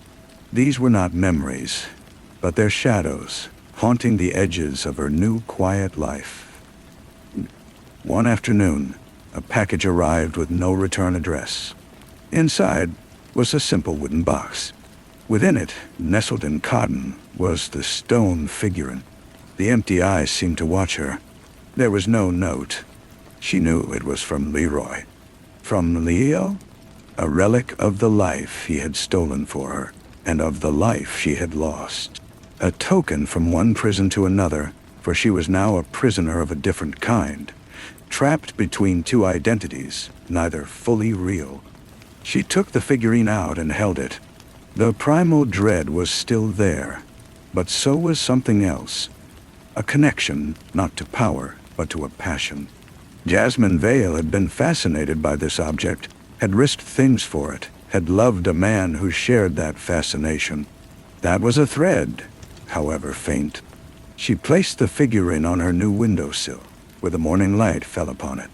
It was a piece of her past, not as Jessica, not as Jasmine, but as the woman who held both truths inside her. She picked up a new journal, a plain one, and began to write. Today I held the stone. I did not remember, but I understood. The past is not a place to return to. It is a story to be unearthed, one fragment at a time. I am the archaeologist of myself. Outside, the world continued, bright and moving. She watched it, no longer with envy, but with a tentative curiosity. The story had changed, and this time, she would write it. The first memory that returned whole was the taste of dust. It was a hot afternoon, and she was writing in her journal at the folding table in the dig site tent. Cash was humming off-key, brushing soil from a pottery shard. The dust was in the air, in her mouth, a dry, chalky taste. He looked over and smiled, and the sun through the canvas lit the sweat on his temple. Found something, Jazz, he said, and the nickname was a physical warmth in her chest. She gasped, dropping the pen in her current, quiet apartment. The memory was so vivid it left her shaking. It was not a ghost. It was a piece of her returned. After that, they came more often, not in order, but in emotional weight. The furious argument with her mother about pursuing archaeology instead of law. The feel of the rough stone figurine the moment they pulled it from the earth. Cash's triumphant shout. Her own awe. And then a shared unspoken unease that settled over them like a chill. The memory of Leroy. Lewa. First appearing at the site not as a stranger, but as a representative from a private historical foundation offering funding. His eyes on her had been keen, appreciative. She remembered feeling flattered, then vaguely guarded. She wrote it all down, filling the journal. The narrative of Jasmine Vale was no longer just a news clipping. It was becoming a lived-in skin. Her mother watched the transformation with a mixture of joy and anxiety. "You look like her again," she said one evening, touching Jasmine's hair. "You have her intensity back." "I never lost it," Jasmine replied. And it was true. It had been buried, redirected into maintaining a perfect, false home. Now it was fixed on the excavation of her own life. She requested and was granted access to the evidence from the Craftsman house. In a sterile police storage room, she laid out the contents of the storage unit. The letters addressed to J. Vale were from an aunt, full of gentle gossip and concern about her work being too dangerous. She read them and wept for the woman who had received them. The financial records for the unknown company traced back to a shell corporation, and then to Leo Richter's family money. It had funded everything. The house, Barry's research, the careful construction of Jessica's life. The gun was still there, tagged and bagged. She did not touch it. She visited Leo only once, before his trial. He sat behind the glass, thinner, his kindness entirely gone, leaving only a profound exhaustion. "Why did you send me the figurine?" she asked. He shrugged, a small, hollow movement. "It belonged to you, to her. Barry thought it was a trigger, that it held some psychological power over you. Maybe it does. I thought you should have it. A true thing in all the lies. Did you love me?" The question was clinical, a final piece of data to collect. He looked at her, and for a second, the old Leroy was there. The man who made omelets and worried about the length of hallways. "I love the idea of you," he said softly. "The idea of a clean slate. I loved Jessica. But Jessica was just a shell I filled with what I wanted. Jasmine was a fire. I couldn't handle the fire, so I tried to put it out and contain the warmth." He looked down at his hands. "I'm sorry for what I took from you. I'm not sorry I stopped Barry. That's the only true thing I did at the end." She left without saying goodbye. There was nothing more to say. The trial was a media spectacle. Leo was sentenced. Barry's legacy was dismantled. Yasmin Vale was declared legally alive. She started attending classes again, not in archaeology, but in psychology. Her focus was on memory, identity, and trauma. Her professors found her perspectives unnervingly insightful. On the anniversary of the day she walked into the storage facility, she drove back to Silverwood. Not to the street of the craftsmen, but to the edge of town where the fields rolled out towards the hills. She walked to the dig site, now just a scar in the earth, marked only by a small, unofficial cairn of stones she had built for Cash on her last visit. She sat in the grass, the stone figurine beside her. The dread was gone. Now it felt like a companion, a touchstone to a self that was integrating day by day. The wind moved through the grass, a sound like a whisper, like a sigh. She did not expect a grand revelation. She did not get one. She simply sat as the sun began to set and felt the two halves of her life, the one stolen and the one endured, finally settle into a single uneasy whole. She was not Jessica. She was not entirely the Jasmine from the photograph. She was someone new, forged in the collision. She stood, brushing the dirt from her jeans, a habit from a past life that felt natural again. She picked up the figurine, its weight familiar now, and walked back to her car. She had a paper to write, a mother to have dinner with, a life to continue building, this time on her own terms. In her pocket, her fingers found the smooth wood of the red spool of thread. She kept it with her always, a reminder that some connections, however frayed, never truly break. She started the car and drove away from the fading light, not towards an ending, but towards the next dig site, wherever it might be. The paper was on the ethical boundaries of memory studies. Her professor had called it disturbingly personal, but given it an A, her mother had framed the grade sheet. Life had developed a rhythm, a new kind of routine that didn't feel like a cage. The dreams were the hardest part. In them, she was often both herself and a spectator. She would be brushing her teeth in Jessica's pristine bathroom, watching herself in the mirror, while through the window, she could see Jasmine and Cash laughing by a trench, their hands covered in earth. The two realities would try to occupy the same space, and the pressure would build until she woke, gasping, the taste of mint and dust mixed in her mouth. Her therapist called it integration. It felt more like tectonic plates shifting. She began to visit museums again, not as a curator, but as a visitor. She would stand for a long time before exhibits of ancient artifacts, studying not the objects, but the placards, the stories invented for them by experts, the narratives woven from fragments. She understood now how fragile history was, how easily it could be shaped by the hand that held the brush. One Thursday in the pre-Columbian pottery wing, a man approached her. He was older, with a kind, weathered face and the practical clothes of a fellow academic. "You're Jasmine Vale," he said, not as a question. "I knew Cash. We worked together on the Olmec survey in '9. Her heart, which usually fluttered anxiously at any mention of Cash, stayed steady. "You did?" "Robert Gable," he said, offering a hand. "I was sorry to hear about everything, more sorry than I can say." He paused, looking at the vase she had been studying. "He talked about you all the time. Said you had the best instincts he'd ever seen. Said you felt the past in your bones. The words were a gift, more tangible than any recovered memory. What else did he say? Robert smiled, a little sadly. He said you were stubborn, that you'd argue with him for hours about site methodology, and you'd usually be right. He loved that. He said most people just agreed with him to be polite. He shifted his weight. I have something for you. I've been trying to find a way to get it to you since the trial ended. He led her to a bench and pulled a small, soil-stained notebook from his satchel. It was the kind with a black cover, the pages warped from humidity. This was Cash's field journal from the Silverwood dig.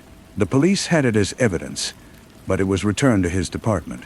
I was his thesis advisor. I thought you should have it. Her hands trembled as she took it. She opened it to a random page.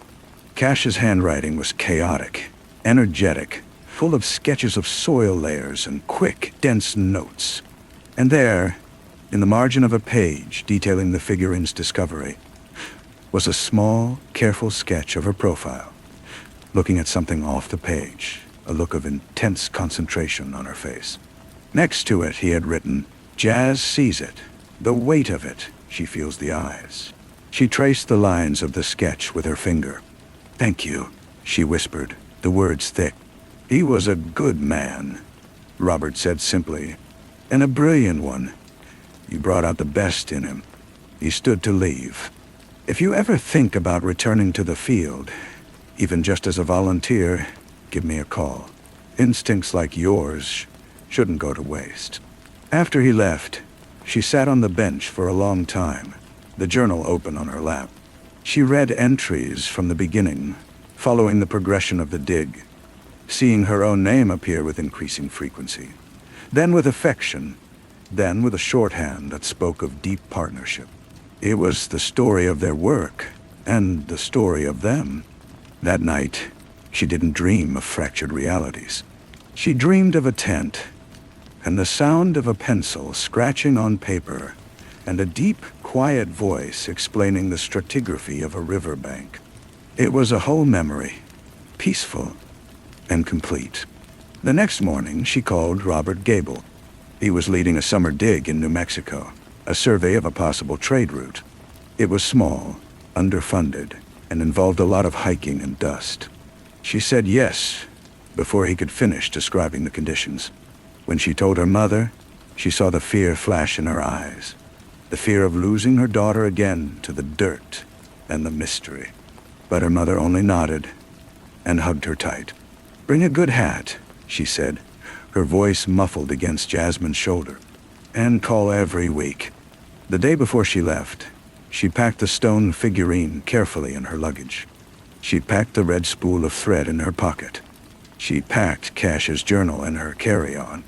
She stood in her quiet apartment, now full of books and maps and the quiet energy of a life being pursued, not performed. She was not going to New Mexico to find herself. She was going as herself, an archaeologist with a fractured past.